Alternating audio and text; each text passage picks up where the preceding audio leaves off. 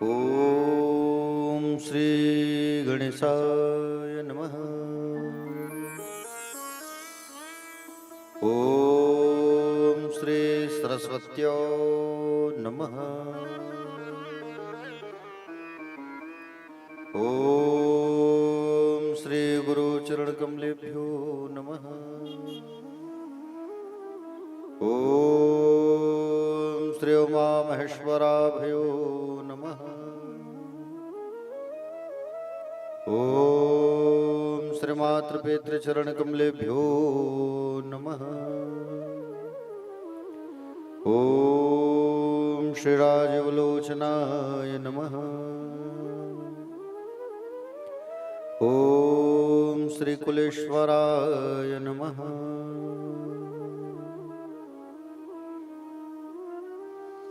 अज्ञानतिमिरान्धस्य ज्ञानाञ्जनशलाकया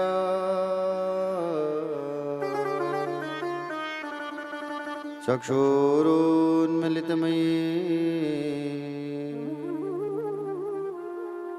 तस्मै श्री गुरवे नमः।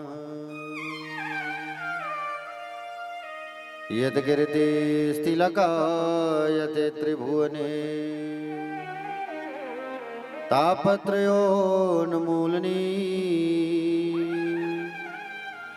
यद्वाक्यामृतजीवनिह जनयति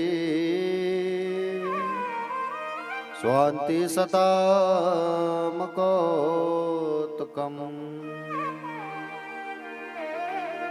यद्रपादाब्जप्रसादकणतः कैवल्यमापद्यते सोऽयं कोऽपि महेश्वरो विजयते श्रीपाणिपात्रो गुरुवे नमः। नारायणं नमस्कृत्यं नरं चैव नरोत्तमं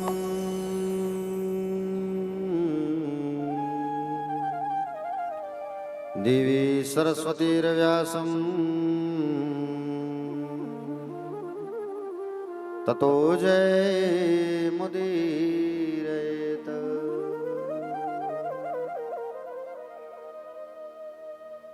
नमो भगवते तुभ्यं वासुदेवाय धीमहि प्रद्युम्नाय निरुद्धाय नमः संकर्षणाय च बर्हापीडं नटवरवपुः कर्णयोकाणिकारम्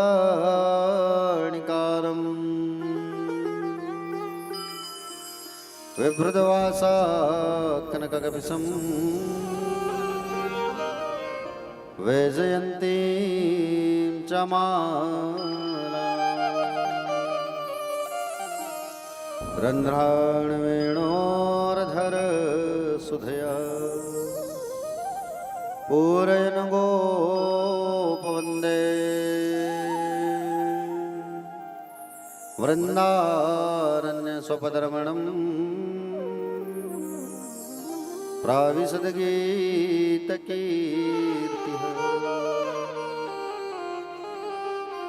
वंशी विभूषितकरान्नवनिरदाभा पीताम्बरादरुणबिम्बफलधरोष्ठा पूर्णेन्दुसुन्दरमुखादरविन्दनेत्रा कृष्णात् परं किमपि तत्त्वहं न जाने वासुदेवसुतं देवं कंसचाणूरमर्दनं देवकी परमानन्दं कृष्णं वन्दे जगद्गुरुं या कुन्देन्दुतुषारहारधवला या शुभ्रवस्त्रावृता या वीणावरदण्डमण्डितकरा या श्वेतपद्मासना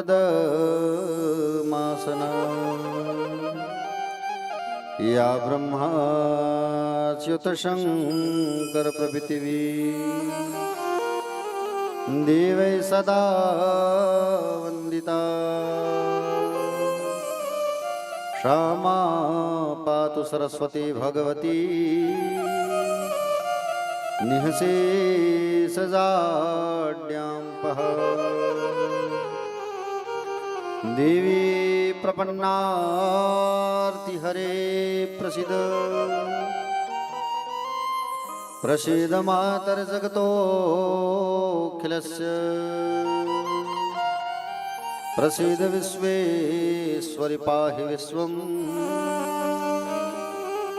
त्वमीश्वरि देवी चराचरस्य ज्ञानिनामपि चेतांसि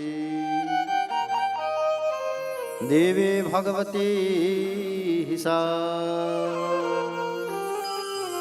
बलादा कृष्णमोहा महामाया प्रयच्छति मनोजवं मारुततुल्यवेगं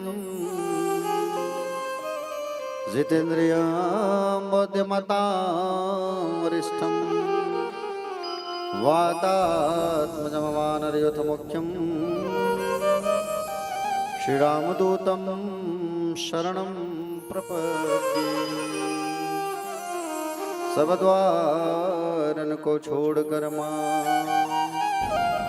आयो तेरे द्वार हे वृषभानु की लाडली अब मेरी ओर निहार अधरम मधुरम वदनं मधुरं नयनं मधुरं हसितं मधुरं मधुरं मधुरं वदनं मधुरं नयनं मधुरं हसितं मधुरं हृदयं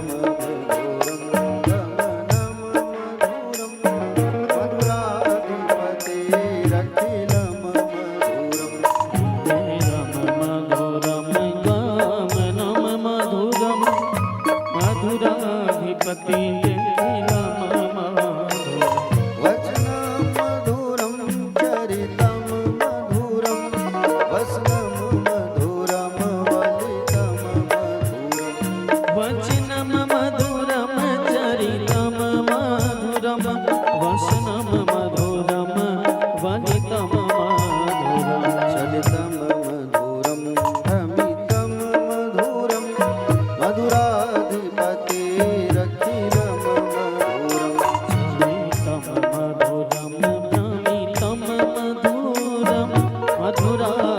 मधुराधिपतिरखिलं मधुरम्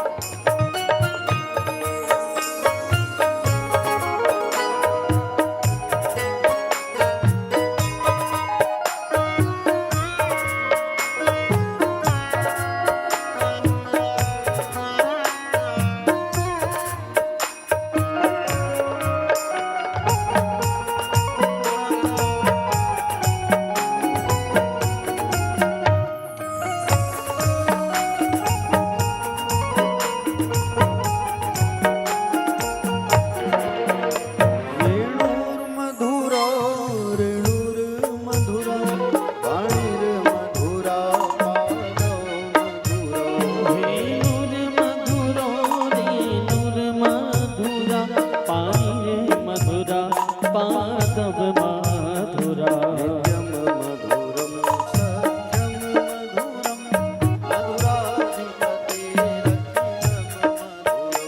नित्यं मधुरं सत्यं मधुरं मधुराधिपतिरखिलं मधुरम्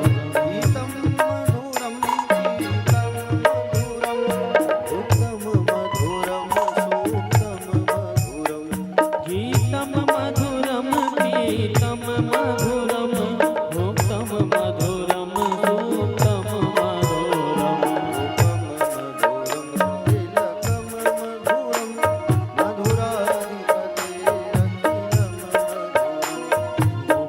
मधुरं तिलकं मधुरं मधुराधिपतिरखिलं मधुरम्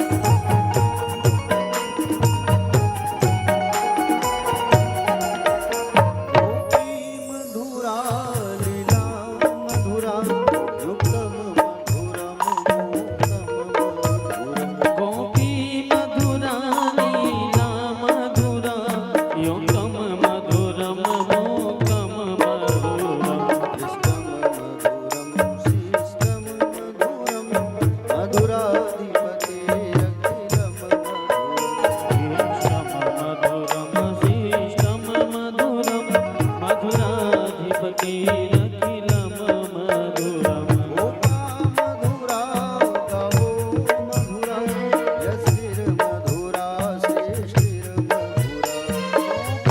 मधुरा गावो मधुरा या श्रीर्मधुरा श्रीश्रीर्मधुरा दलितं मधुरं फलितं मधुरं मधुराधिपतिरखिलमधुरम् बोलिए श्रीमद्भागवत भगवान की जय। श्री सुखदेव जी भगवान की जय। परीक्षित जी महाराज की जय। श्री हनुमान जी महाराज की जय। श्री सीताराम जी भगवान की जय। बाके बिहारी लाल की जय। राधा रमण लाल की जय। प्यारी प्यारी ब्रज किशोरी श्यामा प्यारी की जय। जगत गुरु शंकराचार्य भगवान की जय। धर्म सम्राट शिखरपात्र जी महाराज की जय। राजीव लोचन भगवान की जय। कुलेश्वर महादेव भगवान की जय। पूज्य अपने अपने माता पिता की जय। पूज्य अपने अपने श्री गुरुदेव भगवान की जय। कथा पंडाल में विराजमान सभी भक्तगण, आदरणीय जन, सम्माननीय जन, करुणमयी, ममतामयी, वात्सल्यमयी, कृपामयी माताएं, नंद वसुदेव जैसे पिता तुल्य गणमान्य जन, युवा भाई बहन, दूर दूर से पधारे सभी भक्तगण, भगवान ठाकुर जी के चरणों में अनुराग रखने वाले अनुरागी जन और आप सभी के हृदय में विराजमान श्री कृष्ण चंद्र भगवान के चरणों में प्रणाम करते हुए आइए कथा की अविरल धारा को बहाने के पूर्व कथा में डूबने से पहले 2 मिनट कीर्तन नाम का साबुन हम सब लगाते हैं, कीर्तन करते हैं, उसके पश्चात भगवान का नाम उच्चारण हम सब जो है करेंगे। बोले गोविंद भगवान की जय। सांवरे से मिलने का सत्संग ही बहाना है, दुनिया वाले क्या जाने मेरा रिश्ता पुराना है। सांवरे से मिलने का सत्संग ही बहाना है, दुनिया वाले क्या जाने मेरा रिश्ता पुराना है। सांवरे से मिलने का सत्संग ही बहाना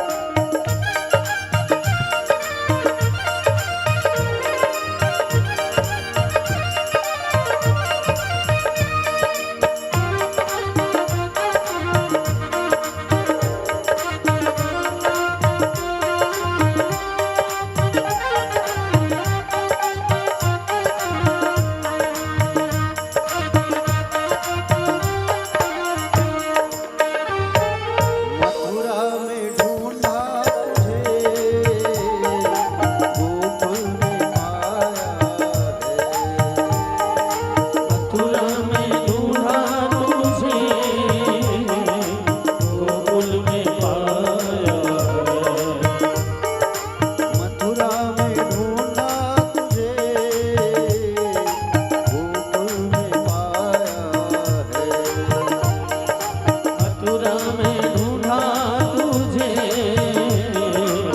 गोकुल में पाया है।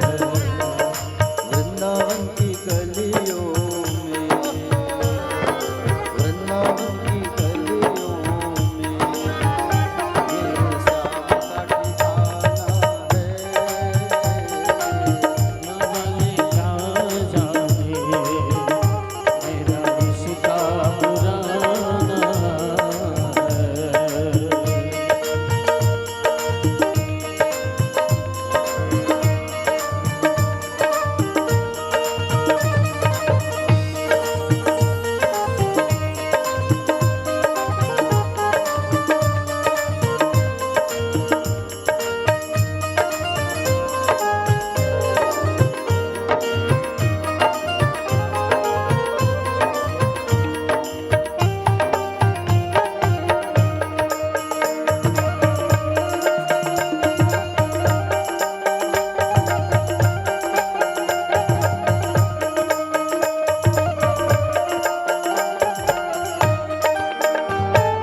बागों में ढूंढा तुझे, फूलों में पाया है।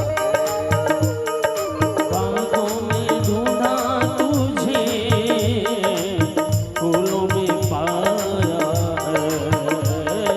बागों में ढूंढा तुझे, फूलों में पाया है।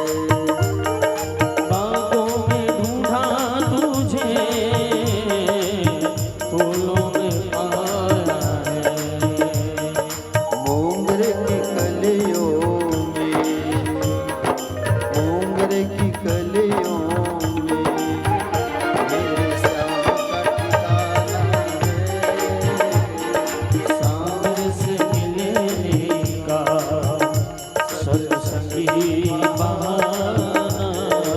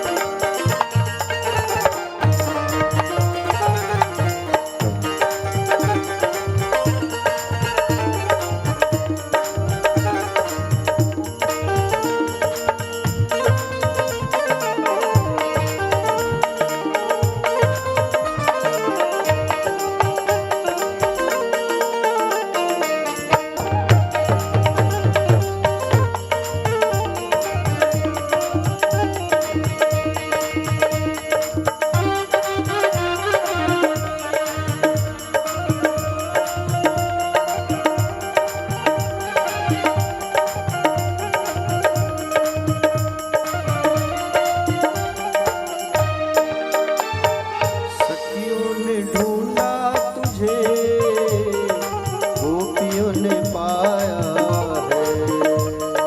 सखियों ने ढूंढा तुझे, गोपी ने पाया है। सखियों ने ढूंढा तुझे, गोपियों ने पाया है।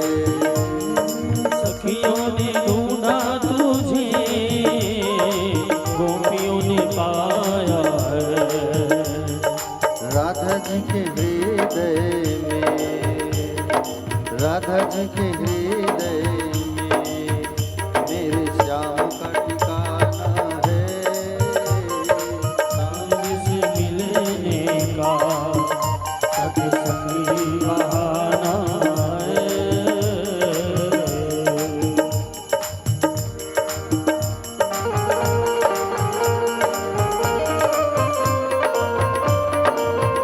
श्री राधे, सविता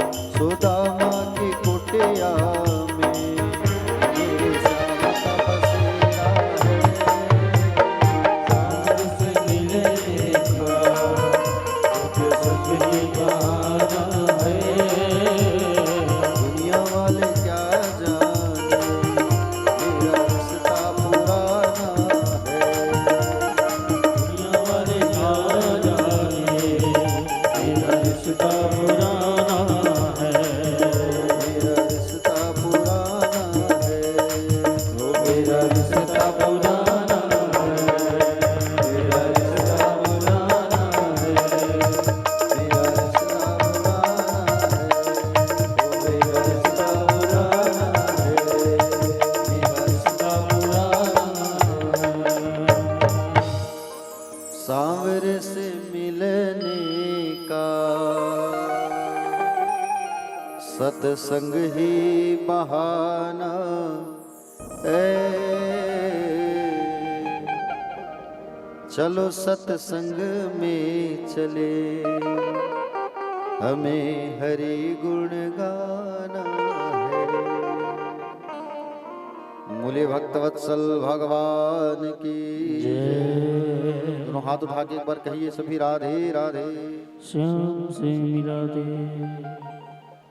कथा पंडाल में विराजमान सभी भक्तगण, आप सबका व्यासपीठ से हार्दिक स्वागत है। दूर दूर से भक्तगण पधारे हैं आज। कचना से, चंडीनगर से, हाउसिंग बोर्ड कॉलोनी से, धरसीवा पूरा से, आदि आदि जगह से सब भक्तों का स्वागत है आप लोगों का। प्यारे भक्तगण, भगवान श्री सुखदेव जी महाराज जो है राजा परीक्षित को कथा सुनाने लगे। कल हम सब जो है भगवान शिव की पावनमय चरित्र को हम सब ने रसपान किया था, है ना। भगवान शिव की कथा को सुना था और शिव विवाह का आनंद हम सब जो है उठाए थे कल कथा के माध्यम से। अच्छा, आप लोगों को आनंद आया कि नहीं आया कल? ठीक, ऐसे ही आनंद रोज मनाना है आप लोगों को, क्योंकि ऐसा पल बार बार तो आएगा नहीं। आनंद अगर मनाना है तो दुनिया में कोई स्थान ढूंढने का कोई मतलब नहीं है।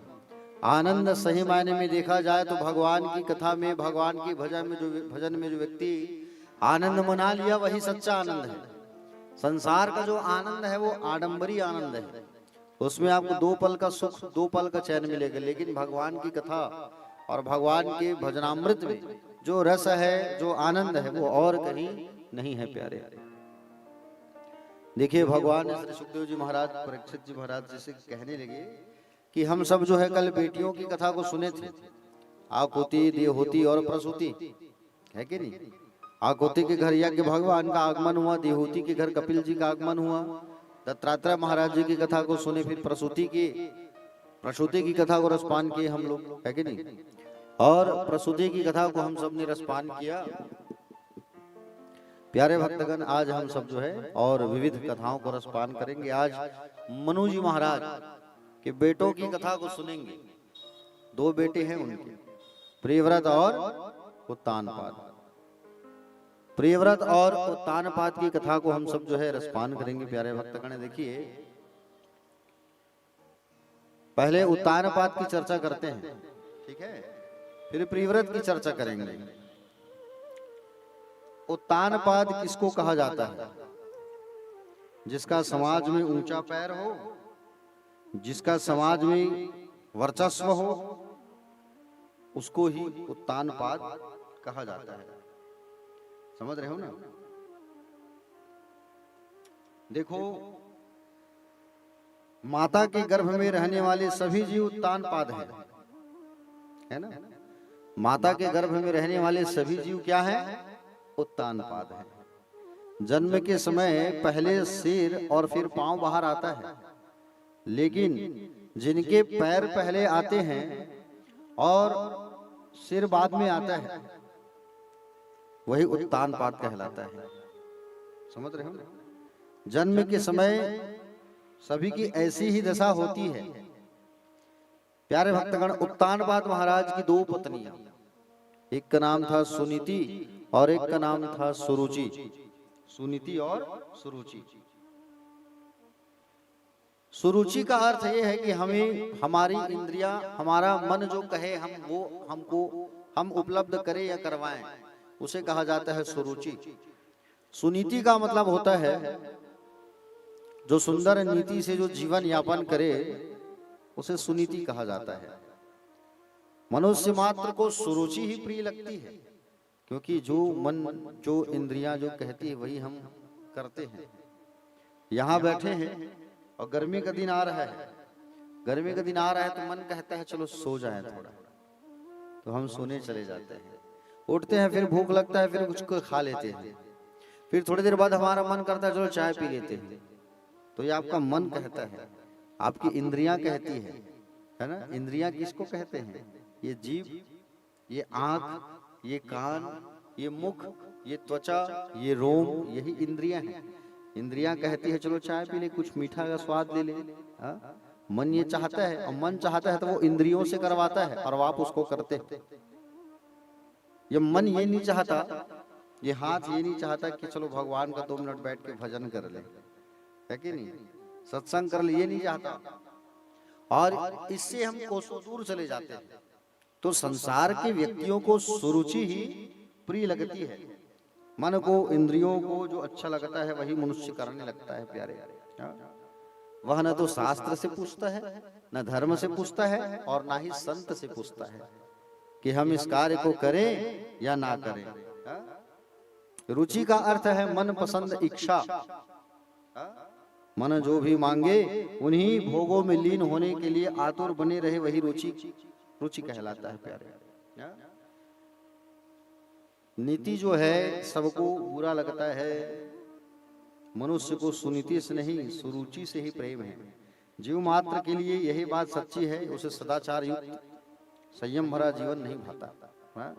जीव वासना के अधीन होकर ही रहना चाहता है, ये बड़ी विडंबना होती है प्यारे। जीव जो है वासना के अधीन, विषय वासना के अधीन रह करके ही जीवन जीना चाहता है। उत्तानपाद महाराज भी वही स्थिति में शामिल हो गए थे। एक बार महाराज, पहली इनकी बड़ी रानी तो सुनीति थी। अब सुनीति जो रानी है इनकी, इनके साथ में बढ़िया जीवन चल रहा था। शिकार करने जंगल गए हुए तो वहां पर उन्होंने एक सुंदर स्त्री को देखा, तो उनकी इंद्रियां, उनकी मन चाही कि मैं उसको पालूं। उसका नाम था सुरुचि। और सुरुचि को वही जंगल में 7 फेरे ले लिया, गंधर्व विवाह करके वो आ गया। अब गंधर्व विवाह करके वो आ गया, और आने के बाद में सुंदर उनके साथ में रहने लगा। और जैसे ही उनको जब लेकर के आया तो दरवाजे पर खड़ी थी बड़ी रानी सुनीति। सुरुचि ने पूछा, महाराज ये कौन है? जो बोले आई है, ये खड़ी है, ये कौन है महाराज? तो कहे ये हमारी बड़ी पत्नी है। तो महाराज सोच लो, अभी भी मौका है, अगर इसको रखना है तो मैं नहीं रह सकती आपके साथ, अभी भी मौका है। और अगर मुझे रखना है तो इसे बाहर निकालो, इसे रखना है तो मैं वापस आ रही हूँ, अभी भी कुछ नहीं बिगड़ा, मैं आपके घर में प्रवेश ही नहीं की हूँ। इस बात को सुन करके सुनीति मैया खुद ही उस महल को छोड़ करके संत के आश्रम में जाकर के रहने लगी। और महाराज उत्तानपाद उस सुरुचि के साथ जीवन बिताने लगा। सुनीति मैया संतों के पास रहने लगी और संतों के आश्रम में जाकर के निवास करने लगी। संतों के पास जब जाकर के रहने लगी, सुंदर जीवन यापन करने लगी। संतों के पास जाकर के जब रहने लगी, प्यारे भक्तगण, जीवन जब यापन करने लगी, उसी समय संतों ने एक दिन कहा, क्या कहा संतों ने? संतों ने कहा कि मांगो सुनीति, क्या मांगना है कुछ मांग लो, हम तुमसे प्रसन्न है भाई, तुम खूब सेवा कर रही हो। इस पर कहा, क्या कहा? इस पर जवाब दिया कि बोले महाराज, वो जो बड़ी रानी आई है ना, छोटी रानी जो आई है, उनका भी संतान नहीं हुआ है, आप आशीर्वाद दे दो और उनका एक संतान हो जाए। सुनीति के जैसा भला कोई हो सकता है आज संसार में? अगर किसी की दोष होता है या पड़ोसी की भी संतान नहीं है तो वो पड़ोसी के लिए सुख की कामना नहीं करेगा कि उनका बच्चा हो जाए, संतान हो जाए, लेकिन वो अपनी सौत की कामना कर रही है कि मेरे सौत का बच्चा हो जाए। संतों से कहती है कि बोले एक बच्चा उनको दे दो महाराज, ऐसा आशीर्वाद दे दो आप। और संतों की कृपा से सुरुचि का एक बेटा हुआ जिसका नाम पड़ा उत्तम। क्या नाम पड़ा? जोर से बोलो, उत्तम। उत धन तम। उत्तम का उत मतलब होता है ईश्वर और तम का मतलब होता है अंधकार। जो ईश्वर के नजदीक रह करके भी अंधकार में रहे उसे कहा जाता है उत्तम। समझ रहे हो ना? अब वो ईश्वर के नजदीक भी है लेकिन वो अंधकार में डूबा हुआ है। ये जीव जो है उत्तम ही बनने की कोशिश करता है, ध्रुव बनने की कोशिश नहीं करता। बड़ी रानी ने कहा संतों से, तो उनका बेटा हुआ जिसका नाम पड़ा उत्तम। और सुनीति का भी एक बेटा था जिसका नाम था ध्रुव। ध्रुव कौन है? 2 मिनट जाने इनके बारे में हम। प्यारे भक्तगण, ध्रुव कहा गया है अविनाशी को। हाँ? ध्रुव कहा गया है अनंत सुख का साधन। ध्रुव कहा गया है उसे जो ब्रह्मानंद का कभी विनाश नहीं होता, जिसका जो हमेशा ब्रह्म आनंद, जो हमेशा भगवान से जुड़ा हुआ होता है, जो हमेशा भगवान की पूजन करता है, जो हमेशा भगवान की भक्ति करता है, उसे ही कहा जाता है ध्रुव। और हम सबको भी ध्रुव ही बनना चाहिए। जीव मात्र को ईश्वर से कभी दूर नहीं होना चाहिए, याद रखना। जो ईश्वर से दूर होता है तो ईश्वर भी उनसे 10 हाथ दूर हो जाते हैं। इसलिए कभी भगवान से दूर मत होना, भगवान से जुड़े रहना।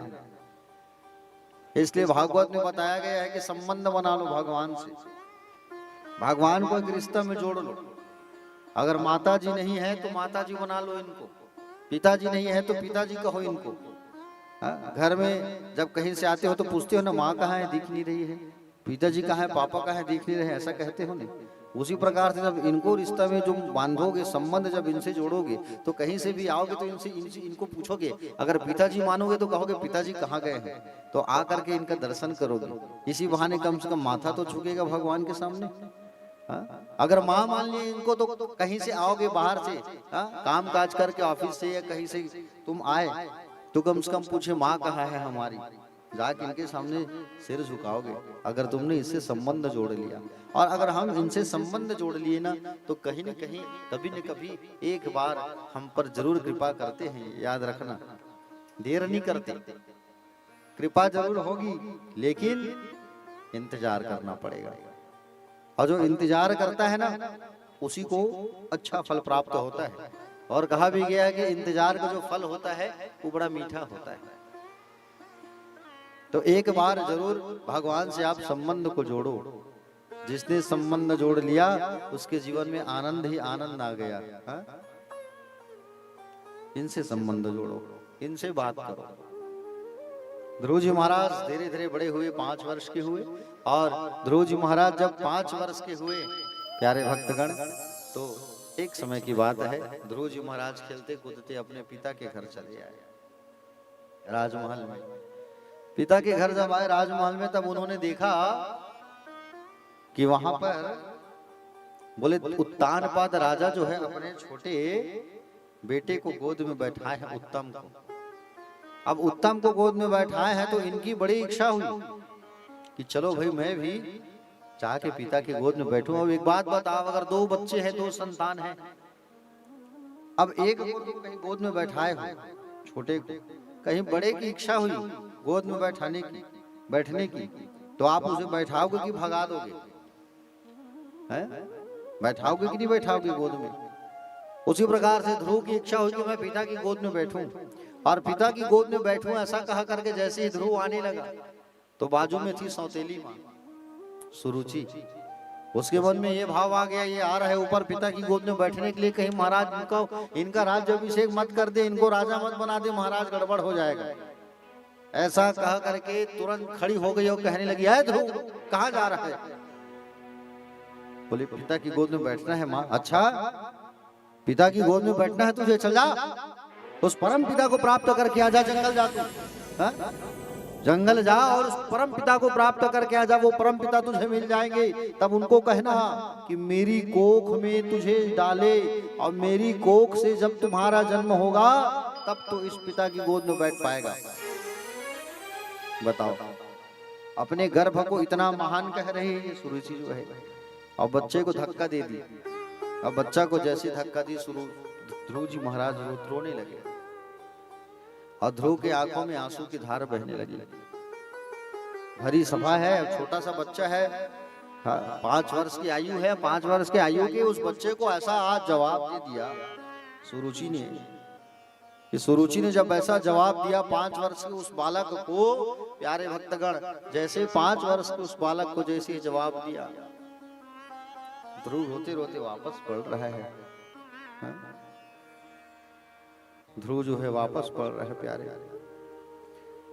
ध्रुव वापस रोते रोते जैसे आ रहा है, माँ के पास आ रहा है, माँ के पास आ रहा है रोते रोते। ध्रुव जो है,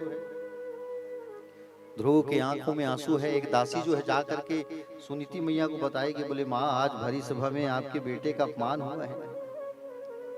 और वो रोते रोते आ रहा है। कितना सभा लगा हुआ था और बड़ी सभा लगी हुई थी, और उस बड़ी सभा में उस तुम्हारे बच्चे का अपमान कर दिया तुम्हारी वो छोटी रानी ने। ध्रुव जी महाराज रोते रोते आए, माँ को देख करके और रोने लगे।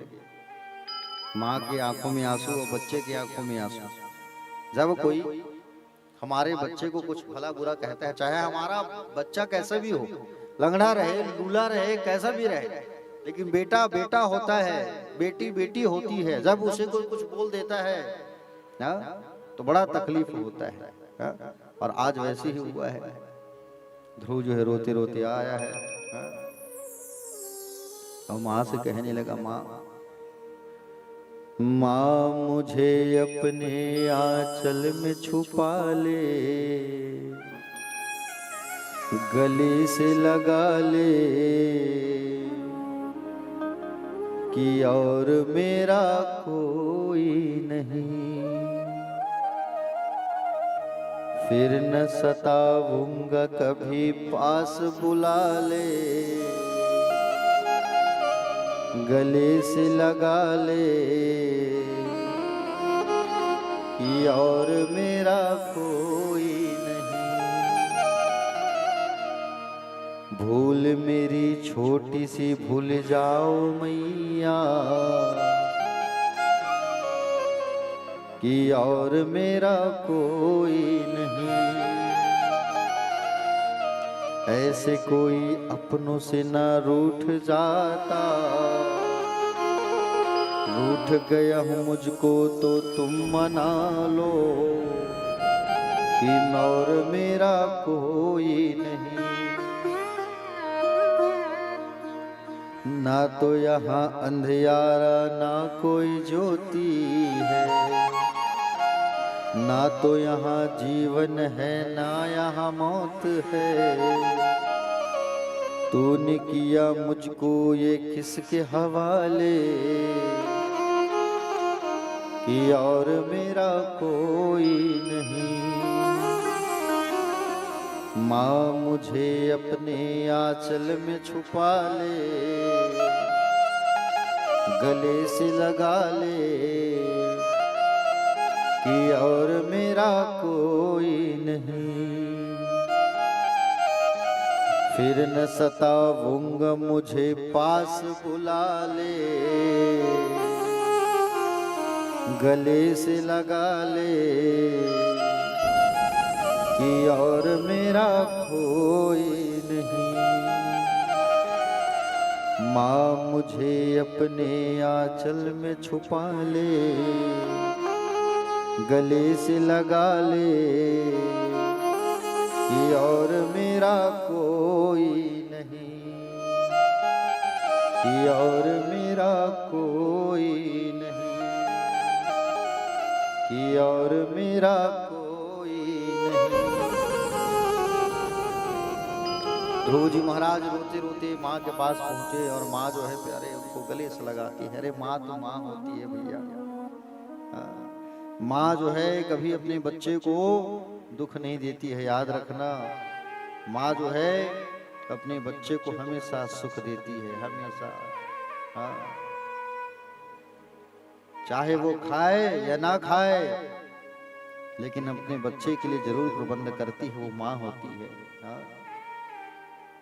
जब जन्म होता है तो वो माँ जो है सीने का खून पिलाती है, और अब जब हम बड़े हो जाते हैं ना तो माँ से कहते हैं, माँ तुमने हमारे लिए क्या किया है? वो बाप, जो बाप हमारे लिए दिन भर धूप में कड़ी मेहनत करता है, पसीने बहाता है, हा? जब हम बड़े हो जाते हैं ना तब उनसे कहते हैं, पिताजी आपने हमारे लिए क्या किया, आपने हमारे लिए क्या बनाया? अरे मूर्ख, तुझे जन्म दिया है, हा? तुझे पाल पोस करके बड़े किया है उसने, और फिर भी तू उससे पूछता है कि तुमने हमारे लिए क्या किया? हा? वो माँ बाप तुम्हें पाल पोस करके बड़े किए हैं, अरे तुम्हें इतना सुख दिए है संसार का, जो तुमने कहा वो तुम्हारे माँ बाप ने किया। जैसा भी कहा लेकिन किया, जैसा भी किया लेकिन किया। हा? और आज तुम उसी माँ बाप से कहते हो कि तुमने हमारे लिए क्या किया। आज हम उसी माँ बाप को बोले जवाब पे जवाब दे रहे हैं। जिसने हमको बोलना सिखाया, जिसने हमको पढ़ना सिखाया, अरे जिसने हमको लिखना सिखाया, हम उनको जवाब दे रहे हैं आज। तो फिर ये कौन सी पद्धति हुई संतान की, बताइए। माँ बाप के आंखों में कभी आंसू नहीं आने देना। माँ बाप की आंखों में कहीं आंसू आया तुम्हारे नाम से तो तुम्हारा किया गया सारा पुण्य जो है खत्म हो जाएगा। माँ बाप की आंखों में कहीं आंसू आ गए तो याद रखना तुम्हारा किया हुआ सारा का सारा पुण्य जो है पानी में चला गया। तुम जितना पुण्य किए हो अभी तक वो सब का सब जो है खत्म हो जाएगा। इसलिए कभी उस माँ के आंखों में आंसू आने मत देना, उस पिता के आंखों में आंसू आने मत देना, क्योंकि माँ बाप से बढ़ करके कोई नहीं है संसार में, याद रखना। माँ हमारी सबसे प्यारी, सबसे दुलारी, भोली भाली माँ ही खुशबू, माँ ही चंदन, हर दिन लो हर दिन कर लो इनका वंदन। माँ गंगा से पावन, इसके लिए इसके बिना तो सुना सावन। माँ हमारी सबसे प्यारी, सबसे दुलारी, भोली भाली। माँ ही धूप है, माँ ही छांव है, इसके बिना चलती ना नाव है। माँ ही फूलों की फुलवारी, इसके बिना चलती ना नाव हमारी। माँ ही फूलों की फुलवारी, इसकी ममता सबसे प्यारी। माँ हमारी भोली भाली, सबसे दुलारी, सबसे प्यारी। माँ ही लोरी, माँ ही सपना, माँ ही लोरी, माँ ही सपना, इससे बढ़कर कोई ना अपना। खुद को जगाती, निंदिया चुराती, मीठी लोरी गाकर हमको सुलाती। मीठी लोरी गाकर हमको सुनाती, हमको सुलाती। माँ हमारी सबसे प्यारी, सबसे दुलारी, भोली भाली। इसलिए माँ को कभी नहीं रुलाना।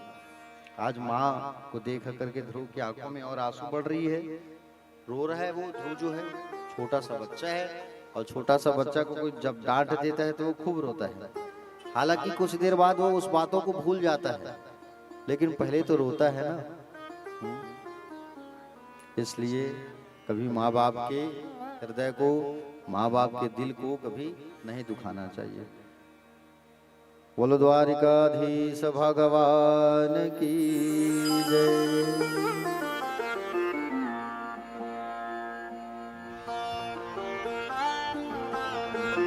अगरबत्ती को आरती करके उधर लगा देना है, पीछे लगा देना। तुम ही मेरे जीवन हो,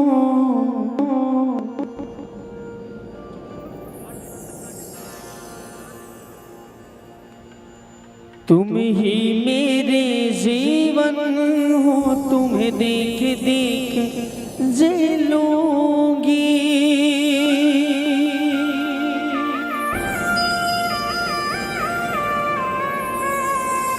मैं तो तुम्हारे खातिर दुनिया का जहर पी लूंगी।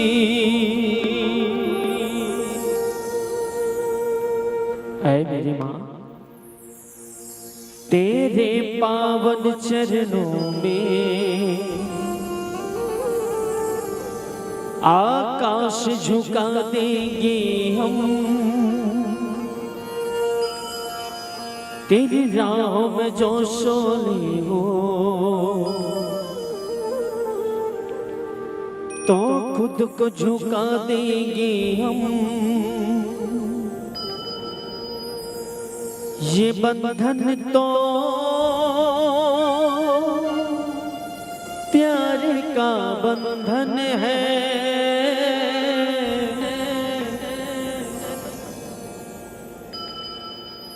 जन्मों का संगम है।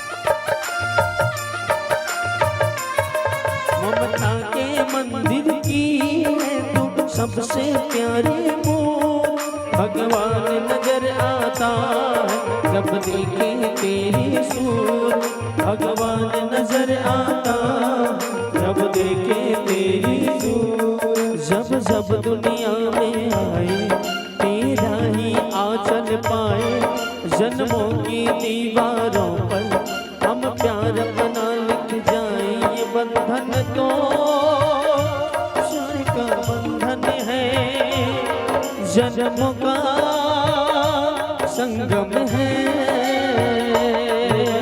तो प्यार का बंधन है जन्मों का संगम है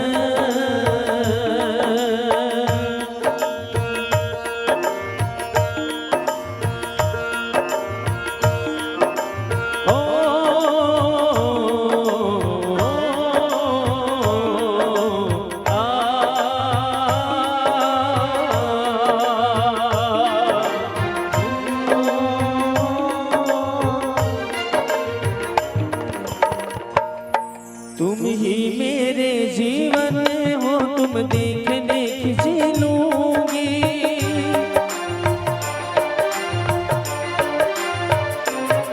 तुम ही मेरे जीवन हो तुम देख देख जी लूंगी मैं तो तुम्हारी खातिर दुनिया का जहर पी लूंगी मैं तो तुम्हारी खातिर दुनिया का जहर पी लूंगी पावन चरणों में आकाश झुका देंगे हो तेरी राहों में जो शोले हो तो खुद को बिछा देंगे हम ये बंधन तो प्यार का बंधन है जन्म का संगम है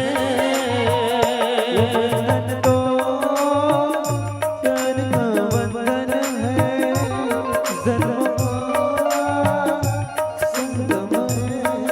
और हमारे जीवन में सिर्फ माँ ही मायने नहीं रखती सच में कहूं तो उससे भी बड़ा दर्जा बाप का होता है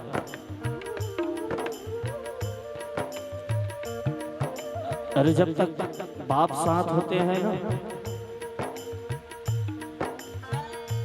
तो ये मेला मंडाई बाजार के जितने भी खिलौने होते हैं वो अपने होते हैं साहब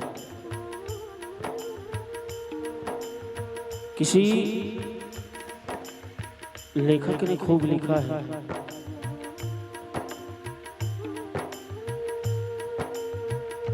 कभी पूछे हैं कि जब मेले मंडई जाओ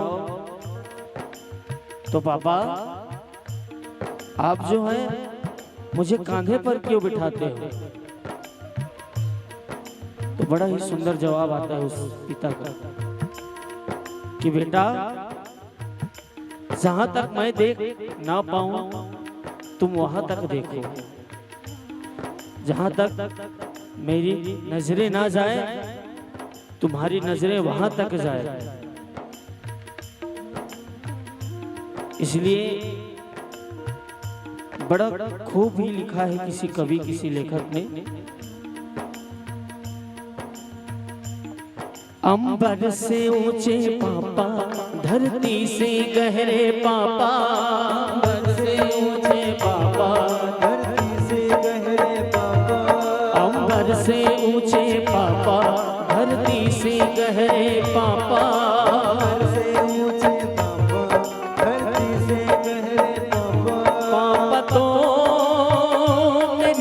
भगवान है पापा से ही मिला सम्मान है मेरे भगवान है मिला सम्मान है फूलों से न्यारे पापा कलियों से प्यारे पापा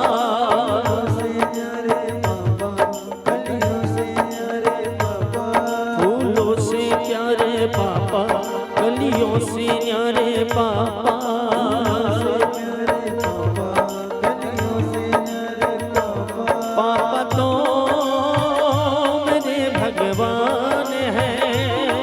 पापा से ही मिला सम्मान है।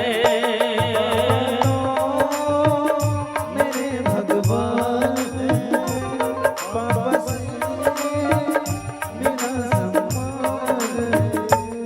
सूरज कब दूर गगन से, चंदा कब दूर किरण से, खुशबू कब दूर पवन से, कब दूर बहार चमन से। ये बंधन तो प्यार का बंधन है, जन्मों का संगम है। तो प्यार का बंधन है, जन्मों का संगम है। ये बंधन तो प्यार का बंधन है, जन्म का संगम है। तो प्यार का बंधन है, जन्मों का संगम है। ओ, ओ,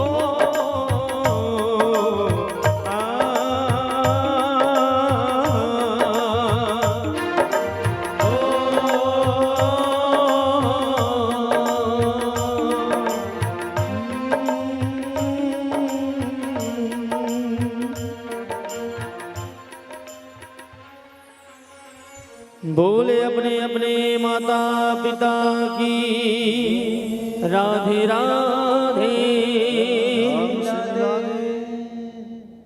बोले भागवत भगवान की, भक्त और भगवान की। दोनों हाथ उठा करके एक बार सभी भाव से कहिए राधे राधे। थोड़ा आवाज निकालो, राधे राधे।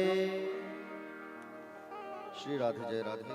सुखदेव भगवान ने सुंदर परीक्षित जी महाराज को बताया कि ध्रुव जी महाराज जो है, ध्रुव जी महाराज जैसे ही आज माँ के पास पहुंचे, तो माँ के पास जैसे ध्रुव जी महाराज जब पहुंचे तब माँ गले से लगाती है और पूछती है क्या हुआ ध्रुव, क्यों रो रहा है? तब ध्रुव ने कहा माँ क्या आप मेरी माँ कहलाने के योग्य नहीं है?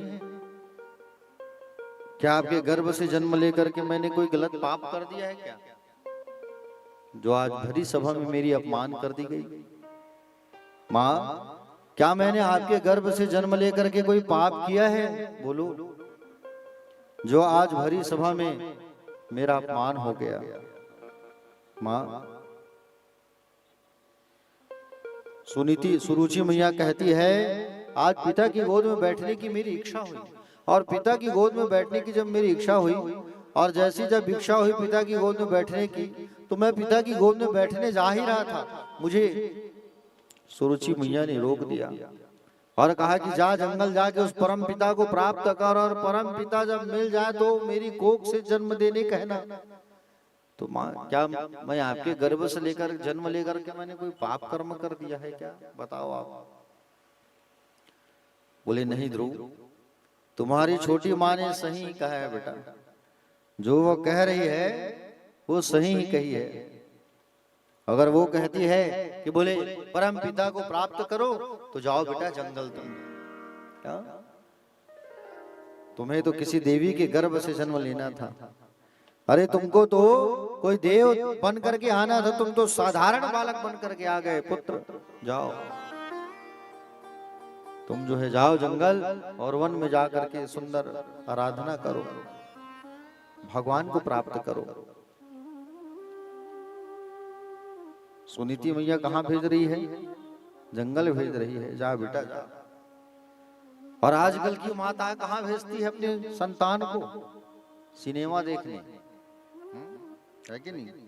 पैसा भी देते हैं, आज हो रहा है कलयुग में, कलिकाल में पैसा भी देते हैं, जा बेटा देख के आना, पिक्चर देख के आना जा।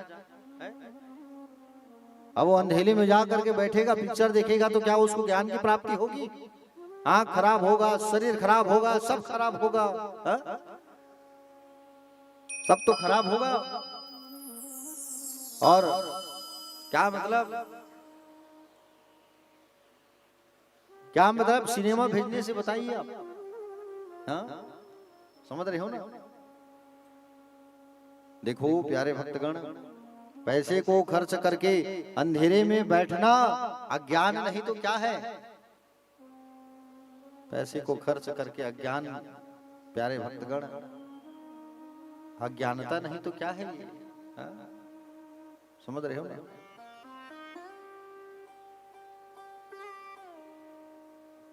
सिनेमा देखने के लिए बालक को भेजने वाली माता जो है, स्त्री जो है, माता नहीं शत्रु है वो।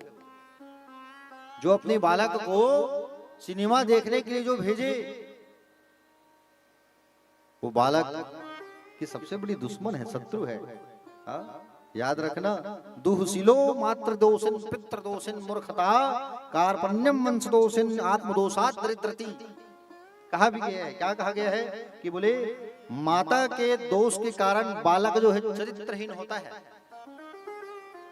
माता के दोष के कारण बालक चरित्रहीन होता है, पिता के दोष के कारण मूर्ख होता है, वंश के दोष के कारण कायर होता है और स्वयं के कारण दरिद्र होता है। ये भागवत में लिखा है। हाँ? इसलिए अपने बच्चों को संस्कार दो, उचित स्थान में भेजो, सत्संग में भेजो, कथा जहां हो रही है वहां भेजो, जहां रामायण हो रही है वहां भेजो, मंदिर भेजो, सिनेमा मत भेजो। हाँ? सिनेमा देखने मत भेजो अपने बच्चों को। वहां जा करके व्यक्ति बिगड़ेगा ही। आज लोग टीवी के दीवाने हैं, है कि नहीं? मोबाइल फोन के दीवाने हैं। टीवी में आज देखते हो आप, तो क्या उसमें संस्कारिक कुछ दिखाता है? टीवी अगर चालू किए हो घर में तो केवल कथा ही सुनो, कथा ही सुनाओ, अन्य और टीवी सीरियल मत देखो भैया। समझ रहे हो नहीं? उसमें तुमको ज्ञान की बातें नहीं दिखेगी। जिस टीवी को तुम देखते हो, जिस सिनेमा को तुम देखते हो, उसमें देखो कपड़े पहनने के तरीके भूल गए हैं आज लोग। देखे हो उसमें बेटियों को दिखाया जाता है, माताओं को कपड़ा पहनने का सही तरीका मालूम नहीं है। बताओ, संसार बिगड़ेगा नहीं तो क्या होगा बताओ इसमें? उससे अच्छा भैया अगर देख ही रहे हो तो घर में टीवी लगाए हो तो बच्चों को बचपन से आदत डालो, बचपन से भजन सुनाओ, बचपन से कथा सुनाओ। देखना अन्य धर्म वालों को देखना, बचपन से ही अपने बच्चों को लेकर के जाते हैं और बचपन से उनको पढ़ना सिखाया जाता है। समझ रहे हो ना प्यारे भक्तगण? लेकिन हमारे बच्चों को रामायण का एक दोहा, एक चौपाई पता नहीं, तो ये सबसे बड़ी विडंबना है, दुख का कारण है। और आज अगर हम संस्कार सही नहीं देंगे तो भविष्य में बड़ा डगमगा जाएगा हमारा। इसलिए बच्चों को सही संस्कार देना बहुत जरूरी है। ध्रुव जी महाराज जो है माँ को प्रणाम किए और माँ कहती है पुत्र जंगल में चला जा, तुम्हें भगवान जरूर मिलेंगे। माँ कहाँ मिलेंगे भगवान? बेटा भगवान तो हर कण कण में होते हैं, बस दिखाई नहीं देते। फूलों की सुगंध जैसी दिखाई नहीं पड़ती। गुलाब का फूल देखना आप, गुलाब का फूल जैसे सुगंध लोगे, सूंघोगे तो सुगंध दिखाई देती है क्या? नहीं देती। उसी प्रकार भगवान कण कण में रहते हैं, बस दिखाई नहीं देते। पुत्र तुम जाओ वन को, जंगल को चले जाओ और ईश्वर को जरूर प्राप्त करके आना। आशीर्वाद दिया। और वास्तव में सुनीति माँ है। माँ तो उसी को कहा जाता है, क्या किसको कहा जाता है? पुत्रवती युवती जग सोई, रघुपति भगति जास सुत होई। पुत्रवती माँ तो वही कहलाती है जो अपने बच्चों को झुकना सिखाती है। कहाँ? माधव के चरणों में पुनः पधारे और आइएगा। भगवान के चरणों तक झुकना जो सिखाती है वो माँ होती है। समझ रहे हो? भगवान के चरणों तक झुकना सिखाओ अपने बच्चों को। राम के चरणों में, कृष्ण के चरणों में झुकना सिखाइए आप।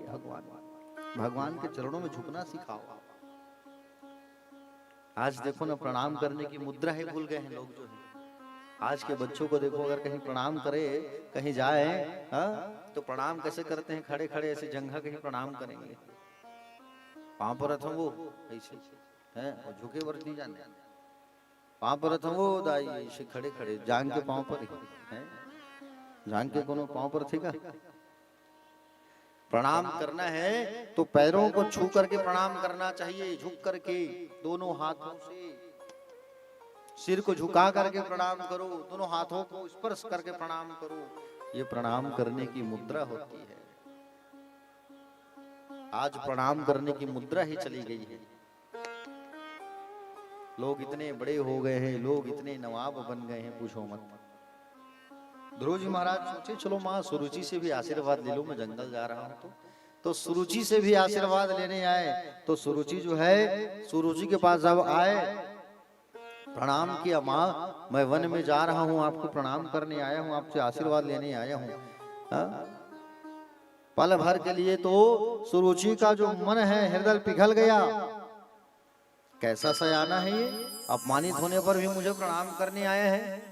ठीक है, आशीर्वाद दे देती हूँ, जा जंगल में जा, ताकि जंगल में रहे तो तब मेरा बेटा जो है राजा बना दिया जाएगा। जंगल में जाकर तो शेर भालू खा लेंगे। हाँ ठीक है, जा जा जा जा, आशीर्वाद है, जा। बताइए, ऐसा क्रूर भाव, कपट भाव रखती थी वो। कपट तो किसी के लिए रखना नहीं चाहिए भैया। आज अगर हम किसी के लिए कपट करेंगे तो हमारे लिए भी कपट करने वाले पैदा हो जाएंगे। इसलिए द्वेष और ईर्ष्या ये कभी किसी से मत करो। सबको अपना बना के चलो, सबको अपना कहो, सब अपने हैं, कोई पराया नहीं है, है? समझ रहे हो ना? सबको, बड़े को बड़े, छोटे को छोटे सम्मान देते हुए, प्रेम देते हुए चलो तो बिल्कुल तुम पूजनीय हो जाओगे। व्यवहार से ही तो मनुष्य की पूजा होती है। व्यवहार तुम्हारा अच्छा है तो लोग तुम्हें पूछेंगे, और व्यवहार अगर गलत है तो लोग तुम्हें पूछेंगे नहीं। हा? व्यवहार से ही मनुष्य की पूजा होती है। अरे फलाना व्यक्ति था यार, चला गया, तुम्हारे जाने के बाद भी लोग रोएंगे। अगर तुम चले गए तो तुम्हारे जाने के बाद में लोग रोएंगे, तुमको याद करके, अरे अच्छा व्यक्ति था जी, चला गया। और तुम चले गए संसार से, तुम अच्छे व्यक्ति नहीं हो तो लोग भी कहेंगे अरे ये चला गया, अच्छा हो गया, संसार के बोझ कम हुई, है कि नहीं? ऐसा कहते हैं। कबीरदास जी कहते हैं, कबीरा जब हम पैदा हुए, जग हंसे हम रोए, करनी कुछ ऐसा कर चलो कि जग रोए और हम हंसे। ध्रुव जी महाराज प्रणाम करने आए थे सुरुचि को, लेकिन सुरुचि का स्वभाव वैसा ही है। स्वभाव को सुधारना बड़ी मुश्किल होती है प्यारे, समझ रहे हो ना?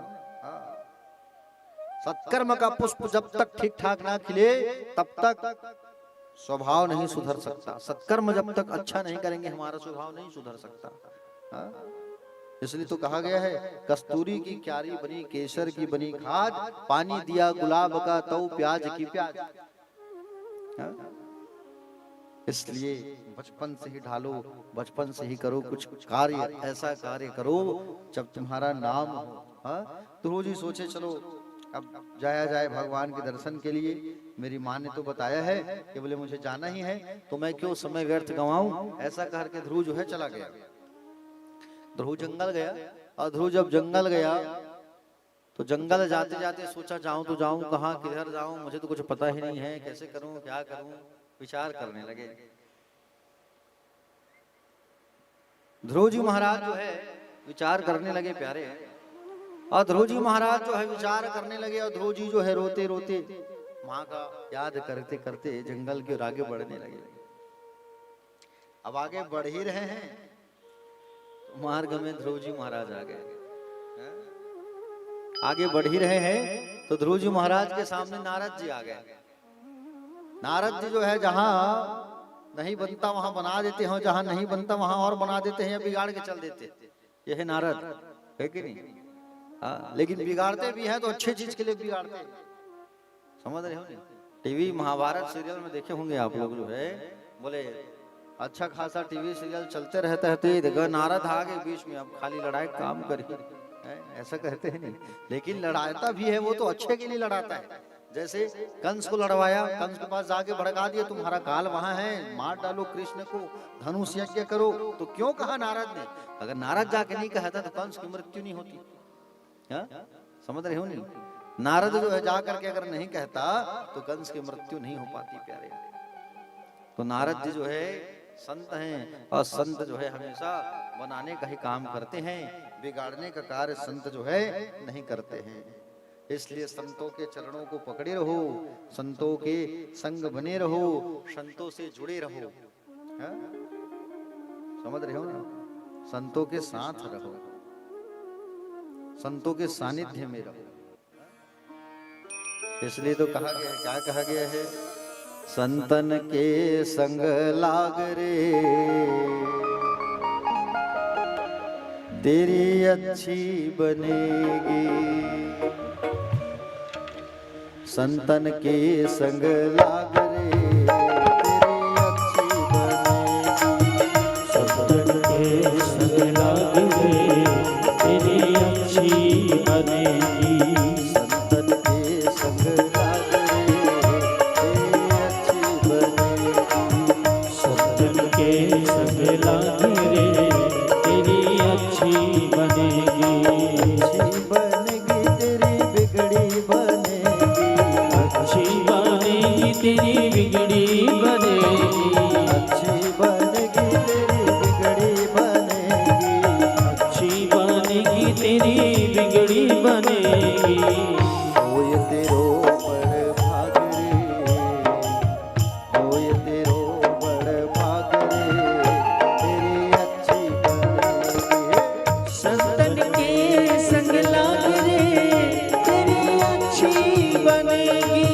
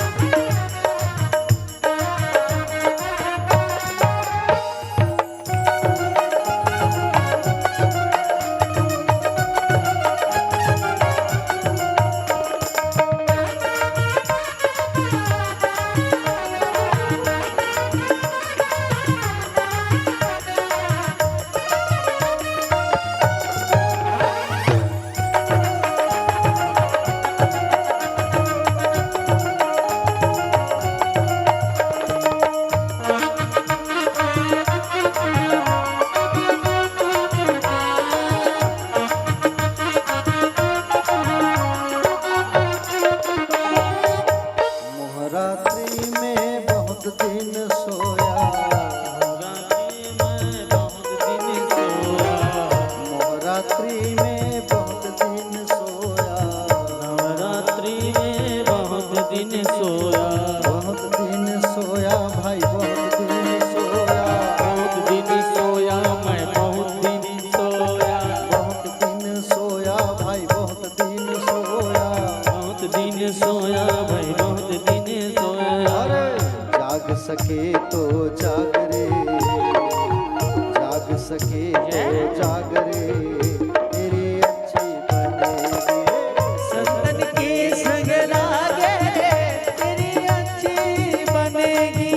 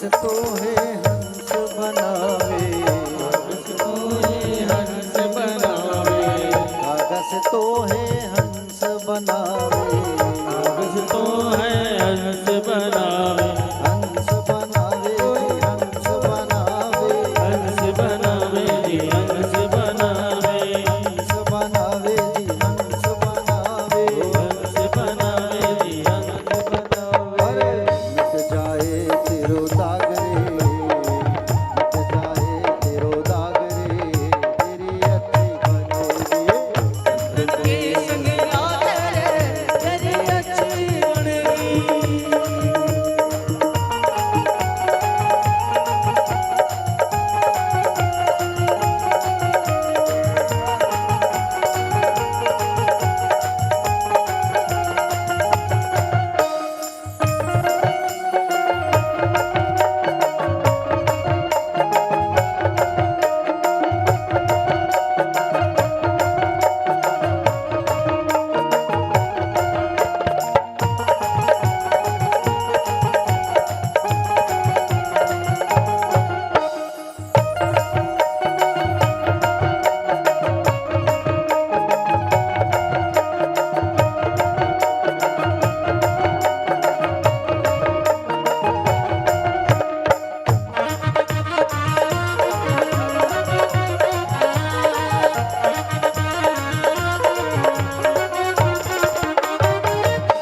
की बन गई प्रहलाद की बन गई, की बन गई प्रहलाद की बन गई, की बन गई प्रहलाद की बन गई, की बन गई प्रहलाद की बन गई, प्रहलाद की बन गई, प्रहलाद की बन गई, प्रहलाद की बन गई, प्रहलाद की बन गई, प्रहलाद की बन गई, प्रहलाद की बन गई, प्रहलाद की बन गई, प्रहलाद की बन गई। हरि कीर्तन में लाग रे, हरि कीर्तन में लाग रे, तेरी अच्छी बनेगी, संतन के संग लाग रे तेरी अच्छी बनेगी, अच्छी बनेगी तेरी बिगड़ी बनेगी, अच्छी बनेगी तेरी बिगड़ी बनेगी, अच्छी बनेगी तेरी बिगड़ी बनेगी, अच्छी बनेगी तेरी बिगड़ी बनेगी। लाग सके तो लाग रे, लाग सके तो लाग रे, तेरी अच्छी बनेगी, संतन के संग लाग रे तेरी अच्छी बनेगी, संतन के संग लाग रे, तेरी अच्छी बनेगी, संतन के संग लाग रे तेरी अच्छी बनेगी, संतन के संग लाग रे, तेरी अच्छी संतन के संग लाग रे तेरी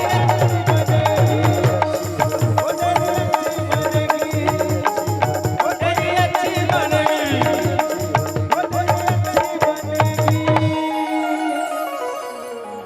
लाग सके तो लाग रे, ओ तेरी अच्छी बनेगी। आइए बड़े सुंदर इस पावन नृदह पर चौथे दिवस पर बड़े हमारे मेहमान गण पधारे हुए हैं, अतिथि गण पधारे हुए हैं। उनसे निवेदन करूंगा श्री हितेंद्र साहू जी, धनिष्ठा साहू जी, लोकेश साहू एवं सह परिवार सहित व्यास मंच पर हार्दिक स्वागत अभिनंदन। आप सभी सह परिवार सहित व्यास मंच पर आएंगे। व्यास मंच पर आकर व्यास जी की अभिवादन करते हुए व्यास जी से आशीर्वाद प्राप्त करें। श्री हितेंद्र साहू, धनिष्ठा साहू, लोकेश साहू एवं सह परिवार सह साहू परिवार से निवेदन करूंगा व्यास मंच पर आएंगे।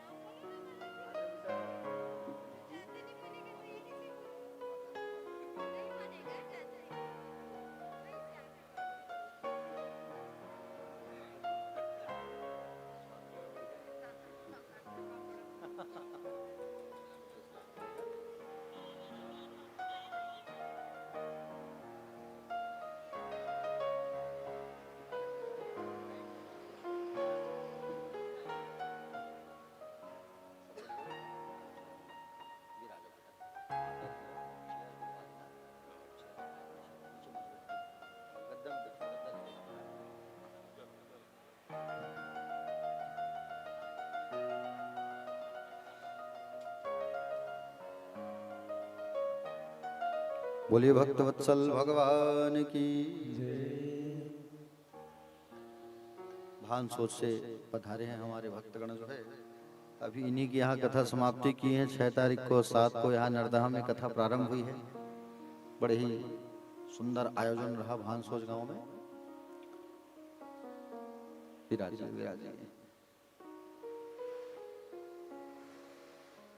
माता जी, पीछे कुर्सी रखा है, कुर्सी दे दीजिए माता जी को।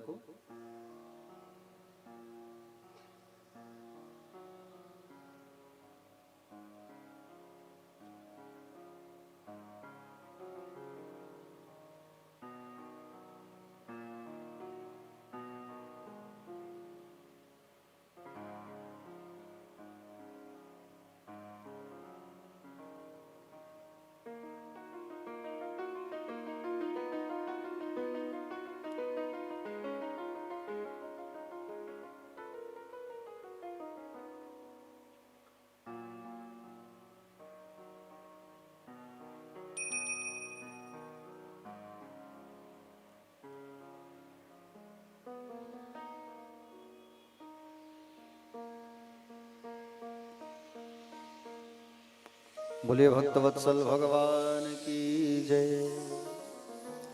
तो आज नारद जी महाराज पहुंचे ध्रुव जी के पास, और ध्रुव जी के पास पहुंच करके उन्होंने कहा, बोले बेटा कहां जा रहे हो तुम? तो कहे ईश्वर को प्राप्त करने जा रहा हूं। छोटी सी उम्र है और बड़े चले तुम ईश्वर को प्राप्त करने। तुम्हारी उम्र ही क्या है, छोटी सी तो उम्र है तुम्हारी, और तुम ईश्वर को बात करने की बात कर रहे हो। देखो आज नारद जी जो है गुरु बन करके आए हैं। जब तक जीवन में गुरु नहीं होता, सही मायने में जीवन की शुरुआत सही नहीं होती। जब जीवन में गुरु आ जाते हैं ना, तब जीवन की सही शुरुआत हो जाती है। पहली गुरु तो होती है हमारी माँ, और माँ के आशीर्वाद से ही गुरु की प्राप्ति होती है। जब तक माँ का आशीर्वाद नहीं होता ना, तब तक हमें गुरु नहीं मिल सकता। आज सुनीति ने आशीर्वाद दिया, तब जाके नारद से भेंट हुई। और अगर सुनीति नहीं भेजती तो क्या नारद जी से भेंट होता? नहीं होता। तो कहीं न कहीं एक सच्चे गुरु मिलने पर सारा श्रेय हमारी जन्म देने वाली माँ को ही जाता है। प्यारे भक्तगण, जन्मदाता जो माता होती है वो बालक को स्तनपान करना सिखाती है और स्तनपान करा के पुष्ट कराती है, स्तनपान कराती है। लेकिन गुरु रूपी जो माता होता है वो हमेशा के लिए स्तनपान छुड़ाती है, अर्थात जन्म मृत्यु के चक्र से मुक्त कराती है, मोक्ष के लिए मोक्ष दिलाए, अतः फिर कभी जन्म लेकर स्तनपान करना ना पड़े, वही श्रेष्ठ माता है। और जन्म देने वाली माता से गुरु माँ, जन्म देने वाली माता श्रेष्ठ है या स्तनपान छुड़ाने वाली माता? तो भागवत पर बताया गया कि स्तनपान छुड़ाने वाली माता ही गुरु श्रेष्ठ है। गुरु तो कहते हैं प्यारे कि बेटा मैं तुझे ऐसा उपदेश दूंगा कि फिर कभी स्तनपान करना ही ना पड़े। नारद जी ने पूछा बेटा तू कहाँ जा रहा है? ध्रुव जी ने कहा भगवान का दर्शन करने के लिए। अच्छा, ये तुम्हारी खेलने कूदने की अवस्था है ध्रुव, और जंगल में तुम फुटबॉल मांगोगे, मैच खेलने की इच्छा हुई, खेल खेलने की, कौन खेलने के लिए आएगा तुम्हारे साथ? तब कहा कि बोले जब प्रभु जो है जब बड़ा करता है, संसार में जब भेजता है ना, तो धीरे धीरे सारे चीजों का प्रबंध हो जाता है। हा? मेरा विचार ये है, ध्रुव जी महाराज कहने लगे कि मेरा विचार ये है, आप कह रहे हो कि बोले जंगल में तुझे भूख लगेगा, प्यास लगेगा, शेर भालू रहेंगे खा जाएंगे। लेकिन नारद जी, जब बच्चा जन्म लेता है, संसार में जब आता है, वो बिल्कुल अकेला होता है। संसार में जब वो आता है उसे कुछ पता नहीं रहता, और जब वो संसार में आता है जब उसे कुछ पता नहीं रहता, खाना क्या है, पीना क्या है, दांत भी नहीं होती, तब भगवान उनके लिए दूध का प्रबंध कर देते हैं। दूध पी करके वो जीवन चला लेता है। माँ थोड़ा सा दूध पिलाती है और वो उसके लिए संपूर्ण आहार बन जाता है। उसी प्रकार जब वो बच्चा बड़ा होता है ना, तो धीरे धीरे भगवान दांत देते हैं, और दांत जब देता है तो भगवान खाने के लिए भी सिखाते हैं, और खाने के लिए जब वो बच्चा सीख जाता है तब वो खाने वाली दांत, दूध वाली दांत टूट जाती है, नई दांत आ जाती है। नई दांत आती है क्यों? क्यों आती है नई दांत हमारी? नई दांत हमारी इसलिए आती है ताकि हम गुरु रूपी प्रसाद को पी सके, प्राप्त कर सके। माता रूपी दांत को भगवान जो है झड़ा करके नए दांत हमारे लिए प्रबंध कर देते हैं भगवान जो है, ताकि कुछ अच्छा करे। अब ये दूध पिया है इस दांत से, अब प्रसाद खाएगा, गुरु रूपी प्रसादी को करेगा, भक्षण करेगा, खाएगा। और कहा भी गया है, मानस में भी चर्चा होती है कि गुरु बिना भव निधि तरई न कोई, जो विरंच शंकर सम होई। गुरु के बिना भव से पार तो हो नहीं सकते आप। गुरु है तभी आपका जीवन जो है शुरू है प्यारे। बिना गुरु के भव सागर से पार नहीं हो सकते कोई। ब्रह्मा और शंकर के समान भी कोई ऐश्वर्यशाली है, कोई श्रेष्ठ है तो वो है गुरु। गुरु श्रेष्ठ नहीं मिला तो परमात्मा नहीं मिल सकता। गुरु तो जीवन में श्रेष्ठ होना ही चाहिए।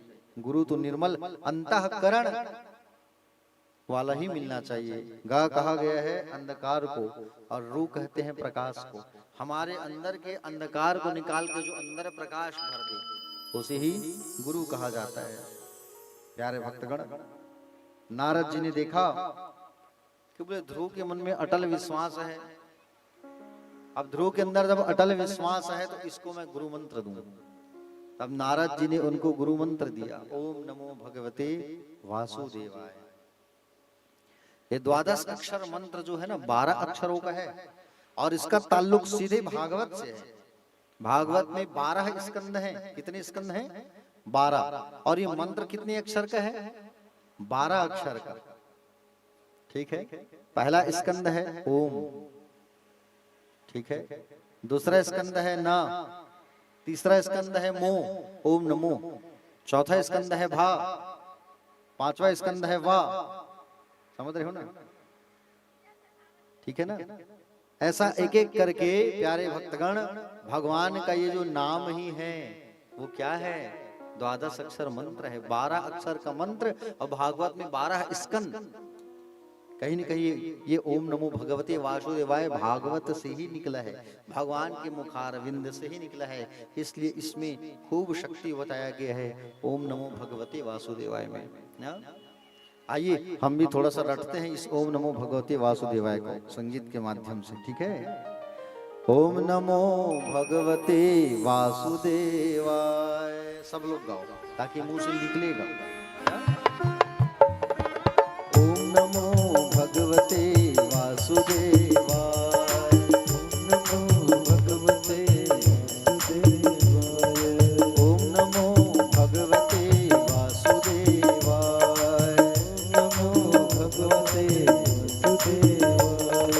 ओम नमो भगवते वासुदेवाय, ओम नमो भगवते वासुदेवाय,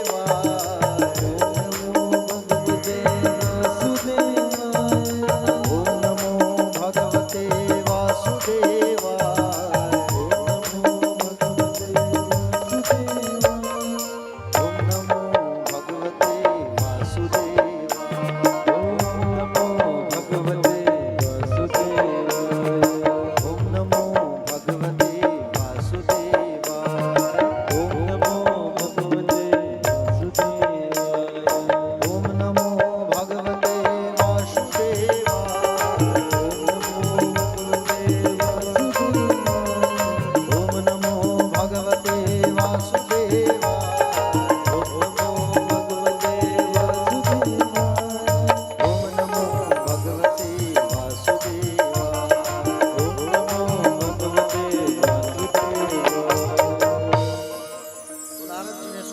मंत्र दिया ओम नमो भगवते वासुदेवाय का। और ओम नमो भगवते वासुदेवाय का मंत्र जैसे इनको दिया और उस मंत्र को लेकर के सुंदर ये चले गए।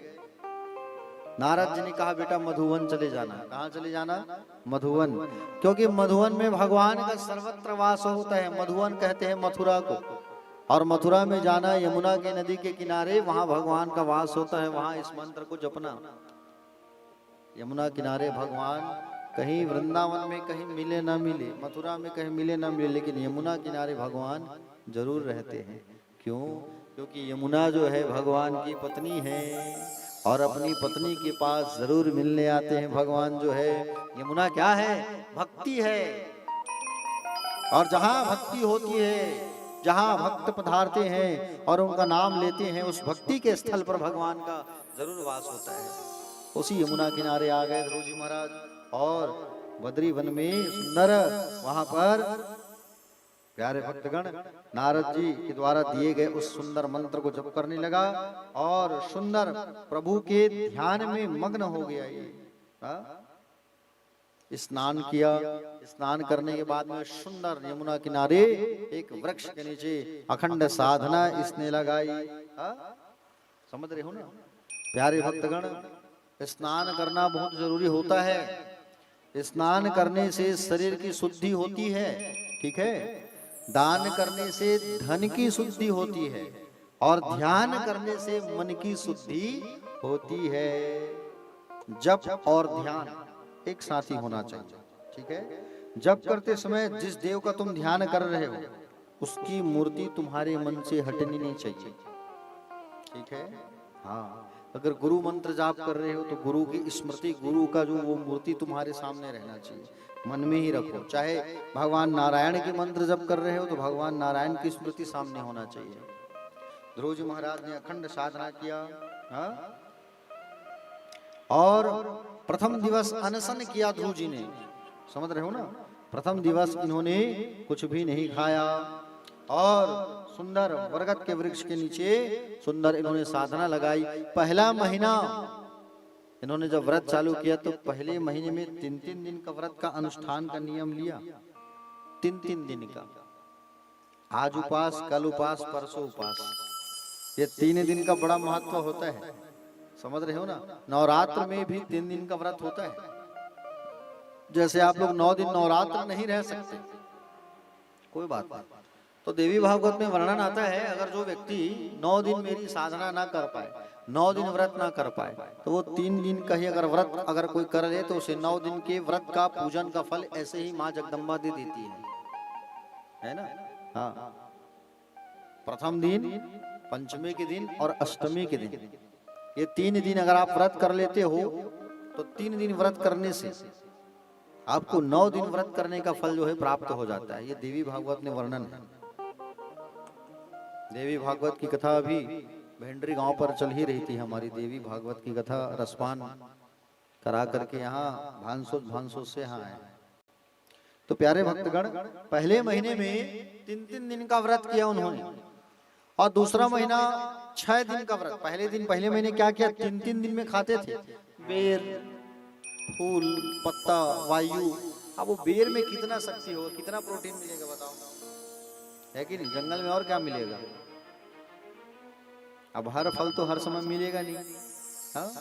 अब दूसरे महीना जैसे आया तो दूसरा महीना में 6-6 दिन का उपवास किया और दूसरे महीने में वो बेर को खाना भी छोड़ दिया ध्रुव ने।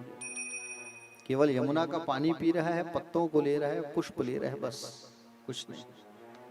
तीसरा महीना आया तो 9 दिन का उपवास। अब बताओ 5 साल का है, जरा सोचो उनका शरीर कितना छोटा है और छोटा शरीर होकर के 5 साल की साधना, 5 साल की उम्र और 9 दिन की साधना, बताइए। जब ध्रुव 5 साल की उम्र में भगवान का भक्ति कर सकता है तो हम अपने बच्चों को क्यों नहीं सिखा सकते। हम अपने बच्चों को व्रत करना क्यों नहीं सिखा सकते।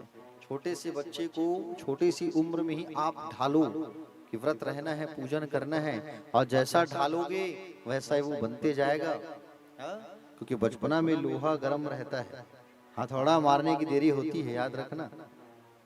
लोहा गर्म रहता है, उसको मोड़ो, जिधर मोड़ो उधर मुड़ता कि नहीं मुड़ता है। उसी प्रकार से बचपने को गर्म लोहा कहा गया है। आप जैसा मारोगे, जैसा उसको मरोड़ोगे, वैसा ही वो सीखेगा, सिखाएगा। तो ध्रुव जी महाराज ने 3 महीने में 9 दिन का, चौथे महीने में 12 दिन का ऐसा व्रत अनुष्ठान बढ़ते गया। पहले फल छोड़ दिया, पत्ता छोड़ दिया, वायु छोड़ दिया और उसके पश्चात फिर क्या छोड़ दिया? पूरा खाना पीना छोड़ दिया, पानी भी पीना छोड़ दिया। अखंड साधना, वायु को ग्रहण करने लगा और वायु को जब ग्रहण करने लगा पूरे वायु को जब 5वें महीने में पूरा ग्रहण कर लिया, तब संसार के सारे लोगों को वायु मिलना मुश्किल हो गई। सारे देवता इंद्र वरुण कुबेर अग्नि सारे वायु सारे लोग गए। स्वयं वायु देवता जाके नारायण के शरण में जाके प्रार्थना करने लगे, बोले प्रभु आप आशीर्वाद दो प्रभु, अगर ज्यादा देर होगा तो हम सब नहीं रहेंगे संसार में। वो आपका भक्त ध्रुव इतना साधना लगा के रखा है, छोटा सा उम्र है, अब पूरे वायु को केंद्रित कर लिया है, आप कृपा बरसाओ। भगवान कहे मुझे जाना होगा ऐसे भक्त का दर्शन करने कि मेरा भी कोई ऐसा भक्त है। जब भगवान की कोई ऐसी भक्ति करता है तो भगवान भी प्रसन्न हो जाते हैं। अब भगवान प्रसन्न होकर के चले आए गरुड़ का दर्शन करने के लिए। और गरुड़ का दर्शन करने जब आए और गरुड़ को जब देखने आए भगवान जो है प्यारे भक्तगण, तो ध्रुव के अंदर सुंदर समाधि लगी हुई है। यहाँ ध्रुव को उठाया, ध्रुव बेटा ध्रुव उठो। ध्रुव उठ नहीं रहा है। भगवान ने देखा कि कुछ जगाना है, कुछ करना होगा। अंदर ज्वाला जल रही थी, अंदर प्रकाश, उस प्रकाश को भगवान ने मिटा दिया। आंख खुल गई ध्रुव की, चेतना जागृत हो गई। ध्रुव ने जब आंख खोला तब देखा, क्या देखा, अरे अरे ये तो खड़े हैं मेरे सामने, शायद यही भगवान है। मां ने बताया तो नहीं है मुझे कि भगवान के 4 हाथ हैं, सुंदर स्वरूप है, लेकिन यही भगवान है। लेकिन इस भगवान की पूजा कैसे करूं मैं, ये तो मुझे पता नहीं। मां ने तो बताया नहीं है, मां ने मुझे बताया नहीं है कि पूजा कैसे करूं। मां ने मुझे ये नहीं बताया कि मंत्र कौन सा करूं। बस मुझे तो मेरे गुरु का ही मंत्र याद है। भगवान नारायण देख रहे हैं, खड़े हैं ऐसे, ध्रुव भी देख रहे हैं ऐसे। ध्रुव और भगवान दोनों एक दूसरे को देख रहे हैं। अब भगवान और ध्रुव ऐसे एक टक लगा के दोनों एक दूसरे को देख रहे हैं, देखा देखी चल रही है। अब एक दूसरे को देखा देखी चल रही है टक लगा करके, उतने में भगवान जोर से हंस दिए। और भगवान जैसे जोर से हंसे तो ध्रुव जी भी जोर से हंस दिए। अब दोनों एक दूसरे को देख करके हंस रहे हैं। भगवान उनको देख के हंस रहे हैं, वो उनको देख के हंस रहे हैं, मुस्कुरा रहे हैं, दोनों हंस रहे हैं। लेकिन पूजा कैसे करना है ये पता नहीं। तब भगवान ने क्या किया, भगवान ने अपने शंख को ध्रुव के गाल में ऐसा स्पर्श कर दिया। और ध्रुव के गाल में जब ऐसा स्पर्श किया भगवान ने, तो भगवान की ऐसी कृपा हो गई कि ध्रुव जो है स्तुति गाना चालू कर दिया। क्योंकि जिस दिन माधव की कृपा होती है ना प्यारे भक्तगण, उस दिन गूंगा भी बोलना चालू कर देता है, लंगड़ा भी दौड़ना चालू कर देता है। मुखम करोति वाचालम पंगु लंघयते गिरिम यत् कृपातम हम वंदे परमानंद माधवम। जिस दिन उनकी कृपा हो जाती है तो गूंगा भी बोलना चालू कर देता है, बहरा भी सुनना चालू कर देता है। ये कृपा है माधव की। बस माधव के चरणारविंद को पकड़े रहो प्यारे। सूरदास को देखे हैं आप? बोलो। मीरा कभी कॉलेज गई पढ़ाई करने के लिए? कभी कॉलेज में अध्ययन नहीं किया मीरा ने। लेकिन मीराबाई की कविताएं उसी स्नातकोत्तर में कॉलेज में पढ़ाया जाता है। मीरा के साहित्य पर लोग पीएचडी करते हैं। ये किसकी कृपा है? ये गोविंद की कृपा है, ये माधव की कृपा है। सूरदास जी ने कभी स्कूल का मुख ही नहीं देखा, कभी स्कूल नहीं गया पढ़ने के लिए। सूरदास जी जो है आंखों से अंधे। सूरदास की एक एक कविताओं पर लोग पीएचडी करते हैं। ये गोविंद की कृपा है। जिसके ऊपर गोविंद का हाथ हो जाता है ना, उसका मार्ग ही परिवर्तन हो जाता है प्यारे। ध्रुव जी के गाल पे भगवान ने अपने शंख को लगाया। वेद वेदांत का संपूर्ण ज्ञान ध्रुव के अंदर भर गया, वेद का पूरा ज्ञान। और जैसे वेद का ज्ञान भरा, ध्रुव जी महाराज जो है बोलना चालू कर दिए, स्तुति गाना चालू कर दिए। आहा योन्ता प्रविश्य मम वाचमीमा प्रसुप्ताम संजीव्यत खिल शक्तिधर स्वधामना हन्यास्त हस्तचरण श्रवणत्वगादिन प्रणान्नमो भगवते पुरोखाय तुभ्यम्। ध्रुव जी कहने लगे, प्रभु मेरी सोई हुई वाणी को आपने जगा दिया। आपके चरणों में मैं बारंबार वंदन करता हूं प्रभु, प्रणाम करता हूं। जीव कौन है? जीव हम हैं। जीव की वाणी सोई हुई होती है प्रभु। आप कृपा करें तो जीव की वाणी जग जाती है। आपके कृपा के बिना जीव आपको जान ही नहीं पाता, बिना जाने आपके चरणों में प्रेम हो ही नहीं सकता। हाँ? जो जानहि ताहि देहु जनाहि, जानत तुम्हि होय जाहि। उमा दारु जोसित की नाई, रस बहि न चावत राम गोसाई। परमात्मा को जानने वाला परमात्मा मय हो जाता है। जैसे लाली मेरे लाल की, जित देखो तित लाल, और लाली देखन मैं गई कि मैं भी हो गई लाल। हाँ? प्यारे भक्तगण, ध्रुव जी कहने लगे आज मैं धन्य हो गया प्रभु कि आपका दर्शन हो रहा है। भगवान बोले बोलो क्या चाहिए? ध्रुव जी ने कहा प्रभु आपके चरणों में प्रेम हो जाए, मेरा बस मैं यही चाहता हूं, आपके चरणों में प्रेम हो जाए, और वो प्रेम निस्वार्थ हो, स्वार्थ कुछ छुपा ना हो, वो प्रेम मुझे दे दो आप। भगवान ने कहा बेटा, पिता की गोद में बैठने गया था, धक्का दे के निकाली वो माँ, उस सिंहासन में बैठ जाएगा तो क्या होगा बता? बोले प्रभु अरे आपका दर्शन हो गया मालिक, और उस सिंहासन में बैठ के क्या करूंगा मैं, बस आप अपनी गोद में बैठा लो मुझे।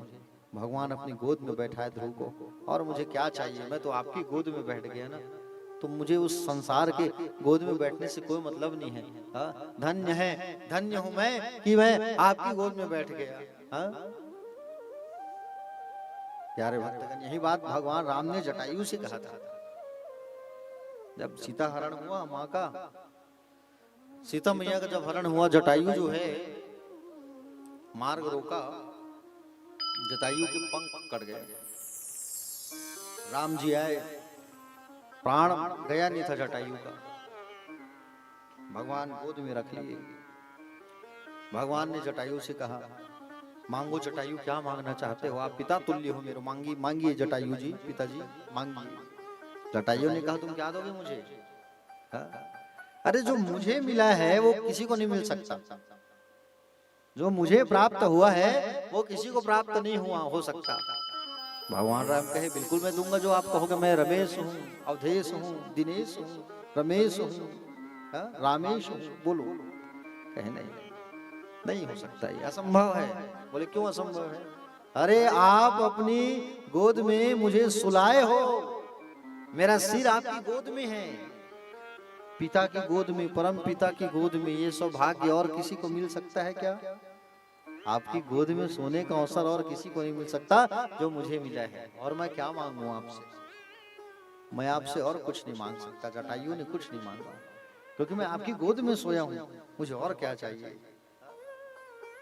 प्रभु बस आपकी कृपा बनी रहे, बस और कुछ नहीं चाहिए।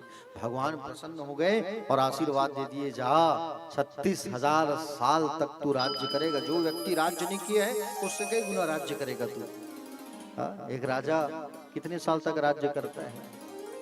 100 साल, 2 साल, 3 साल, 4 साल, 1000 साल। एक विधायक कितनी बार विधायक रहेगा?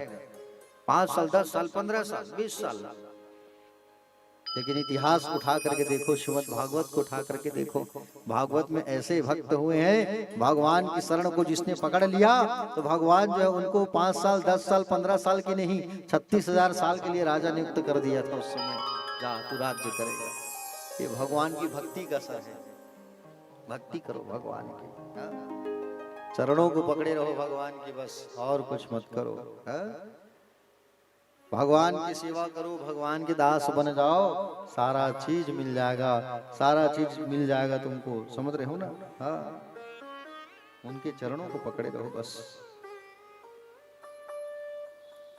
आज ध्रुव का दिल दुखा है, आज ध्रुव का दिल दुखा था, लेकिन उसी दुखे हुए दिल को पकड़ करके भगवान को प्रणाम करने गया वो।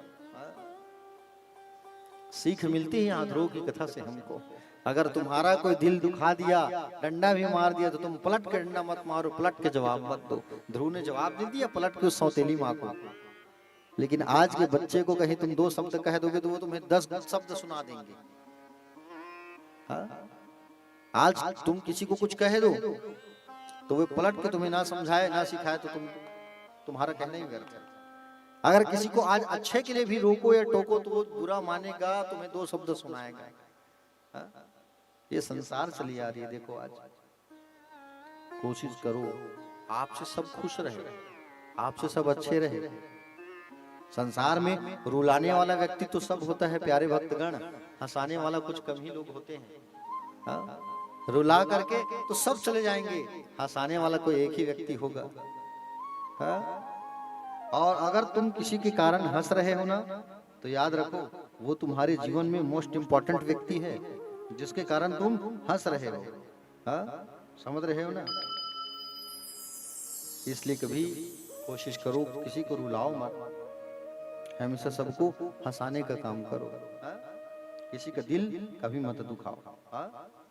क्योंकि भैया आज है संसार में, कल रहे ना रहे कोई गारंटी नहीं है। इसलिए करनी कुछ ऐसा कर चलो कि हम हंसे जग रोए। समझ रहे हो ना? तुम्हारे नाम से जग वाले मत हंसे, तुम्हारे नाम से रोए। हाँ? इसलिए कहा गया है, क्या कहा गया है? सदा ना रहा है, सदा ना रहेगा, जमाना किसी का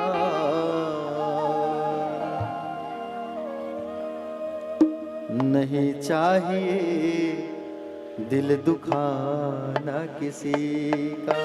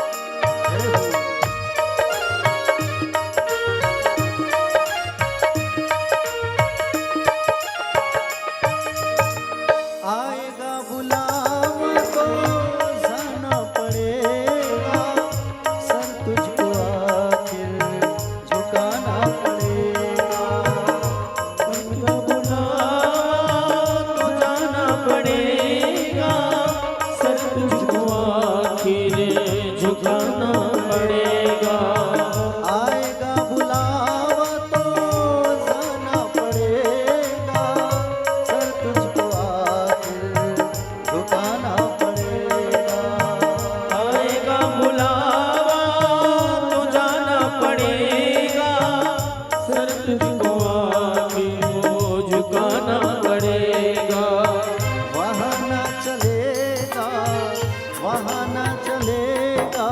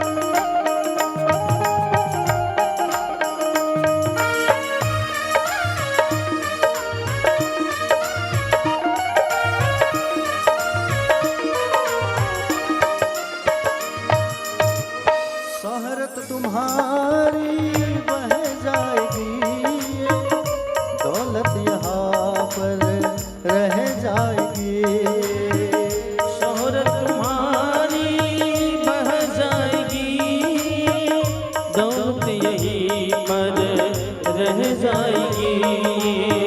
शोहरत तुम्हारी बह जाएगी, ये दौलत यहीं पर रह जाएगी। शोहरत तुम्हारी बह जाएगी, दौलत यहीं पर रह जाएगी। नहीं साथ ज़्यादा, नहीं साथ ज़्यादा, खजाना किसी का नहीं चाहिए, दिल दुखाना किसी का। नहीं चाहिए दिल दुखाना किसी का।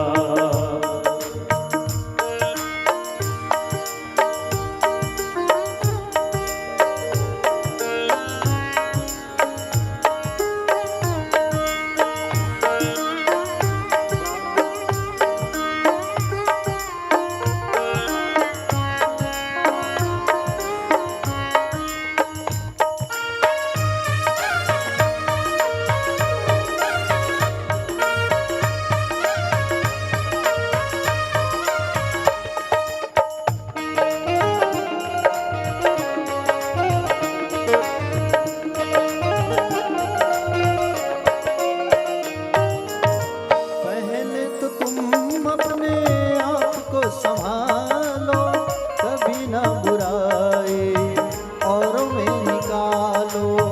पहले तो तुम अपने आप को संभालो, तुमको बुराई औरों में निकालो। पहले तो तुम अपने आप को संभालो, कभी ना बुराई औरों में निकालो। पहले तो तुम अपने आप को संभालो, बुराई औरों में निकालो। बुरा है बुरा जग में, बुरा है बुरा जग में, बताना किसी का नहीं चाहिए, दिल दुखाना किसी का। नहीं चाहिए दिल दुखाना किसी का।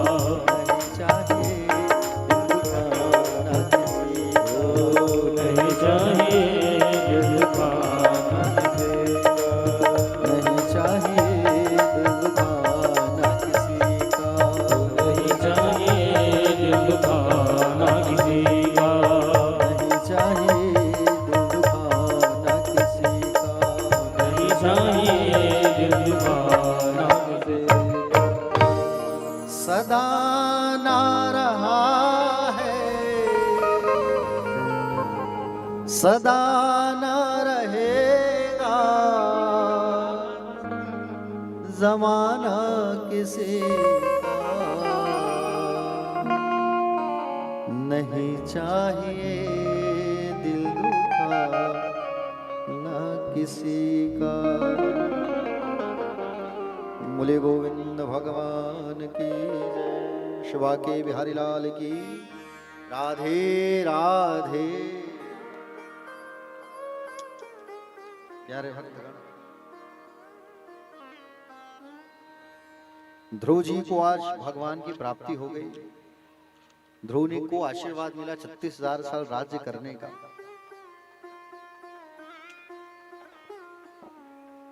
प्यारे भक्तगण, प्रभु ने देखा भक्ति मांग रहा है, प्रेम मांग रहा है, लेकिन मूल उद्देश्य तो सिंहासन है। सौतोली माँ तो राजगद्दी पर ये बैठाएगा, बैठ के दिखाएगा ये मेरा भक्त जो है, भगवान ने कहा। प्रभु ने सोचा इसके मन में तो इच्छा है कि राजगद्दी भी प्राप्त हो जाए और भक्ति भी चाहिए इसको। प्यारे भक्तगण,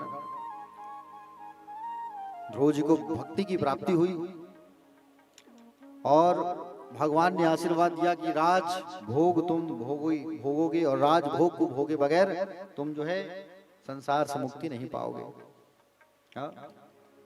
प्यारे, हम लोग बनावटी बातें करते हैं। कैसे? ध्रुव जी महाराज हृदय से कह रहे हैं। वाल्मीकि रामायण में प्रसंग आता है। वाल्मीकि रामायण में के सुंदर कांड में राम जी की शरणागति का इतना सुंदर वर्णन है। रघुवर कहते हैं कि कोई एक बार मुझे यह कह देवे कि मैं आपका हूं। राम जी ने कहा है कि कोई एक बार मुझे कह दे कि मैं आपका हूं, तो भगवान राम ने कहा है कि मेरी व्रत है, मेरी प्रतिज्ञा है, उस प्राणी को मैं अभय दे दूंगा। भगवान ने कहा है राम जी ने कि एक बार कोई प्राणी कहे कि मैं आपका हूं। हम दिन में 50 बार गाते हैं। क्या गाते हैं? तेरा तुझको अर्पण क्या लागे मेरा। कहते हैं कि नहीं? और बाजार जब जाएंगे हम तो देगा सस्ता वाला दे चढ़ाना है भगवान में। हाँ, कोनो केला बढ़िया है 120 वाला नहीं भेगे, वो 40 वाला दे नहीं चढ़ाए बरता है नहीं। जहाँ चढ़ाए बात है इस तहाने सस्ता वाला देखते हम। एक जन सेठ रही से, अब वो सेठ जन रही से, अब उसका कोई संतान नहीं था सेठ का, है ना। अब सेठ का नाती नहीं था, संतान तो था। अब वो सेठ हनुमान जी के मंदिर जाया करता था रोज। अब हनुमान जी के मंदिर जाया करता था। हनुमान जी के मंदिर पर जा करके पुजारी जी से कहा, पुजारी जी कुछ ऐसा विनती अर्जी कर देते एक नाती हो जाता। तो कहे ठीक है, 1 दर्जन केला ले आओ। अब वो सेठ गया केला लेने के लिए। 4 ठेला का दुकान लगा है लाइन से। एक ठेला की दुकान में आके पूछा, भैया कितना लगा है केले का दाम? कहे 100 रुपए दर्जन। ओहो, बहुत महंगा लगा रहे हो जी तुम। दूसरा ठेला वाले के पास आके कहा, कितना लगा रहे हो भैया तुम केले के दाम? 80 रुपया। ओहो, बहुत महंगा बेच रहे हो तुम। तीसरा केला वाला के पास आके पूछे, तुम कितना लगाया भैया केले के दाम? कहे 60 रुपए है। ओहो, केला असल केला नहीं, दाम 60 रुपया है। चौथा केला वाले के पास आके पूछे, तुम कितना लगाया भैया केले के दाम? भैया 20 रुपया। अरे तुम बहुत सज्जन व्यक्ति हो, लाओ 1 दर्जन केला तो चढ़ाना था हनुमान जी। पुजारी जी कहे हैं। अब 20 रुपए का केला लेके वो आ गया हनुमान जी मंदिर में चढ़ाया। लो महाराज चढ़ा दो, अब बढ़िया अर्जी विद्धि कर देना, एक नाती हो जाए मेरा। अब 20 का केला लेके चढ़ा दिया। वो 1 साल बाद नाती की प्राप्ति भी हो गई। देखो आप है, समझ रहे हो नहीं? 1 साल बाद नाती की प्राप्ति हुई। सेठ जी को मालूम चला नाती हुआ है। गए अस्पताल गए और जा करके नाती को उठाए गोद में और नाती को ऐसा पकड़े तो सिर जो है बिल्कुल एकदम सॉफ्ट, टमाटर के जैसे पिच पिच कर रहा था। नर्स के हाथ में दे दिया। वो सेठ जो है तुरंत दौड़े दौड़े हनुमान जी के मंदिर चला गया। हनुमान जी के मंदिर में जाके पुजारी जी से कहे, पुजारी जी आपने कैसी अर्जी विनती की हनुमान से? बोले मुझे संतान, बोले नाती तो हुआ लेकिन सिर एकदम पिच पिच कर रहे हूं। पंडित जी कहे इधर आओ, केला कौन सा चढ़ाए थे तुम ऐसा केला चढ़ाया जो पिच पिच कर रहा था। हनुमान जी देख खाना क्या देखना भी पसंद नहीं किए हैं, और तुम पिच पिच वाला केला चढ़ाए हो भैया, तो तुमको पिच पिच वाला नाती मिला है। तो जैसा चढ़ाओगे, जैसा करोगे वैसा फल मिलेगा, है नहीं। और ध्रुव जी महाराज आज तपस्या तो किए, लेकिन ध्रुव जी महाराज तपस्या किए तो फल जो है दोनों प्राप्त हुआ। ध्रुव जी महाराज जब वापस आए तो वही सौतेली माँ दौड़ करके आरती करके लेके आ रही है, भगवान को प्राप्त करके आया है, ईश्वर को प्राप्त करके आया है। और सुंदर ध्रुव जी महाराज कालांतर में 36,000 साल राज्य किए। कहीं ना कहीं भक्ति का असर है। 36,000 साल तक उन्होंने राज्य किया, 36,000 साल तक। और 2 पत्नी थी उसकी, 2 पुत्र थे, उत्कल, उत्सर और भ्रमी और इला। छोटा भाई जो उत्तम था वो मारा गया युद्ध में, जंगल गया था वहां। ध्रुव जी महाराज जब मृत्यु को प्राप्त हुए, सोचे 36,000 पूर्ण जब हुआ वर्ष उनका, तब वो जब परम धाम को जब गए तो स्वयं मृत्यु देवी जो है आई, और मृत्यु देवी जो है आई उनको लेने के लिए, और सिर को झुकाई है ऐसा। और मृत्यु देवी के सिर में पैर रख करके विमान में बैठ करके ध्रुव गए। ध्रुव जब जा रहा है विमान में बैठ के, तो आगे आगे उसकी मां जा रही है। क्यों? ध्रुव के पुण्य के कारण, ध्रुव के संस्कार के कारण। जब एक पुत्र संस्कारी होता है तो पूरे कुल को तार देता है वो, और ध्रुव संस्कारी था, इसके कारण उसकी मां का उद्धार हो गया, सुनीति का। इसलिए आप भी कथा सुन रहे हो, इधर सुन के इधर निकालना मत। छोटे बच्चे हैं तो उनको संस्कार दो ध्रुव की तरह। ध्रुव की कथा यही सिखाती है आपको, और यही सीखने के लिए आप सुनने के लिए यहाँ बैठे। ध्रुव के वंश में आगे महाराज अंग हुए, अंग के पुत्र हुए वेन। वेन बड़ा अधर्मी था, ऋषियों ने श्राप दिया, वो मर गया। ऋषियों ने उनके शरीर को मंथन किया तो दाहिने भाग से पुरुष और बाएं भाग से स्त्री का आगमन हुआ। नाम पड़ा पृथु और अर्ची देवी। दोनों का विवाह करके राजगद्दी पर बैठाया गया। ध्रुव जी महाराज के वंशज थे पृथु जी महाराज, कई साल तक राज्य किए पृथु जी महाराज। और पृथु जी महाराज कई साल तक राज्य करने लगे, सुंदर। और पृथु जी महाराज कई वर्षों तक जब राज्य करने लगे तो पृथु जी महाराज अश्वमेघ यज्ञ किए हैं प्रजा के लिए। उस समय धरती से अन्न की पैदावार होना बंद हो गई थी, धान वान फसल डालते थे तो उगता नहीं था। क्यों? क्योंकि वेन के डर के कारण पृथ्वी में यह सब समाहित कर ली थी, कुछ फसल नहीं होता था। तो पृथु जी महाराज तीर बाण लेकर के मारने जब गए तो वो गौ माता का रूप बना के आई, और वही पृथु राजा उनको दोहन किए। और दोहन किए तो अन्न वस्त्र स्वर्ण चांदी निकलना चालू हुआ, तो प्रजा में बांटे। उस दिन से इस धरती पर फसल होना चालू हुआ। और पृथु के कारण ही धरती मैया को पृथ्वी कहा जाता है। समझ रहे हो ना, क्या कहा जाता है? पृथ्वी कहा जाता है। कालांतर में इन्होंने अश्वमेघ यज्ञ किया। अश्वमेघ यज्ञ किया तो घोड़ों को, इनके घोड़ों को चुरा के इंद्र भाग गया था। इनके पुत्रों ने घोड़ों को वापस लाया। अंततः पृथु जी महाराज को क्रोध आया तो अग्नि में इंद्र के नाम से आहुति देना चालू कर दिए, क्योंकि ब्राह्मण के अधीन होता है मंत्र, मंत्र के अधीन होता है देवता। आहुति देना चालू किया। उसी समय भगवान श्रीमन नारायण प्रकट होकर इंद्र को लेकर के, पृथु इंद्र के नाम से आहुति मत डालो, पूरा सिस्टम बिगड़ जाएगा अगर ये भस्म हो जाएगा। तो पृथु को समझाए तो पृथु ने से भगवान ने कहा मांगो, क्या मांगना चाहते हो? तो कहा कि बोले प्रभु मेरे ये 2 कान है ना, ये 2 कान से मुझे आपकी भक्ति सुनाई नहीं देती, मुझे 10,000 कान दे दो आप। तो 10,000 कान भगवान ने 10,000 कान की शक्ति प्रदान कर दिया पृथु को। जा मेरी भक्ति सुनते रह तू। सनकादिक मुनि वहां पधारे और उन्होंने पृथु जी को सुंदर ज्ञान उपदेश प्रदान किया। आइए चलते हैं हम लोग आगे दूसरे पुत्र की कथा की ओर। दूसरा पुत्र कौन सा? दूसरा कौन है? जोर से बोलो। मनु महाराज का एक बेटा की कथा सुने, उत्तानपाद की। आप लोग सुने कि नहीं सुने? अब एक बेटा बचा है, उसकी कथा सुनेंगे। प्रियव्रत, ठीक है। प्रियव्रत का अर्थ होता है जिनको व्रत प्रिय लगे। व्रत मतलब होता है प्रतिज्ञा। व्रत का मतलब ये नहीं होता कि शरीर को आप खाना पीना नहीं दे रहे हो और त्याग रहे हो, कष्ट दे रहे हो। व्रत का अर्थ ये भी होता है कि आप प्रतिज्ञा करो जीवन में। क्या करो? प्रतिज्ञा करो, अच्छी प्रतिज्ञा कि हम ऐसा कार्य नहीं करेंगे, ऐसा कार्य करेंगे, ये प्रतिज्ञा होती है। प्रियव्रत जी महाराज सुंदर भगवान के भक्त थे प्यारे, और भगवान के सुंदर बहुत बड़े भक्त थे। प्रियव्रत बड़े प्रतापी राजा थे। संसार में पहले कौन आए? नारायण, ब्रह्मा, हाँ, ब्रह्मा के कौन हुए? मनु। मनु और शत्रुपा के 5 संतान, 3 बेटियां 2 बेटे। बेटियों की कथा कल सुने, एक बेटे की कथा सुने अभी, एक बेटों की कथा सुन रहे हो अभी। सृष्टि में सबसे पहले इन्हीं लोग आए थे जिसकी कथा सुन रहे हो, प्रियव्रत। इनके बाद पूरा वंश आगे बढ़ा है, समझ रहे हो ना? हाँ, तो ध्यान से कथा सुनो, धीरे धीरे सुनते जाओगे तब समझ आएगा, और बीच में कहीं ध्यान भटक गया तो फिर छूट जाओगे आप। तो प्रियव्रत जी महाराज बड़े प्रतापी राजा थे, तेजस्वी थे प्रियव्रत जी महाराज, समझ रहे हो ना? तेजस्वी थे। एक बार बैठे बैठे प्रियव्रत जी महाराज सोच रहे थे। क्या सोच रहे थे? बैठे बैठे प्रियव्रत जी महाराज जो है सोच रहे थे कि बोले ये रात क्यों हो जाती है, दिन ही दिन क्यों नहीं रहता है?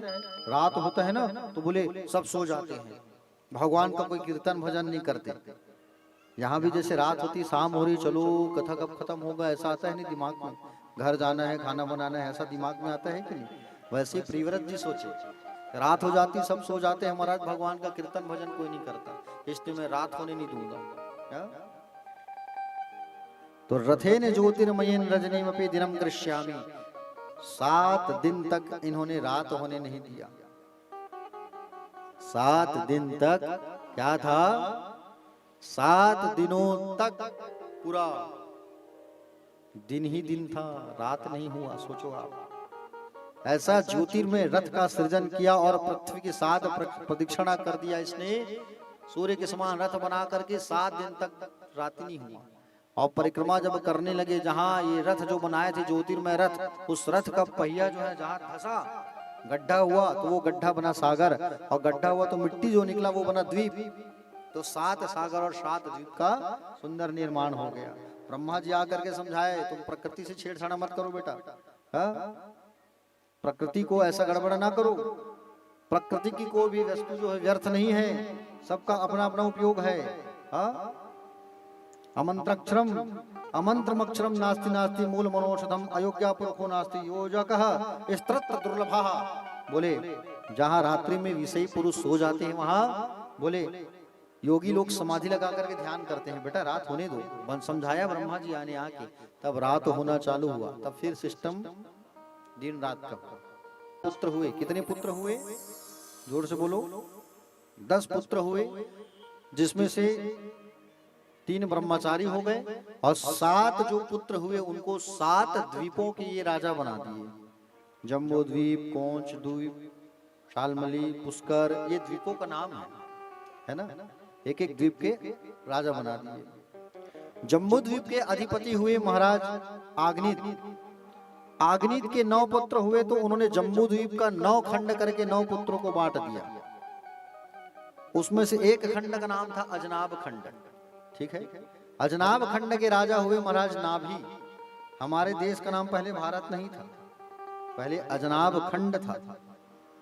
यहाँ के राजा कौन हुए? नाभि। नाभि का विवाह हुआ मेरू देवी के साथ, और यज्ञ इन्होंने जब किया तो यज्ञ में भगवान नारायण के समान पुत्र की कामना की, तो यज्ञ से सुंदर श्रीमन नारायण भगवान का ही एक अवतार हुआ ऋषभ देव का। बोलिए ऋषभ देव भगवान की। ऋषभ देव का सुंदर अवतार हुआ, और ऋषभ देव का जब अवतार हुआ, प्यारे भक्तगण, सुंदर ऋषभ देव महाराज जो है सुंदर शासन करना बंद कर दिए ऋषभ देव महाराज के नगर में। तो ऋषभ देव महाराज अपनी शक्ति से बारिश करना चालू कर दिए, अपनी शक्ति से। इंद्र प्रसन्न होकर के अपनी बेटी को देना चालू कर दिया, अपनी बेटी को दे दिया जयंती को। तो जयंती का शादी ऋषभ देव के साथ हुई। ऋषभ देव हमारे 24 अवतार में से एक अवतार है ऋषभ देव का, समझ रहे हो ना? हाँ, ऋषभ देव महाराज सुंदर ऐसा जीवन जीते थे। ऋषभ देव महाराज जहां जाते थे वहां इत्र की खुशबू फैल जाती थी। ऋषभ देव महाराज का सुंदर शासन चलता था, समझ रहे हो ना? हाँ, ऋषभ देव महाराज जो है एक दिन बैठे हुए थे और अपने बच्चों को उपदेश दे रहे थे। क्या उपदेश दिया? देखो पुत्र, जगत में 2 ही प्रकार का आनंद होता है। हाँ? एक विषय आनंद, विषयानंद, और एक ब्रह्मानंद। विषयानंद तो आपको हर शरीर में मिल जाएगा, हर योनि में मिलेगा, लेकिन ब्रह्म आनंद की प्राप्ति केवल मनुष्य शरीर में ही है, और कोई शरीर में नहीं है।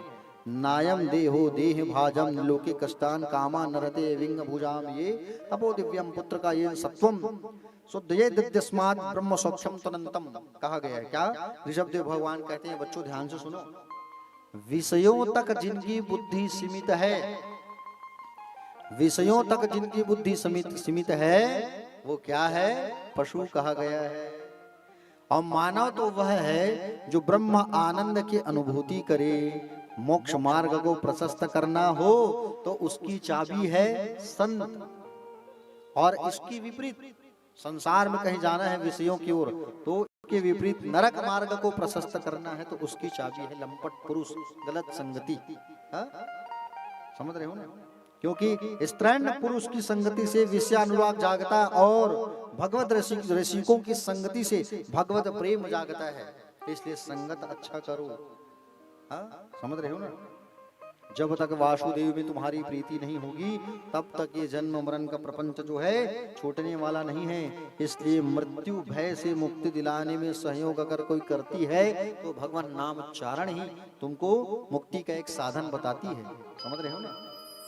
इस प्रकार दिव्य उपदेश दे करके सुंदर ऋषभदेव भगवान ने अपनी परमहंस वृत्ति को धारण कर लिया, और परमहंस वृत्ति को धारण कर लिया और पागलों की तरह जगत में भ्रमण करने लगे ऋषभदेव।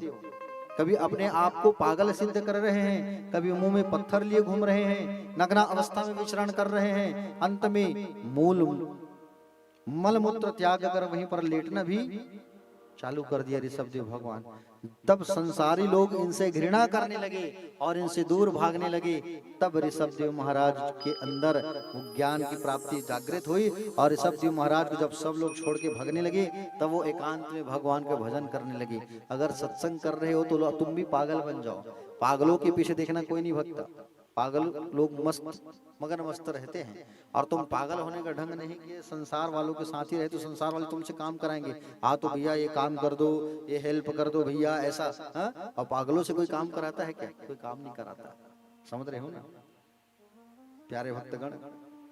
सुखदेव जी कहते हैं, राजन, ऋषभदेव के शरीर में दिव्यता आ गई। इनके देह से दिव्य सुगंध निकलने लगी जो 40 कोस तक वातावरण को सुगंधित करता था।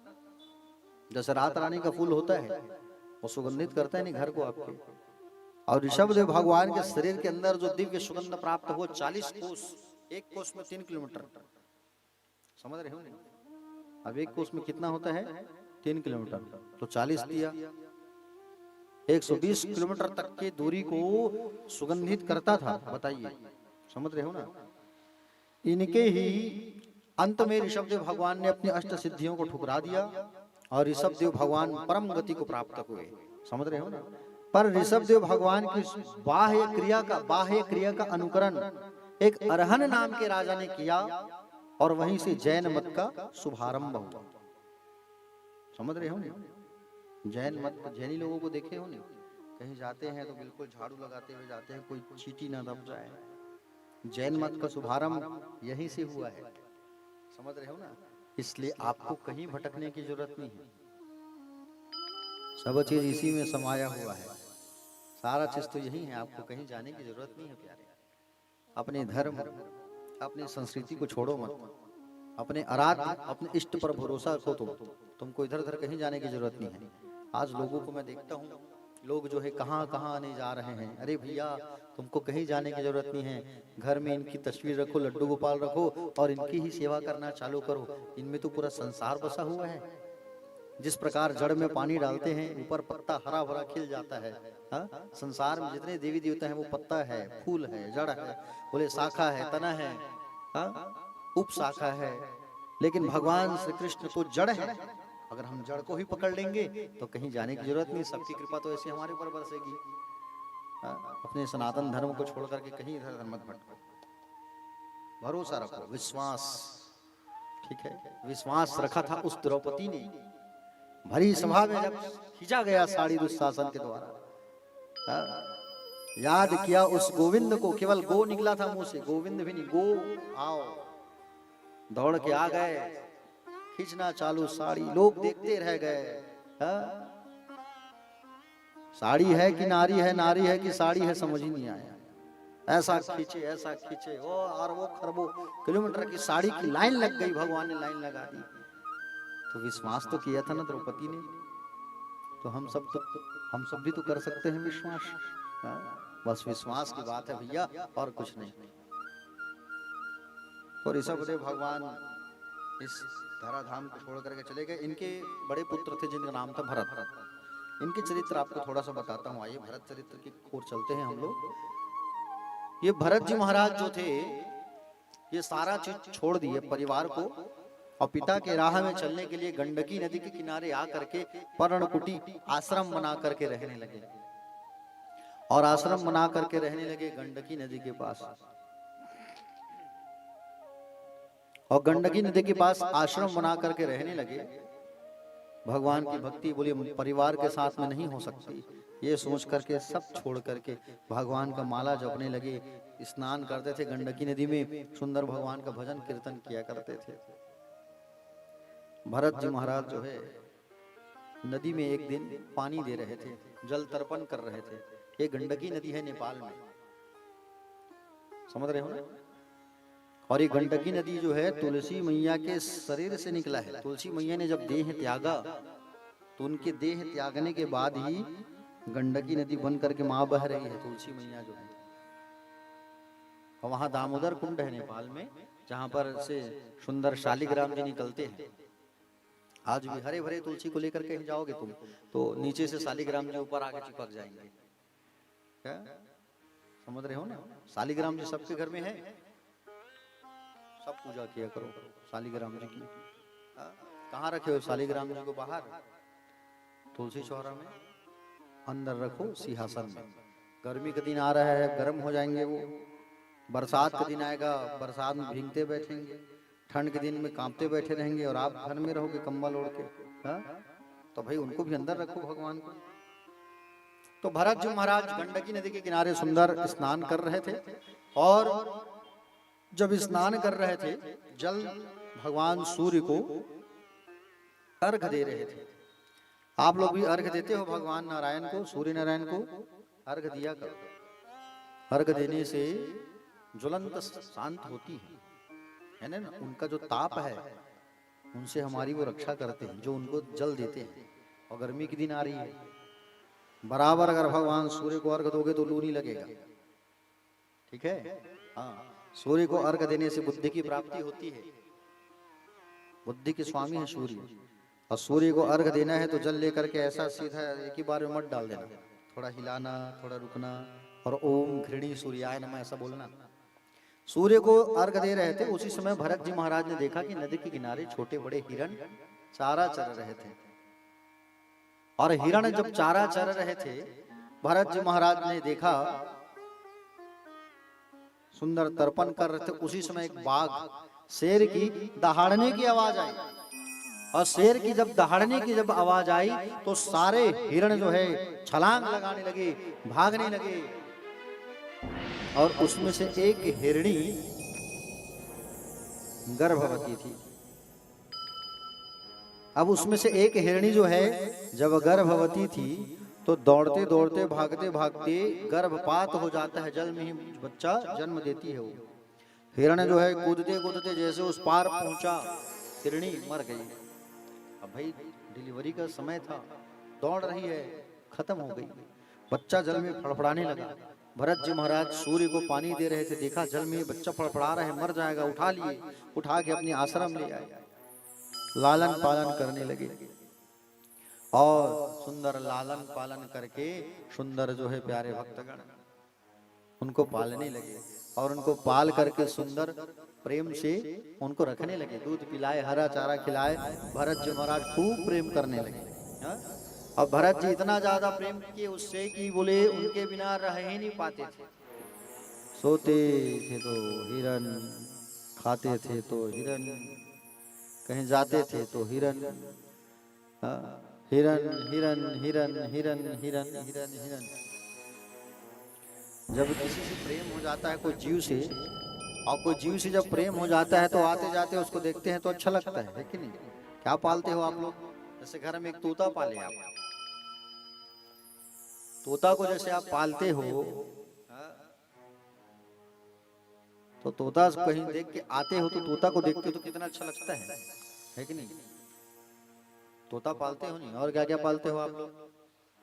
तोता पालते हो, कछुआ पालते हो, कई लोगों को मैंने देखा है बोले नेवला भी पालते देखा है कई लोगों को, कई लोगों को बिल्ली पालते देखा हूं मैं, है नहीं, कुत्ता सब पालते हैं लोग।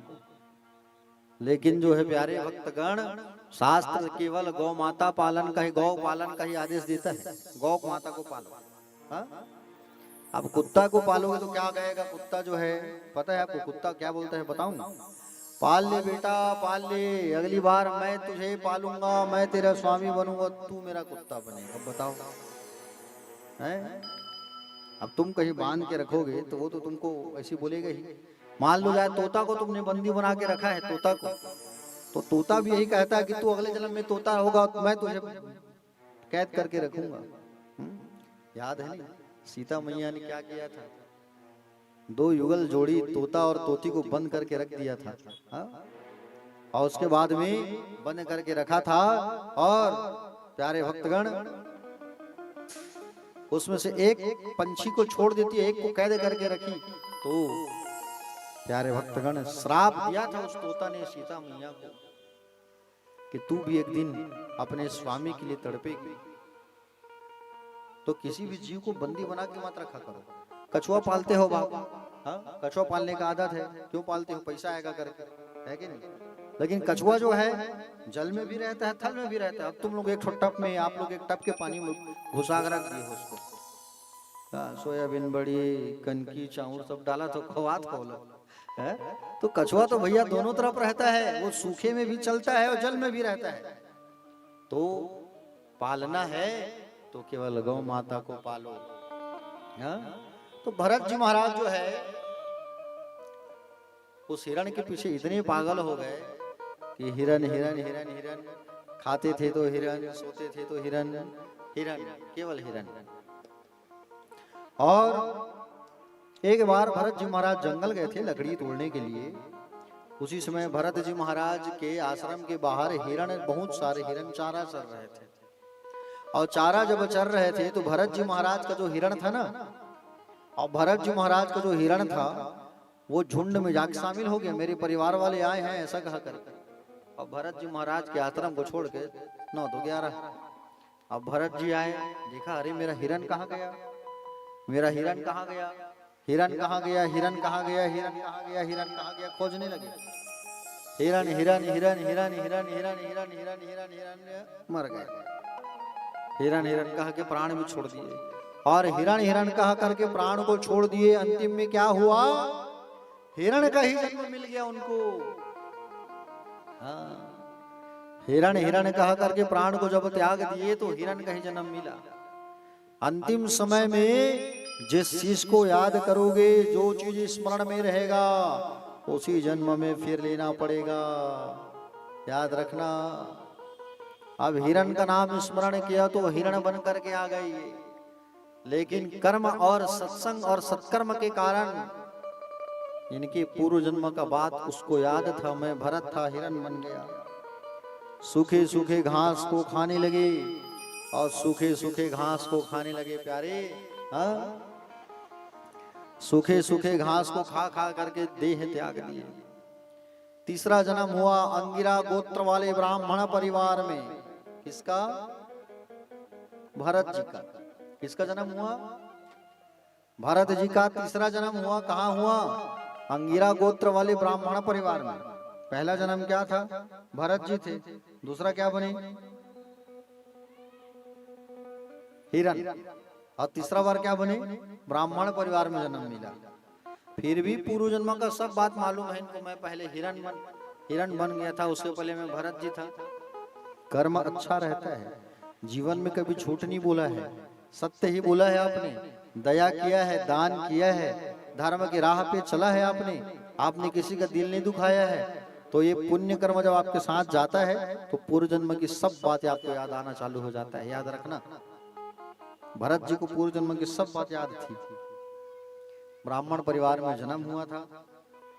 अब ब्राह्मण परिवार में जन्म हुआ था तो सबसे छोटे थे भरत जी महाराज। 4 भाई इनके और थे, सबसे छोटे थे भरत जी महाराज। और सबसे छोटे थे भरत जी महाराज। प्यारे भक्तगण, भरत जी महाराज सबसे छोटे थे। और अब इनको स्कूल में भर्ती कराया गया। अब भरत जी को जब स्कूल में भर्ती कराया गया तो इनको तो शून्य बनाने नहीं आता था, सोचो आप, जीरो बनाने नहीं आता था, है ना। परीक्षा का समय भी आ गया, ये शून्य में ही अटके थे। क्यों? ये जानबूझ करके पढ़ना लिखना नहीं चाहते थे। ये क्यों नहीं चाहते थे? इसलिए जानबूझ करके पढ़ना लिखना नहीं चाहते थे ये, क्योंकि अगर मैं पढ़ लिख लिया, मान लो जाए अगर, और पढ़ लिख लिया तो फिर मैं भगवान की भक्ति नहीं कर पाऊंगा। पढ़ा लिख लिया तो पंडित जी बोले, पिताजी मुझे पंडित जी बनाएंगे,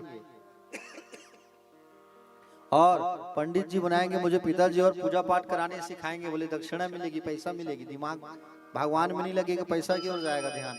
इसलिए मैं पढ़ना लिखना नहीं चाहता करके वो बिल्कुल शून्य तक अटके थे।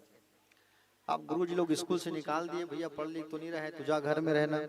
तो भरत जी महाराज जब घर में रहे तो पिताजी अब ब्राह्मण थे, आचार्य थे, मेरा बेटा पंडिताई सीखे, पूजा पाठ करना सीखे, ये चाहते थे। और पिताजी जो है उनको क्या सिखाए? पिताजी जो है उनको गायत्री मंत्र सिखाने लगे। और गायत्री मंत्र जब सिखाना चालू किए तो केवल ओम भूर तक ही अटके रहे। ओम भूर्भुवः स्वः तत्सवितुर्वरेण्यम, कुछ नहीं आता, सब था, ज्ञान था, लेकिन ओम भूर तक ही अटके रहे। पिताजी ने कहा, बेटा कुछ काम करनी है, तू खेत वे जा भैया, खेती किसानी संभाल, वही ठीक है तेरे लिए। अब पढ़ने लिख नहीं रहे तो जाए काम कर, खेत जा, और खेत में जा करके क्या करना? खेत में बोले जा करके देखना, हमने बोले खेत में हम जो है चारा डाल करके आए हैं, और खेत में मैं चारा डाल करके आया हूँ। उनके पिताजी कहे जा करके देखना, कोई भी बोले चारा वारा ना चरे, जा बेटा जा। ऐसा करके उनको भेज दिए खेत में। हाँ? और खेत में जड़ के समान रहते थे, इसलिए उनका नाम था जड़ भरत। खेत में अब भेजे उनको। चारा कोई आ करके चिड़िया ना खाए, दाना वाना चिड़िया मत आए, जाओ। अब वो बैठे थे वहां, प्यारे भक्तगण, दाना जो है सुंदर फसल धान उग रहा था। खेत के मेड़ में सुंदर बैठ करके गाने लगे भजन। क्या गाने लगे? राम की चिड़िया राम के खेत, खाओ रे चिड़िया भर भर पेट, और राम के गैया राम के खेत, और खाओ रे गैया भर भर पेट। अब जितने चिड़िया जितने गाय सब आ करके घुस गए, जितने खेत में फसल उगा था सब चौपट खा दिए। बिल्कुल बुद्धू है, छत्तीसगढ़ी में केवित लेड़गा है नहीं, हाँ भोकुआ जोजुआ। अब कुछ भी नहीं आता था इसको, सब खेत में सब चारा को चरवा दिए, सबको घुसा दिए, खाओ भैया खाओ जितने है। राम का दाना राम का चिड़िया है, खाने वाले राम, खिलाने वाले राम, रोकन का काम खाओ सब। अब सब खा पी के चपट है। और प्यारे भक्तगण, जैसे ही भरत के माता पिता आए खेत में, देखे खेत सूखा, दिमाग खराब हो गया। फिर से खेत में फसल डाले, फसल उगा, और जैसे ही फसल जब उगा तो जा बेटा खेत के मेड़ को कोई ना बांधे, फोड़े ओड़े मत, पानी मत चुराए, जा। अब खेत में चले गए, पानी निकलता कैसे है ये? पिताजी कहें पानी निकले मत, लेकिन पानी बहता है, उसको तो रोक के नहीं रखना चाहिए पानी को, पानी बहता हुआ चीज है। ऐसा कहा करके खेत के सब मेड़ को फोड़ दिया। ये रातों रात खेड़ पूरा, खेत पूरा सूखा। माता पिता है, देखे ओहो एक बूंद पानी नहीं। भरत के पिताजी जो है उनको खूब मारे, खूब मारे। पंडित जी इनको खूब मारने लगे, छोटे बेटा को, भरत को। ऐसा मारे कि माता जी को कष्ट होने लगा। बोले खूब मार रहे हो आप बेटा को, है? छोटे बेटा से थोड़ा ज्यादा लगाव रहते हैं, छोटे थे ये, है कि नहीं? हाँ। खूब मार रहे हो आप, खूब मार रहे हो, ऐसा नहीं मारना चाहिए, है? पिताजी कहे तुम्हारी तो गलती है, तुम ही तो बढ़ा चढ़ा के रखी हो। अच्छा तुम्हारी गलती नहीं है? बोले मैं बढ़ा चढ़ा के रखी हूँ। अच्छा तुम्हारी गलती नहीं है, इसमें दोनों का चालू हो गया। अब दोनों का झगड़ा चालू, लड़का गलती में सियान मन छपा के दोनों को, महाराज महाराजिन के झगड़ा चालू। अब ऐसा झगड़ने लगे, महाराजिन नाराज है। अब महाराज जी इनको मनाने में लगे, है ना। उसके बाद में फिर भरत जी महाराज जो है, प्यारे भक्तगण, भरत जी महाराज जो है सुंदर अपने घर पर रहने लगे। एक दिन भरत जी महाराज के घर में आग लग गई। अब आग लगी तो उसकी मैया ने कहा, भरत बेटा वजन चीज, भारी भारी चीज को हटा हटा उस पर रख। अब भरत जी महाराज रखे क्या, सिल लोढ़ा को, भारी चीज को रखने का ही है मैया जो है। आगे लगे घर में, सिल लोढ़िया जलेगा, बता बहुत पथरा की नहीं। अब सिल लोढ़िया को उठा के रखने लगे।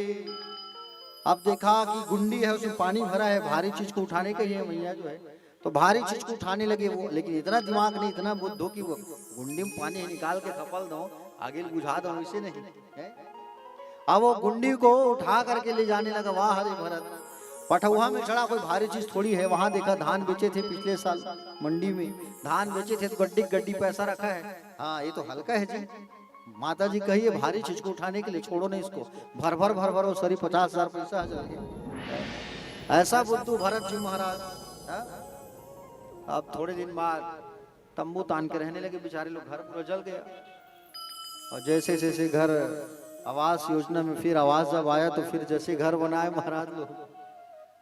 अब जैसे आवाज बना योजना में घर बना तो कहे महाराजिन से, चलो अब घर में जो है प्रवेश कर लेते हैं। तो पंडिताइन कही बिचारी की, बोले कस गा स्वामी जी, छोटे छोटे घर कुरिया बनाते, सब जन एक ठन कथल जरूर कराते सत्यनारायण के, है नहीं। अब हम अनेक बड़ घर बना है तो एक ठन कथल करा लेते सत्यनारायण भगवान के, तभी तू हो जाएगा है। तब कथल करावो ठीक है, भरते भर तो हवा हमारे संग में है। दूजनो बेटे बड़े है तो बड़े बेटा बहू मन तो ससुराल गए है, बहू घलो नहीं है घर में है। तो भरत को भेजा गया, जा भरत, उसकी माँ ने भेजा, जा बेटा तेरी भाभी जो है अपने मैके में है, उसको बुला के लाना। और भरत जी को कहा के भेजा गया, जा बोले भाभी को बुला के लाना, ये 500 रुपया तू रख ले, रास्ता में बाजार पड़ेगा तो वहां तू जो है कुछ खा लेना और जा बेटा, लेकिन किसी से कुछ बात तुझे नहीं करना है। अब जो जिसके पास बुद्धि नहीं रहता उसको माँ बाप सिखाते ना, देख बेटा कहीं जाएगा तो हाँ ना हाँ नहीं कहना, किसी से कुछ बात नहीं करना। अब कुछ बात करे ताक बाय कुछ भी बात कर दी लड़का मन है, बुद्धू और उल्लू बच्चे लोग। तो उसकी माँ ने कहा, देख बेटा तू कहीं जा रहा है भाभी को लाने के लिए, तो उनके मैके में उनके माता पिता कुछ बात करे, कोई भी कुछ भी बोले तो केवल हाँ और ना ही कहना और कुछ मत कहना। ऐसा कहा करके सिखा करके भेज दी। अब वो बेचारा जो है गया, जा रहा था तो बीच में पड़ गया बाजार। अब बीच में पड़ गया सड्डू मुआ का बाजार। अब वहां बाजार में वो घुस गया। अब उल्लू बुद्धू तो है, तो टमाटर वाले के पास गए, पूछे ये क्या है, टमाटर है ये, नहीं पता क्या तुमको? अच्छा अच्छा। आगे बढ़ा तो ये क्या है ये? अरे ये लौकी है ये। अच्छा बड़ा बड़ा है, खाते नहीं बनेगा। अच्छा ये क्या है? दूसरे सब्जी वाले के पास गए तो ये कांदा है। क्या कांदा है? बोले जिमी कंद है, कुछ ही है। हाँ तो ये गोल गोल दिख रहा है, इसको दे दो तुम। वो पैसा दे दिया, उसको जिमी कंद को ले लिया वो भरत। अब जिमी कंद को वो खाने लगा। सब्जी वाला कहा, अरे भैया इसको ऐसा नहीं खाते, अरे उबाल के खाते हैं। अरे नहीं अच्छा दिख रहा है लाल लाल। बोले खाऊं। अब वो जिमी कंद को खा लिया, खाया। खाते खाते जा रहा है भाभी के घर में। जैसे खाते खाते भाभी घर में पहुंचा, खुजलाने लगा। खुजलाने के कारण इतना खुजलाया जीभ उसका कि रोते रोते भाभी के घर पहुंच गया। अब रोते रोते भाभी के घर में जैसे पहुंचा है, तो भाभी के घर में जैसे पहुंचा, रोते रोते भाभी देख ली। भरत क्या हुआ? तेरे भैया तो ठीक है ना? ना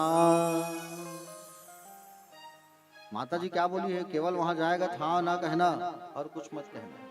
भरत तुम्हारे भैया तो ठीक है ना? ना। अब वो रोना चालू, ओ हो मेरे पति क्या हो गया। वो चिल्ला चिल्ला के रोना चालू, मेरे पति क्या हो गया क्या हो गया। अब उसकी माँ आई, उसकी भाभी की माँ जी। अब वो भी पूछी, भरत हमारे समझी लोग ठीक है ना? हाँ। दमान ठीक है ना, वो भी रोना चालू बेटी के संग में। अब पिताजी आए, भरत के भाभी के पिता, क्या हुआ भरत, सब ठीक तो है ना? हाँ। दमान जी ठीक है ना? अब वो भी सोचने लगे, वो उसको भी रोना आ गया, बेटी के पिता को भी, दमान को क्या हो गया। थोड़ी देर बाद फिर पूछा, हमारे समधी जी ठीक है? हाँ। अच्छा, समधिन ठीक है? हाँ। तब समझ आए, हाँ या ना दो ही शब्द बोल रहे, जरूर कुछ कारण है। क्या खाए हो, मुंह एकदम लाल लाल कैसे दिख रहा है भरत? तो सिमीकंद।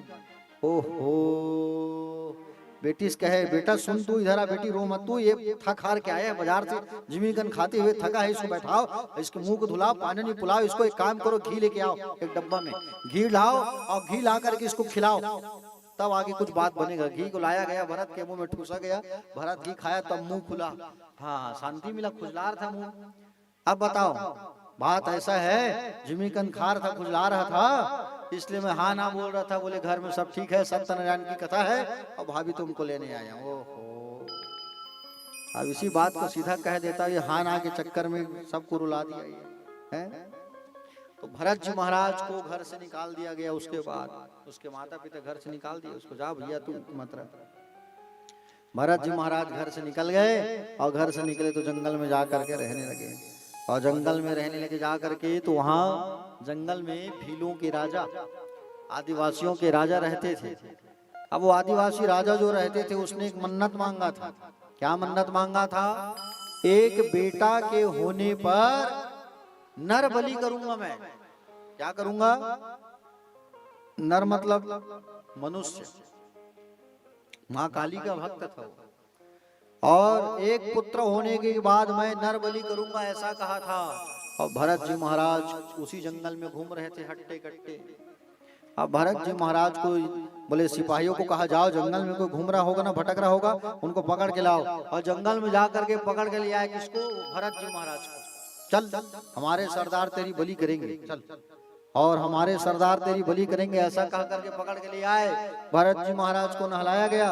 और भरत जी महाराज को नहलाया गया, नहलाने के बाद में लाल कपड़ा पहनाया गया, लाल टीका, लाल फूल की माला। और कहे, भरत, बोले अब कोई इच्छा है तुम्हारी, अंतिम इच्छा?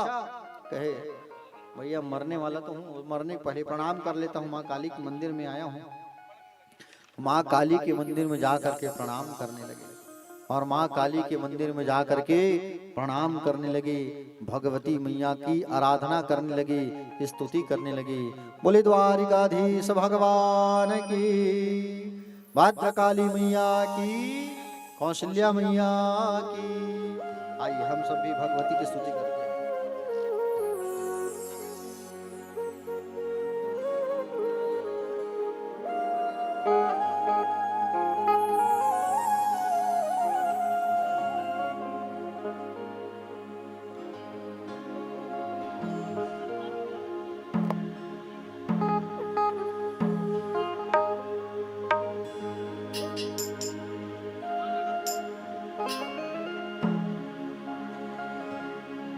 यहो मरन तो हावे सब लायक दिन, खून लहावे रहना, ई माटी के उड़ नहीं दाई, ई माटी के बिछौना।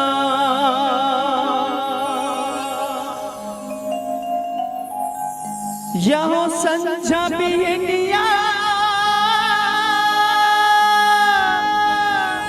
तो माता,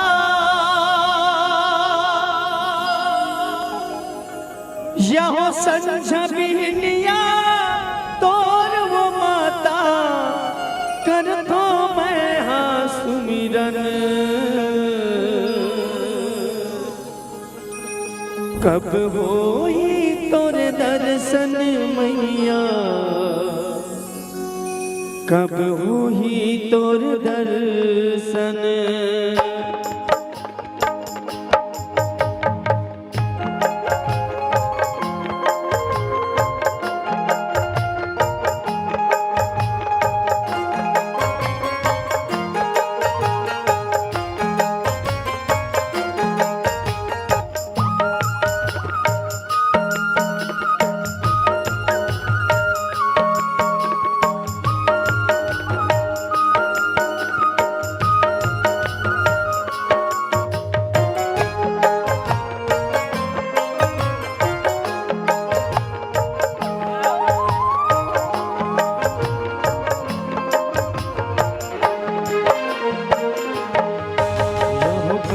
होई तोर दर्शन मैया, कब होई तोर दर्शन।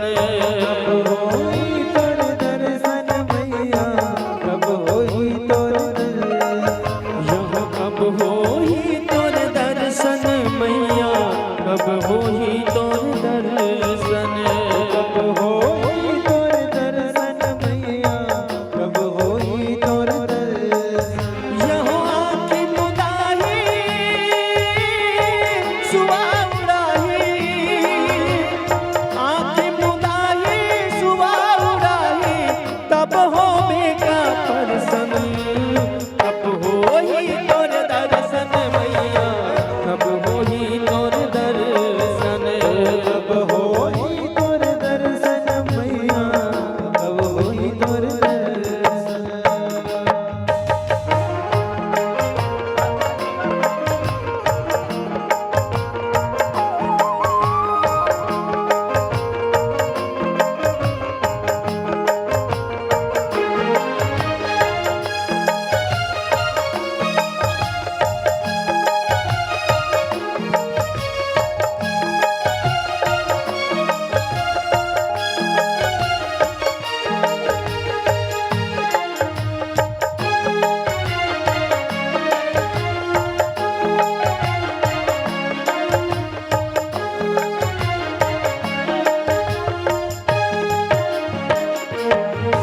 यहो मन न तोहावे सब लायक दिन, पुन लहावे रहना।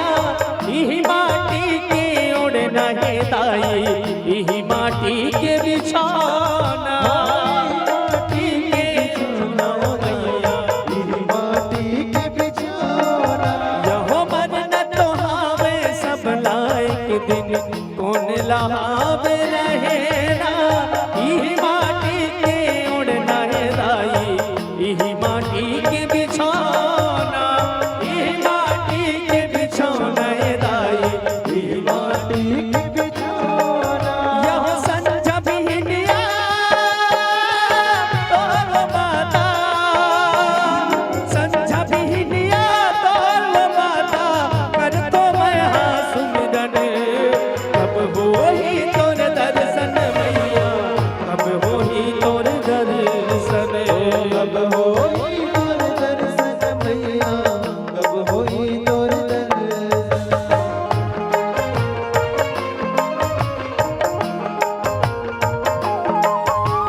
बोल दुर्गा मैया की।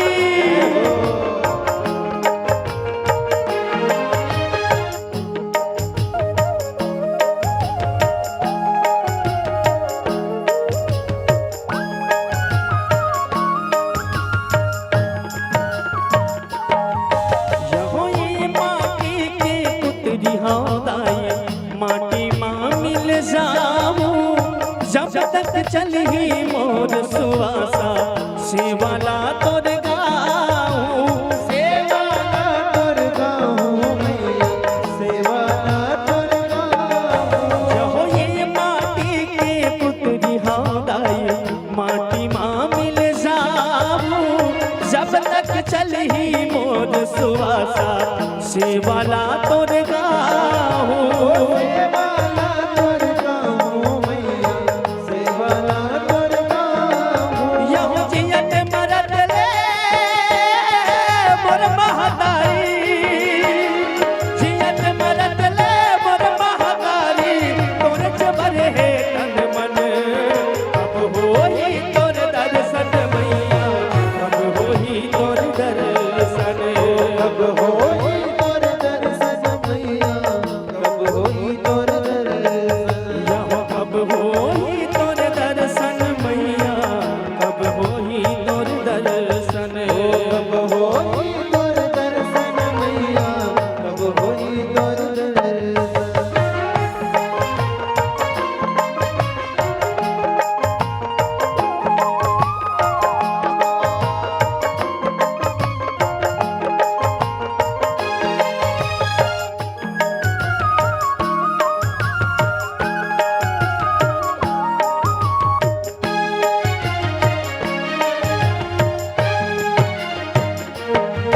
यहो तोर लागाला कैसे छोटा हूँ बेटा हराम मैं तोरे, तोरे लहू के बुंदले बोदाई तन्हा बने हैं मोरे।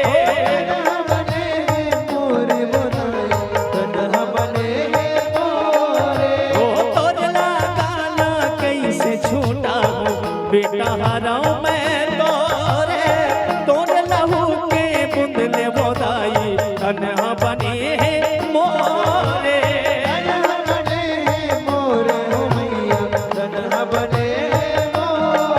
यहो दर्शन दे दे हम सब लाते, दर्शन दे दे हम लाते, हम हो वो धन धन। अब हो ही तोर दर्शन मैया, अब हो ही तोर दर्शन, अब होई तोर दर्शन मैया, अब होई तोर दर्शन।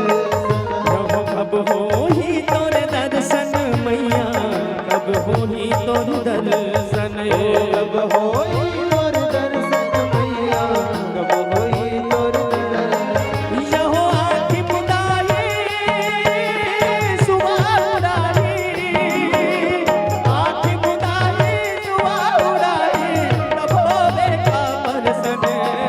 अब हो ही तोर दर्शन मैया, अब हो ही तोर दर्शन।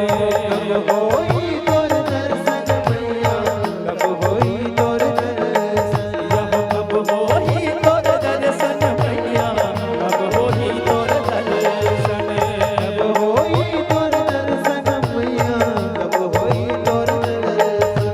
अब हो ही तोर दर्शन मैया, अब हो ही तोर दर्शन। होई तोर दर्शन मैया, अब होई तोर दर्शन।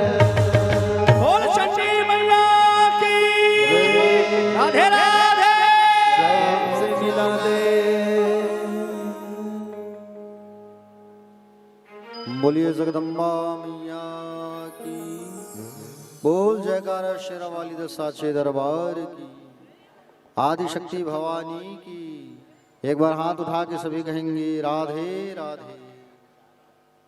तो भरत जी महाराज माँ भद्रकाली के दरबार पर जैसे ही पहुंचे और जैसे उनको उनके गले को जब तलवार से काटने के लिए जब चालू करने वाले थे, भद्रकाली मैया प्रकट हो गई और तलवार छिन करके जितने वहां पर डकैत थे सबके गले को मैया काट देती है। भरत जी महाराज कहे माँ मुझे दर्शन दे रही है, मैं धन्य हूँ। काल के गाल से मैया मुझे बचाई। माँ का प्रणाम किए और माँ का सुंदर प्रणाम करके वहां से भरत जी निकल गए और लौट करके घर नहीं गए वापस। भरत जी महाराज लौट करके घर नहीं गए। भरत जी महाराज जंगल में रहने लगे। वहीं एक बार सिंधु सौवीर प्रदेश के राजा रहुगण सत्संग करने के लिए पालकी में बैठ करके कपिल भगवान के आश्रम जा रहे थे। कहाँ जा रहे थे? कपिल भगवान के आश्रम जा रहे थे। कौन से राजा? राजा रहुगण। और ज्ञान की बातें सीखने के लिए जब जा रहे थे, गुरु बनाने के लिए, मार्ग में पालकी उठाने के लिए 4 लोगों की आवश्यकता पड़ती है। भैया पालकी देखे होगी नहीं? हाँ, और पालकी उठाने के लिए 4 लोगों की जरूरत पड़ती है।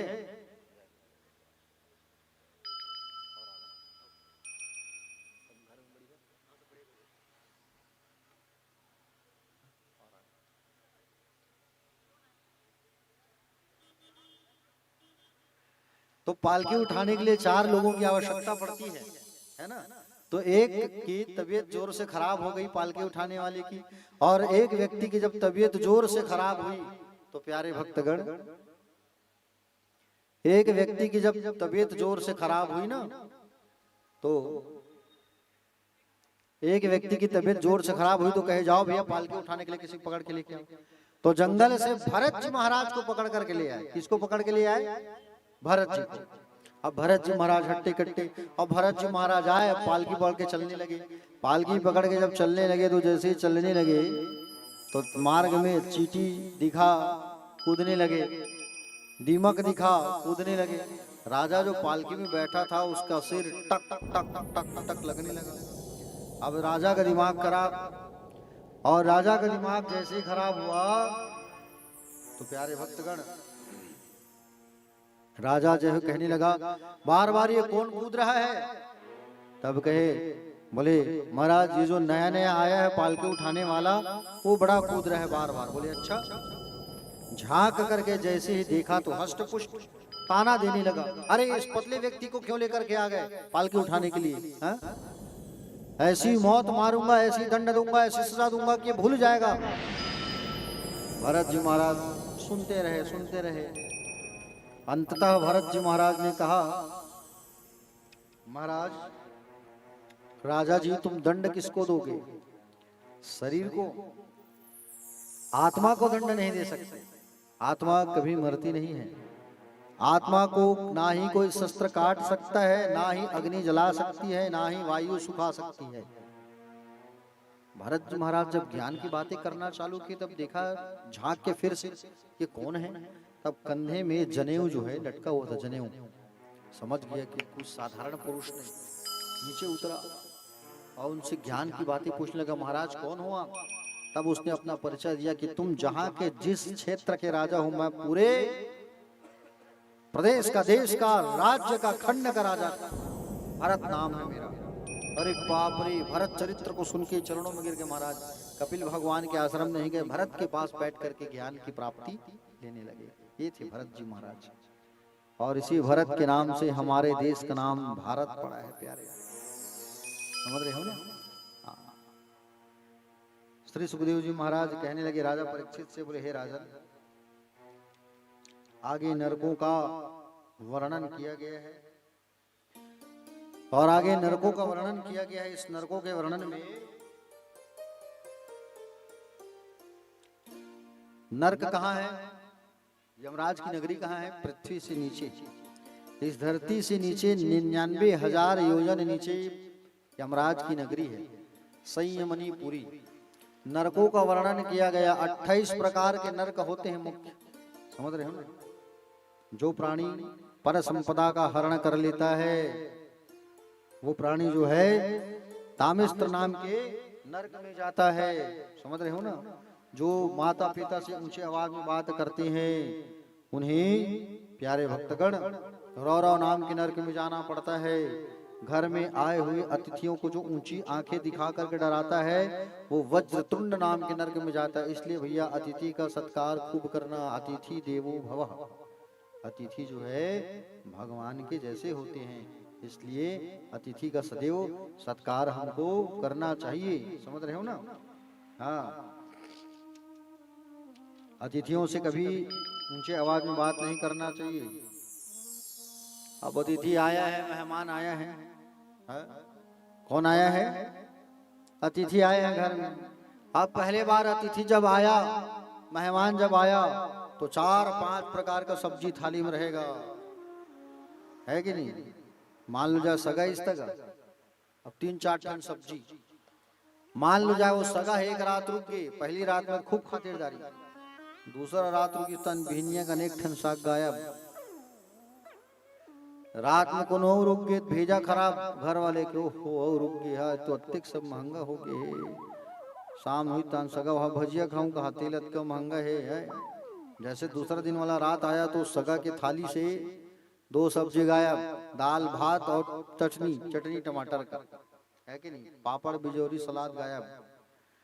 परसों जैसे हुआ तो फिर उनसे पूछते हैं, हाँ और सब बने बने घर में सगा तो कब जा बेटी अपन घर? वो बेचारा बने रहे वर 4 दिन रहूं की कहा है, और फट ले हम प्रश्न करते थे कब जा भी सगा, इसे कही के। तो अतिथि का सत्कार जो है करना चाहिए।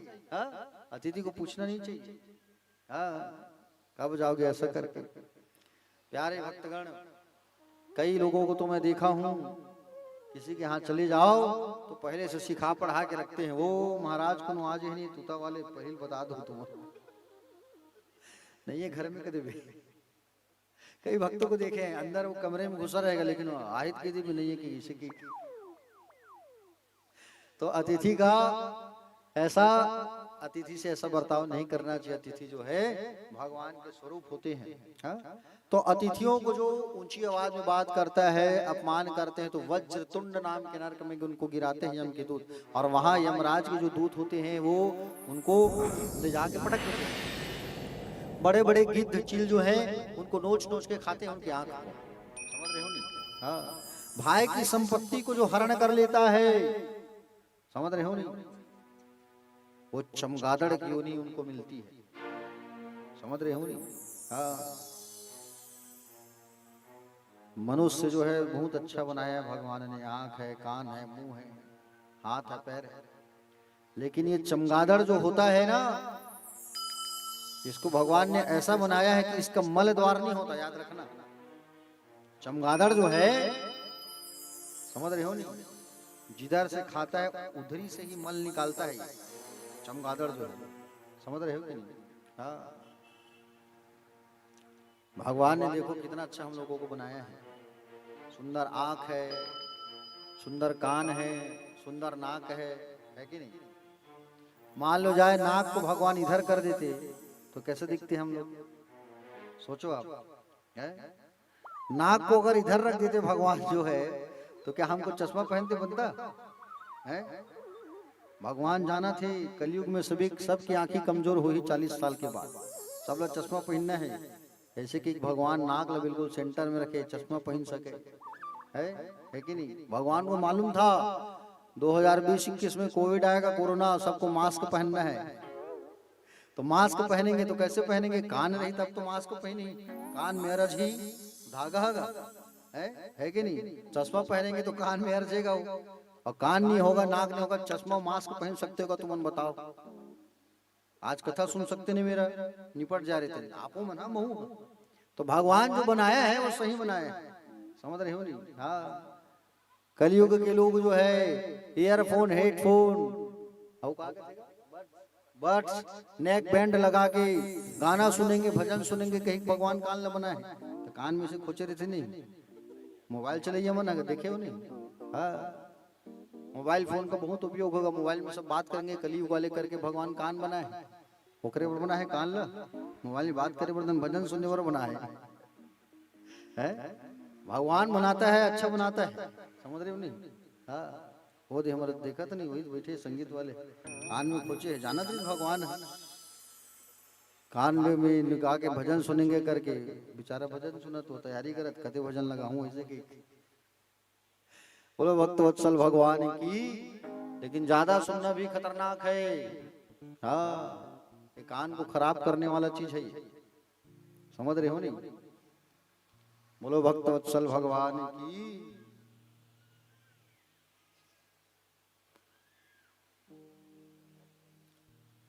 तो प्यारे भक्तगण, भगवान ने कहा, भगवान श्री सुखदेव जी ने कहा, क्या कहा कि नरकों का वर्णन हो रहा था। प्यारे, नरक की चर्चा चल रही थी।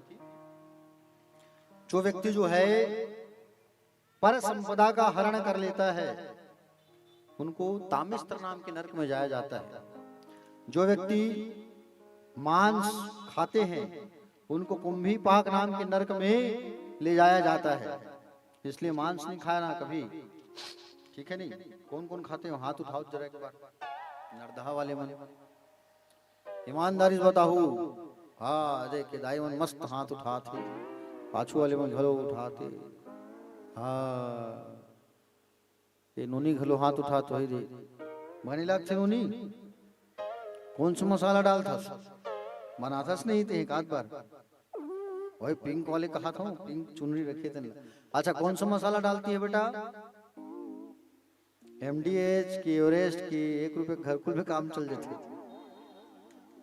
गोल्डी मसाला, ठीक। जो मसाला डालोगे, जैसा बनाओगे, जैसा पकाओगे, वैसा ही सेम हाल जब मर जाते हैं हम, जब मृत्यु को प्राप्त होते हैं तो हमारी वैसी स्थिति होती है। समझ रहे हो ना?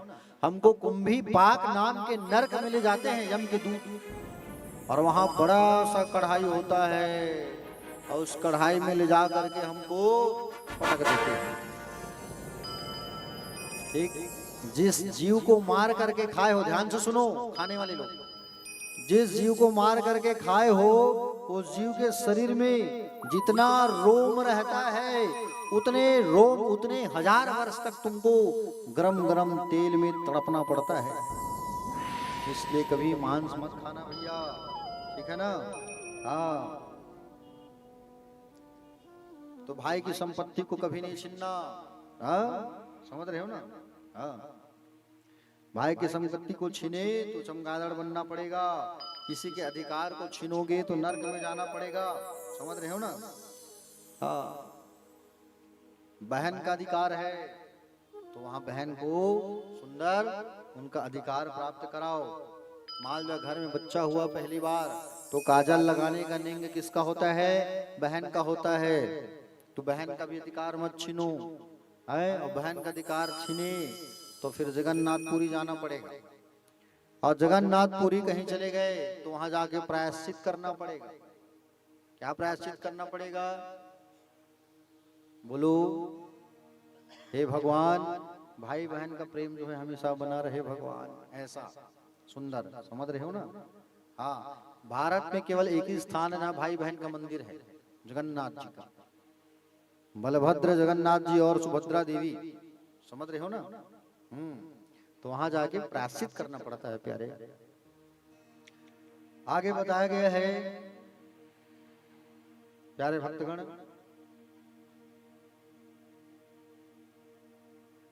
जो व्यक्ति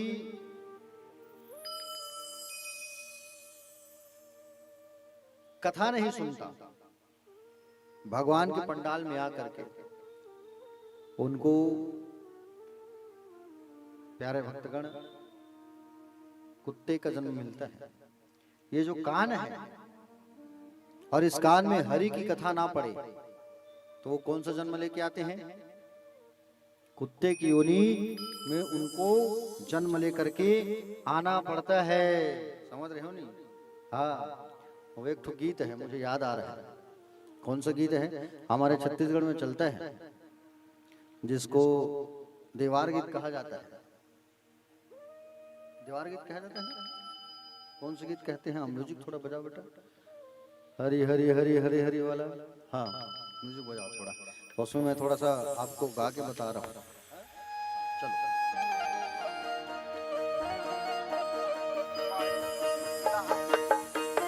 हरी हरी हरी हरी हरी हरी हरे हरे हरे हरे हरे हरे हरे हरे हरे। हाँ, बिल्कुल सही, ऐसे ऐसे ही। हाँ, गाओ गाओ गाओ गाओ म्यूजिक के साथ।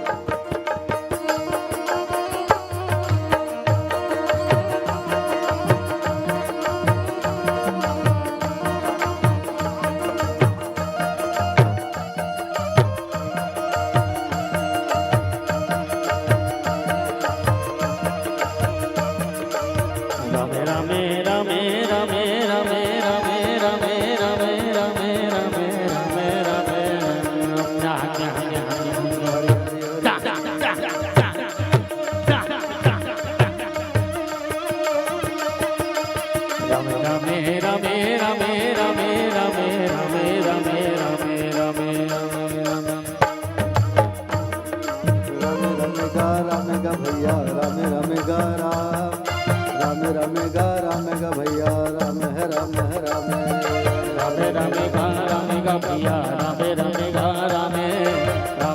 गा राम गा भैया राम गा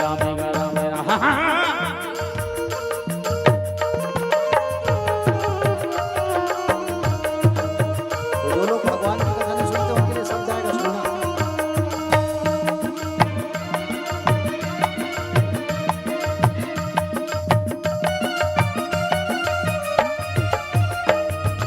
भागवत कथा नहीं सुनबे रे संगी कुकुर जन्म तय पावे, कुकुर जन्म तय पागे रे संगी कुहू कुहू नरे आवे।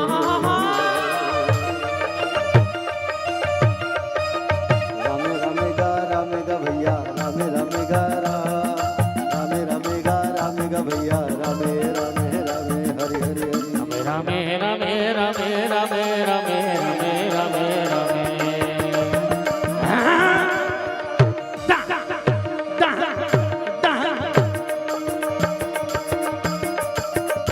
राम राम राम राम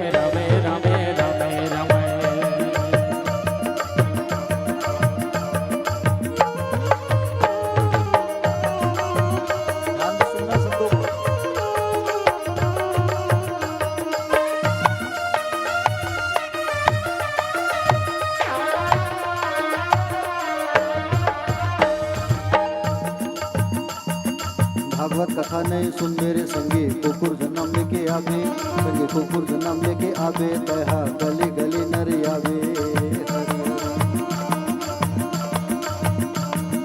भागवत कथा नहीं सुन मेरे संगी कुकुर जन्म तय पावे, कुकुर जन्म तय पाके रे संगी गली गली नरे आवे। हरि हरि रामे रामे रामे रामे रामे रामे रामे रामे रामे हरि हरि हरि रामे रामे रामे रामे रामे रामे रामे रामे रामे न्याम न्याम न्याम न्याम न्याम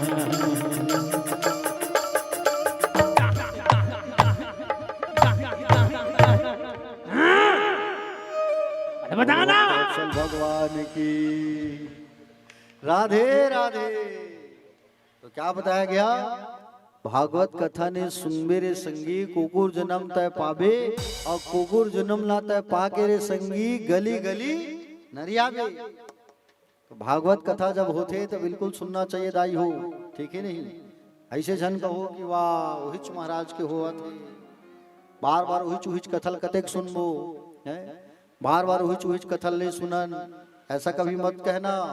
अगर ऐसा कहोगे और भागवत कथा को नहीं सुनोगे तो कौन सी योनि मिलेगी? कुत्ते की योनि मिलेगी, और फिर गली गली चिल्लाना पड़ेगा। बोलो भक्त वत्सल भगवान की। तो नरकों का वर्णन जब कर रहे थे, परीक्षित जी महाराज को सुना रहे थे सुखदेव भगवान, तो परीक्षित जी डर गए। और परीक्षित जी डर के कहे कि बोले प्रभु नरक में मुझे ना जाना पड़े, ऐसा कोई उपाय बताओ। तो कहे नरक में अगर नहीं जाना चाहते हो तो एक उपाय है। कौन सा? हरि का नाम, भगवान का नाम। और भगवान का नाम अगर तुमने सुन लिया और भगवान का नाम जप लिया तो नरक में ना जाना पड़ेगा। तो बोले एक ब्राह्मण देवता थे जिसका नाम था अजामिल। कन्नौज में रहने वाले ब्राह्मण देवता का नाम क्या था? अजामिल। अज धन मिल, अज मतलब होता है माया, मिल मतलब मिलना। अजामिल नाम के एक ब्राह्मण देवता थे।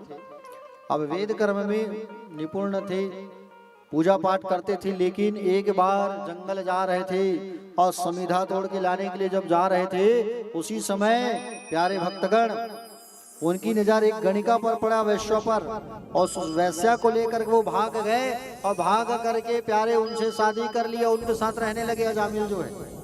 और अजामिल जब उसके साथ रहने लगे, और अजामिल जो है जब उनके पास रहने लगे प्यारे भक्तगण, तो उनके देखते देखते 9 बच्चे हो गए अजामिल के। ब्राह्मण था, पूजा पाठ छूट गया, वैश्या से विवाह कर लिया, आयु कम होने लगी। अजामिल के गांव में, नगर में कुछ संत का जब आगमन हुआ, और संत का जब आगमन हुआ अजामिल के यहाँ, तो अजामिल के यहाँ जब संत का जब आगमन हुआ ना, तो प्यारे भक्तगण संतों ने देखा ये ब्राह्मण होकर के कितना नरक में चला गया, इसकी आयु कम हो रही, इसको सुधारना होगा। तो अजामिल की पत्नी के पास आके कहे कि आप गर्भवती हो और संतान होगा तो उसका नाम रख देना नारायण, इतना कहा के चले गए। अजामिल का छोटा संतान हुआ, 10वां संतान जो हुआ उसका नाम इन्होंने रखा नारायण। अजामिल नाम के ब्राह्मण देवता ने क्या नाम रखा संतान का? जोर से बोलो, नारायण। छोटे बेटे से बहुत प्यार, नारायण नारायण नारायण नारायण नारायण नारायण नारायण नारायण, और नारायण नारायण नारायण नारायण कहने लगे। इनकी आयु पूरी हुई, और जैसे ही यम के दूत जब आए लेने, और यम के दूत जब आए लेने, तो जैसे ही फांसी का फंदा डाल के खींच के ले जाने लगे, उतने में 3 बार अपने छोटे बेटे को बुलाया इसने, नारायण नारायण नारायण। 3 बार चिल्लाया नारायण नारायण नारायण, और 3 बार चिल्लाया नारायण नारायण नारायण। उतने में भगवान नारायण के पार्षद आ गए, दूत आ गए, और नारायण के दूत आए और उनको वहां से भगा दिए। यमराज के दूत कहे, यम के दूत कहे बोले हमें क्यों भगा रहे हो? अरे इसने तो अपने छोटे बेटे का नाम लिया है। छोटे बेटे का नाम नहीं, इसने भगवान का नाम लिया है अपने मुखारविंद से। कहे अच्छा प्यारे भक्तगण, मुखारविंद से किसका नाम लिया है? नारायण का नाम लिया है। हाँ, तुम इसे लेके नहीं जा सकते, भगा दिया। अजामिल ने देखा कि बोले जब अंतिम समय में मैं भगवान का नाम लिया, अपने छोटे बेटे को पिलाया, नारायण नारायण नारायण कह करके, तो मैं नरक से जाने से बच गया। मैं तो क्यों न मैं भगवान का नाम जपना चालू, ऐसा कह करके हरिद्वार आ गए और हरिद्वार में भगवान का नाम भजना चालू कर दिए। हरिद्वार में तो अपने संतानों का नाम भी भगवान के नाम को जोड़ के रखो। कहा गया है कलयुग केवल नाम आधार, सुमिर सुमिर नर उतरे पारा। कलयुग में अगर नरक से जाने से बचना है तो केवल भैया भागवत ऐसा प्लेटफॉर्म है जहाँ बैठ के आप भगवान का नाम भज सकते हो। भगवान का नाम भजो, जितनी बार हो सके भजो, कहो। संतान है तो उसका नाम रख दो नारायण, केशव, राघव, माधव, ये नाम रख दो। कृष्ण, कान्हा, कन्हैया, ऐसा नाम रख दो। लक्ष्मी नारायण, बद्री नारायण, राम नारायण, शिव नारायण, ऐसा नाम रख दो। हैं? समझ रहे हो नहीं? हाँ। भगवान का नाम जोड़ के रखो। आप बेटी है तो नाम रख दो सीता, है? गंगा, समझ रहे हो नहीं? बलराम नाम रख दो। और नाम हो तो नाम के अनुसार गुण भी होना चाहिए। नाम रख दो रावण और गुण रावण सन है, का मतलब है? अब नाम रख दिए तुम बलराम, बलराम मतलब बल, शक्तिशाली। सोच की ओर से 4 धनुष धर के उठाते बोला है, तो इसने नाम रखे, इसका मतलब बलराम नाम रख दो, 4 धनुष धर के उठा, भले नहीं शक्ति में है। तो संतान का नाम अगर रखना है तो भगवान के नाम को जोड़ करके रखो तो कल्याण हो जाएगा। समझ रहे हो नहीं? महाराज मुनि बैठे हैं, देखना। अब जिन वक्त महाराज जी जन्म हुई तीन समय गोल्डी मसाला चला था पप्पू बाबू। अब नहीं है गोल्डी मसाला, है दुकान है आपको मैं बताता हूँ। गोल्डी मसाला पहले चले, अब गोल्डी मसाला चले तो नाम गोल्डी महाराज के। एक ठन नाम गोल्डी है, भले धीरज नाम चलते लेकिन एक नाम गोल्डी है। ऐसे बात तुम नहीं जानते रहे हो नहीं, रास के बात ले आज मैं बता दें, लेकिन तुम ना मत बताओ। तो नाम रखना है तो अच्छा नाम रखो, भगवान का नाम रखो, ताकि आप भगवान का नाम अगर बोलोगे तो आपका कल्याण होगा। समझ रहे हो नहीं? अब नाम रख दिए हो तुम भागवत, भागवत बेटा इधर आओ, भागवत भागवत भागवत ही कहीं चिल्लाओगे, दिन में भागवत शब्द एक बार भी निकल गए तो तर जाओगे सीधा। और नाम रख दिए डुग्गू, पुक्कू, कुक्कू, तो डुग्गू कह के मरोगे तो क्या तरोगे तुम? नहीं तरोगे। और नाम रख दिया है तुमने लक्ष्मी नारायण, हे लक्ष्मी नारायण कह के मर गए, सीधा वैकुंठ। तो प्यारे भक्तगण, सुखदेव महाराज जी सुंदर कथा बताने लगे। 7वें स्कंद में प्रवेश करते हैं। सुखदेव महाराज जी से परीक्षित जी ने प्रश्न किया, बोले एक बात बताओ प्रभु, भगवान को समदर्शी कहा जाता है, क्या कहा जाता है? जोर से बोलो। समदर्शी, समदर्शी मतलब सबको समान भाव से देखने वाले। तब परीक्षित जी ने कहा, बोले समदर्शी है प्रभु, एक बात बताओ तो भगवान पक्षपात क्यों करते? बोले भगवान हमेशा जो है राक्षसों को मारते हैं और देवताओं का साथ देते हैं, भगवान ऐसा क्यों करते हैं? मैं जानना चाहता हूं, बताओ। भगवान सुखदेव ने कहा तुम गलत कह रहे हो, भगवान जो है राक्षसों को बचाते हैं, मारते हैं और देवताओं का पक्ष लेते हैं, ऐसा नहीं है। सुनो, यही बात जो है तुम्हारे दादाजी धर्मराज युधिष्ठिर ने नारद जी से किया था। जिस समय तुम्हारे दादा बोले युधिष्ठिर जी राजसू यज्ञ कर रहे थे तुम्हारे दादाजी, उस समय प्रथम पूजन के अवसर पर द्वारिकाधीश का नाम आने पर शिशुपाल ने गालियों की बौछार कर दी, और गालियों की बौछार की भगवान ने गर्दन काटा, लेकिन उसका दिव्य तेज जो है जा करके कहां समा गया? भगवान में ही समाया। उसी प्रकार राक्षसों के वंश में ही एक बालक जन्म लिया था जिसका नाम था प्रहलाद, और प्रहलाद नाम था तो प्रहलाद राक्षस जाति में जन्म लिया था, लेकिन भगवान ने कल्याण किया कि नहीं उसका और उसके पिता का भी कल्याण किया। बोले सुनो, अच्छी प्रसंग है। बोले हिरण्यकश्यपु नाम के एक दैत्य थे। हिरण्यकश्यपु की पत्नी का नाम था कयाधु। क्या नाम था? कयाधु। कयाधु नाम था इनका। और हिरण्यकश्यपु तपस्या करने गए। एक बार तपस्या करने गए तो देवताओं को डर होने लगा, कहीं तपस्या करके इंद्रलोक में कब्जा मत कर ले। तब अपने गुरुदेव बृहस्पति को भेजा इसने, जाओ गुरुदेव तोता का रूप बना करके जाओ और नारायण नारायण कहना और तपस्या मत कर सके। हिरण्यकश्यपु जहाँ तपस्या कर रहा है, ओम ब्रह्मदेवाय नमः ऐसा कह के वहां बरगद के पेड़ के ऊपर तोता का स्वरूप बना करके बृहस्पति आके बैठ गया और चिल्लाने लगा नारायण नारायण नारायण। तपस्या जो है भंग हो गई, और तपस्या जो है भंग हो गई, और तपस्या जो है भंग जब हुई प्यारे भक्तगण, तपस्या जो है जब भंग हो गया तो वापस आ गया हिरण्यकश्यपु। और वापस जैसे आया तो पत्नी पूछने लगी वापस कैसे आ गए स्वामी आप? क्या बताऊं कयाधु, एक पक्षी नारायण नारायण नारायण नारायण बोल रहा था। ये नारायण भगवान को अपना शत्रु मानता था। ध्यान से सुनो कथा, आप बातें नहीं करो। नारायण को अपना शत्रु मानता था, लेकिन कयाधु ने आज अनगिनत बार भगवान का नाम निकलवा दिया। पानी लेकर के गई, पूछी क्या हुआ था स्वामी, कैसे वापस आ गए? क्या बताऊं कयाधु, एक पक्षी आया था नारायण नारायण रट रहा था। खाना परोसते परोसते पूछी क्या हुआ, कैसे आए? पक्षी नारायण नारायण बोल रहा था। अनगिनत बार भगवान का नाम निकाली। हिरण्यकश्यपु तपस्या करने गया फिर से, और तपस्या करके ब्रह्मदेव को प्रसन्न करके वरदान मांगा। क्या वरदान मांगा? दिन में मरूं न रात में मरूं, ऊपर मरूं न नीचे मरूं, अंदर मरूं न बाहर मरूं, अस्त्र से मरूं न शस्त्र से मरूं, घर में मरूं न बाहर मरूं, नर से मरूं न नारी से मरूं, मनुष्य से न मरूं न जानवर से न मरूं। ऐसा वरदान दे दो। वरदान दिया ब्रह्मा जी ने, जाओ दिया। वरदान प्राप्त करके हिरण्यकश्यपु का अत्याचार खूब बढ़ गया, खूब बढ़ गया। हर तरफ हाहाकार मच गई। समझ रहे हो? चलो एक बार हाथ उठा के जय जयकार लगाओ। बिल्कुल सुस्त बैठे हो, चाय पिए हो फिर भी आप लोग, चलो हाथ उठाओ, कहो बोले बाकी बिहारी लाल की, श्रीमद् भागवत महापुराण की जय बोलो, व्यास नारायण भगवान की जय, वृंदावन बिहारी लाल की जय। हाथ उठा के जय बोलो ना जी।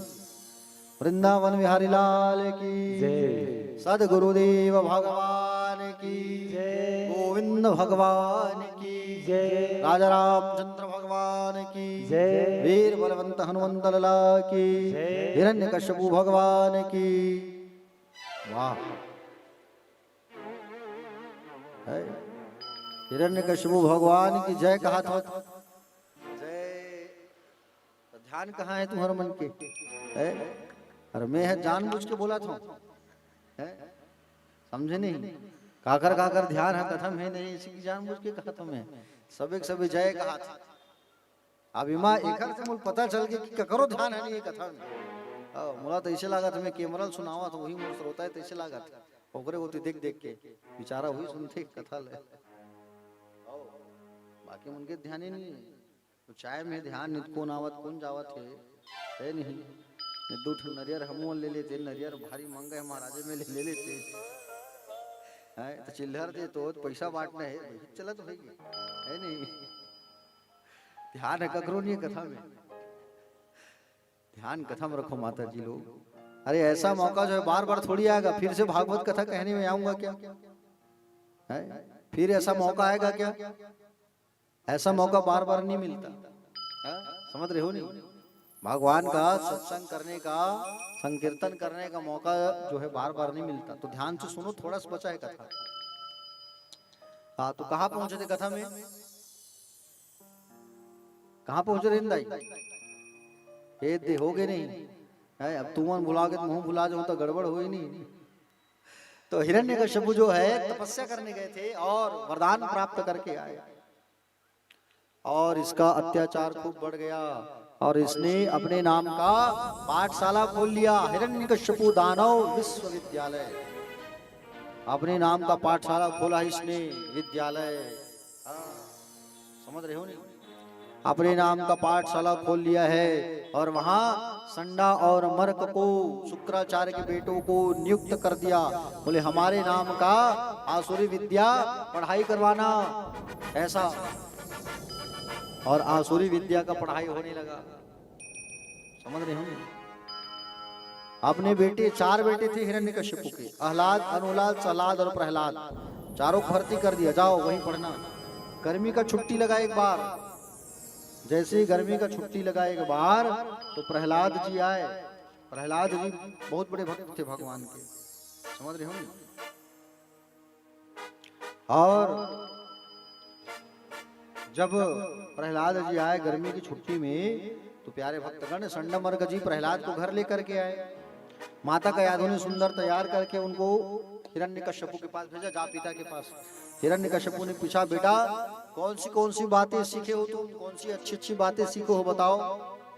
तब प्रहलाद ने कहा, श्रवणम कीर्तनम विष्णु स्मरणम पाद सेवनम अर्चनम वंदनम दास्यात् सांख्य आत्मनिवेदनम। पूरा प्रहलाद जी ने नवधा भक्ति गा के अपने बाप को सुना दिया हिरण्यकश्यपु। हिरण्यकश्यपु प्रहलाद को गोद से नीचे पटक दिए। संडमर्क को, है संडमर्क, क्या सिखा रहे हो तुम हमारे बच्चे को? संडमर्क ने कहा, गुरुदेव गंगा जल उठा के कसम खवा दो आप। अगर आप कहोगे गंगा जल रख के कसम खाओ, कसम खा के बता दूंगा मैं कि मैं आपके बच्चे को कुछ नहीं सिखा रहा हूँ, ये पता नहीं कहाँ से सीख रहा है। सरकार आप ग मतलब गधा कहते हो ना, तो हम गधा ही सिखाते हैं, लेकिन ये प्रहलाद पता नहीं कहाँ से क्या सीख के आ रहा है। हिरण्यकश्यप ने पूछा, जब तुम्हारे गुरुजी ने तुमको ये सब नहीं सिखाया तो तुम कहाँ से सीखे? तब प्रहलाद जी ने कहा, क्या कहा? पिताजी ये तो सब मेरे अंदर से बातें निकल रही हैं, क्योंकि अंदर से मैं जो है भगवान की भक्ति कर रहा हूँ। मतर्न कृष्णे परतस्ततो वाह मिथो भी पद्येत गृहवता नाम अदांत गोभिर विशताम तामिष्टम पुनः पुनः चर्चित चवर्णा नाम। पिताजी जो अदांत है अर्थात जिनकी इंद्रियां वश में नहीं है, वे भोगों को भोगने में ही संसार रूपी नरक में जा रहे हैं। उनका भोग भोगना ही श्रवण है। ऐसे लोगों की बुद्धि अपने द्वारा अथवा दूसरों के सिखाने पर भी भगवान में नहीं लग सकती है। तात महापुरुषों की चरण धूलि में जिसने स्नान करने के बाद अपनी मतु को जिसने भगवान के चरणों में नहीं लगाया वो व्यर्थ है। हिरण्यकश्यपु ने कहा, अपने ही शरीर में कोई असाध्य रोग हो जाए तो बुद्धिमान व्यक्ति शेष शरीर की रक्षा के लिए उस अंग को काट देते हैं। हा?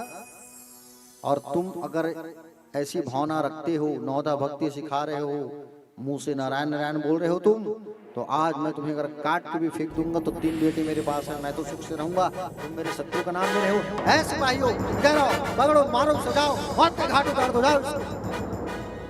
और जैसे ही पकड़ा उनको सिपाहियों ने पकड़ करके मारना चालू कर दिया प्रहलाद को। प्रहलाद को जैसे मारना चालू किया, लातों से घूसों से मारना चालू, लेकिन प्रहलाद नारायण नारायण नारायण कहने लगा। बस पहाड़ से फेंकने के लिए लेके गए, पहाड़ से फेंक दिए। अब पकड़ के फेंक दिए तो स्वर्ग में बैठी माँ लक्ष्मी नारायण से कहती थी, सुनो जी आपके भक्त को फेंक रहे, जाओ आप। भगवान नारायण कहे, तुमको ज्यादा चिंता है, तुम ही चल दो। लक्ष्मी मैया कूद के आ गई और गोद में उठाई और ऊपर लेके आ गई। बाल बाका नहीं हुआ, लातों से घुसों से मारा गया, कुछ नहीं हुआ। पागल हाथी के सामने खड़ा कर दिए, पागल हाथी को प्रणाम करता है और पागल हाथी अपने पीठ में बैठा के घुमाने लगा, कुछ भी नहीं हुआ। समझ रहे हो ना? बाल बाका नहीं हुआ इसका, कुछ भी नहीं हुआ। सांपों के भी छोड़ा गया, कुछ भी नहीं हुआ। बंदी बना के रखा गया, कुछ भी नहीं हुआ। माँ लक्ष्मी कयाधु का रूप बना के आती थी, खाना खिलाती थी, बताओ, कुछ भी नहीं हुआ। ये भगवान की कृपा है ये, समझ रहे हो ना? भक्ति में इतनी शक्ति है। नारायण नारायण जपता था लेकिन लक्ष्मी दौड़ के आती थी। एक बार सोचा इतना कष्ट मिला है, अब देखता हूँ इसके मुंह से नारायण का नाम निकला है कि नहीं। जाओ उसको पकड़ो और पकड़ करके डाल दो उसको, जाओ फिर से भेजो इसके पाठशाला। और अगर पाठशाला में जाने के बाद फिर से नहीं सुधरा तो अब इसके स्वामी को मैं बुलाऊंगा और मौत की घाट उतारूंगा। जाओ भेजो, संडमर्क लेकर के जाओ इसको, प्रहलाद को। आप प्रहलाद को लेकर के गए और प्रहलाद वापस आया। और प्रहलाद जो है आने के बाद प्यारे भक्त भगवान का नाम लेना बंद नहीं किया इसने। आंख मिचौली खेलने लगी मित्रों के साथ। मित्र लोग कहे अभी भगवान का नाम क्यों ले हम? बोले बड़े हो जाएंगे तब लेंगे। तब समझाया, बोले प्रारंभिक 100 वर्ष की आयु है, बोले 20 साल खेलते कूदते निकल जाएगा, 50 साल पत्नी संग निकल जाएगा, बच्चे आएंगे, कब भगवान का नाम भजोगे?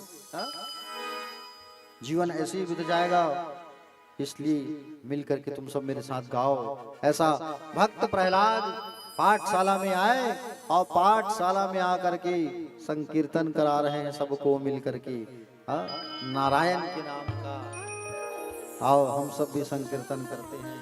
श्रीमन नारायण नारायण नारायण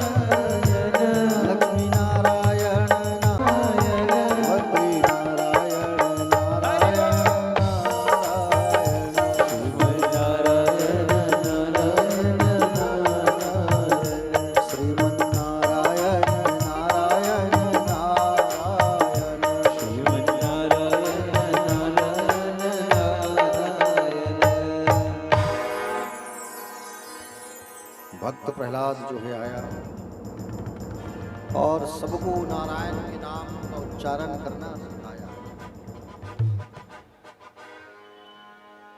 हिरण्यकश्यपु ने एक सिपाही को भेजा, जाओ देख कर क्या हो, क्या चल रहा है, मेरे नाम का पढ़ाई लिखाई ठीक चल रहा है कि नहीं, जाओ। सिपाही आया, देखा वहां तो सब नारायण नारायण कीर्तन चल रहा है। वहां आकर के सन्नामर को कहा सन्नामर का जी क्या गा रहे हैं इन लोग, नारायण नारायण। सन्नामर का आए और प्रहलाद को छुआ, ए प्रहलाद चुप। जैसे प्रहलाद को छुआ तो प्रहलाद को भगवान की करंट लगी नारायण के, वो भी नारायण नारायण चालू गाना, और वो भी नारायण नारायण गाना चालू कर दिए।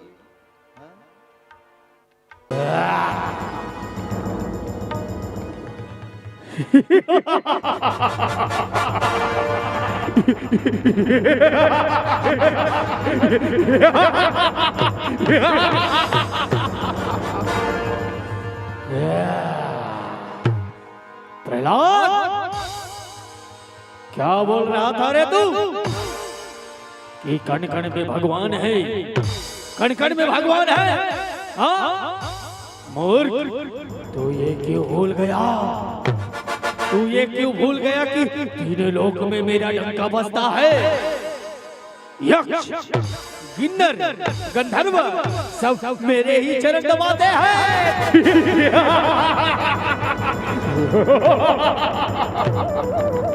सैनिकों बांध दो इसे इसी खंभे से, बता कहां कहां दिखता है तेरा भगवान। आज इसके प्राण लेकर ही रहूंगा। क्या क्या क्या इस खंभे पर भी है तेरा भगवान? क्या कहां कहां दिखता है तेरा परमात्मा? बोल। तू बहुत उद्दंड हो गया है, तूने मेरी शक्ति को ललकारा है, तूने मेरी बल को ललकारा है। आज तुझे हम पूरी पहुंचा के ही रहूंगा।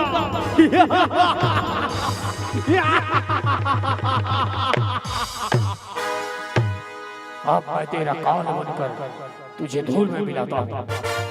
बोल किसके बलबूते गरजता है तू, किसके बलबूते पर इतना घमंड करता है? कहां है तेरा भगवान? बुला, आज देख लेंगे तेरा भगवान।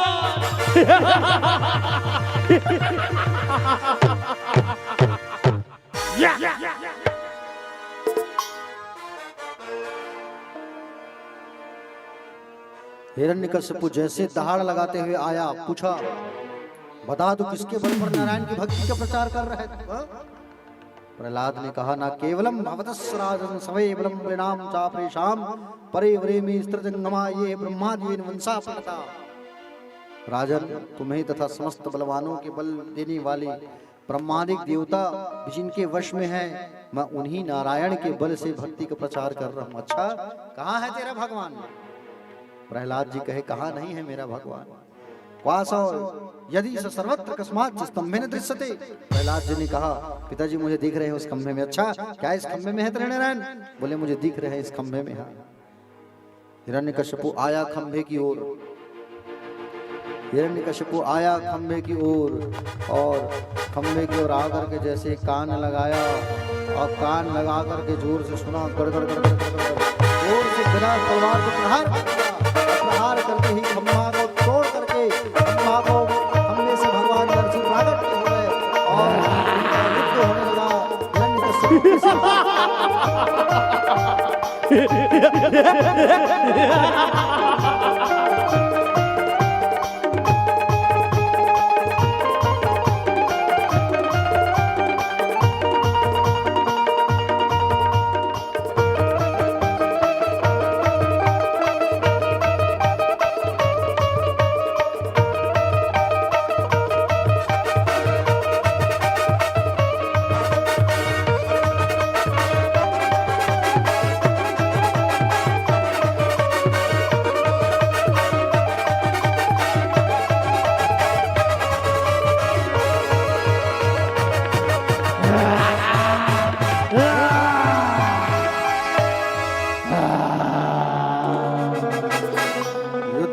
के भगवान अपनी गोद में ले लिए और गोद में लेकर के कहा, बोल क्या वरदान था तेरा? दिन में मरू न रात में मरू, नर से मरू न नारी से मरू, अस्त्र से मरू न शस्त्र से मरू, बोल क्या वरदान था तुम्हें? देख, न ये दिन है न ये रात है, न मेरे पास अस्त्र है न शस्त्र है, न घर है न बाहर है, और क्या बोला था? 12 महीना में न मरू। हाँ, 12 महीना में ना मारू तूने कहा था, ये 13वां महीना मैंने तेरे लिए बनाया है। देख, ऐसा भगवान ने कहा और अपने नाखूनों को भगवान ने हिरण्यकश्यप के पेट में लगाया और पेट को भगवान ने फाड़ दिया, पेट को विदीर्ण कर दिया, भगवान चीर दिया। जैसे गरुड़ सांप को चीर देता है, उसी प्रकार भगवान ने हिरण्यकश्यप को चीर दिया। उसकी आंतों की माला बनाकर भगवान पहन लिए। देवताओं ने स्तुति करना चालू कर दिया और स्तुति करना चालू कर दिया। प्यारे भक्तगण, ब्रह्मा जी आए, सब स्तुति करने लगे। न तो उसमें अनंत शक्ति विचित्र वीर्याय पवित्र कर्मणि, हे अनंत शक्ति संपन्न प्रभु, पवित्र कर्म करने वाले आपको नमस्कार है प्रभु। भगवान की गुस्सा को कौन शांत करे भैया, इतना ज्यादा गुस्सा नरसिंह भगवान का। सबने सोचा उनकी पत्नी को बुलाते हैं तो गुस्सा शांत हो जाएगा, लक्ष्मी मैया को, क्योंकि पत्नी के सामने अच्छे अच्छे की गुस्सा शांत हो जाती है।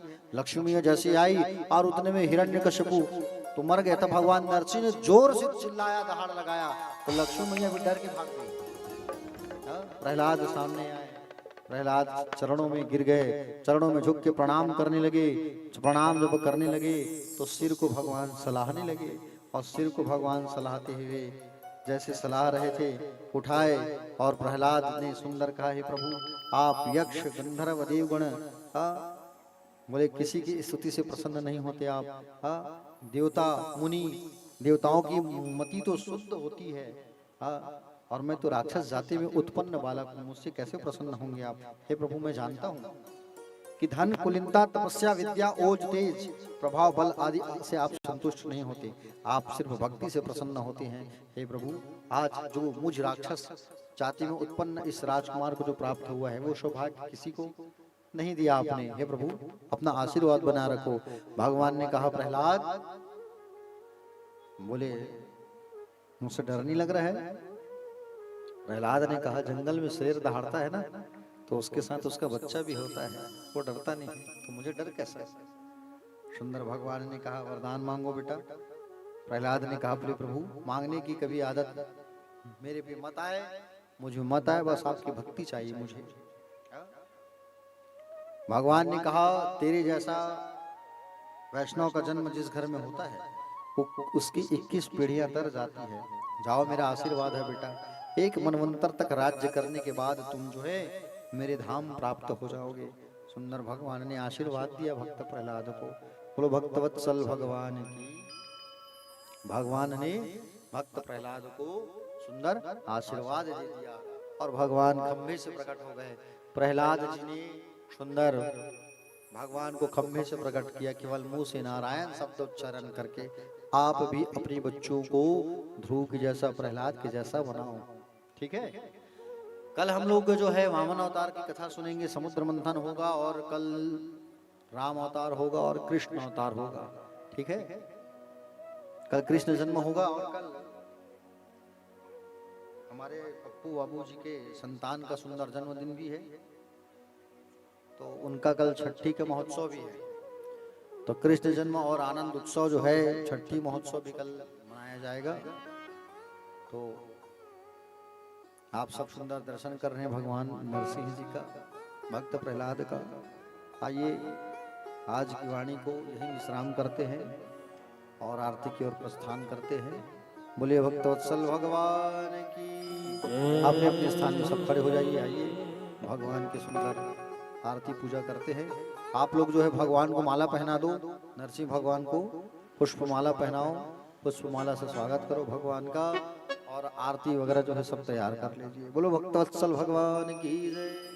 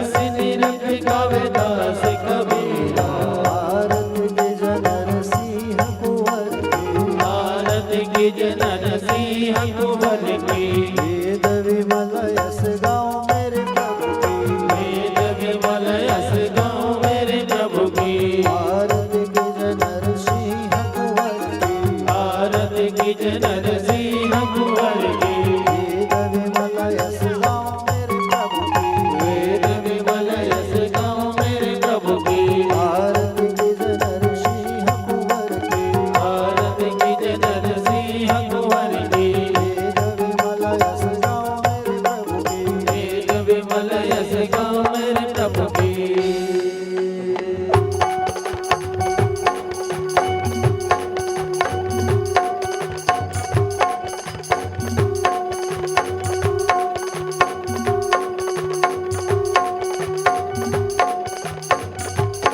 कर्पूरगौरम करुणावतारम संसार सारम भुजगेन्द्रहारम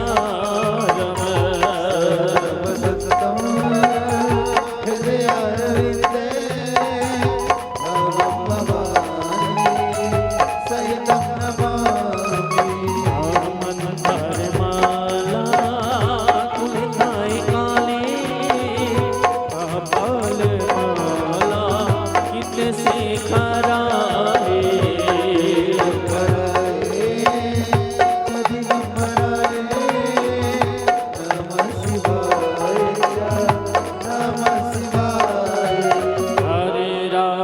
हरे राम राम राम हरे हरे हरे कृष्णा कृष्ण कृष्ण हरे हरे हरे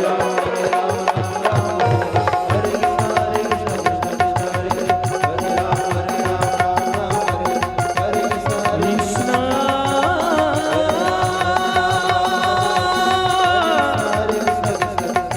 हरे कृष्णा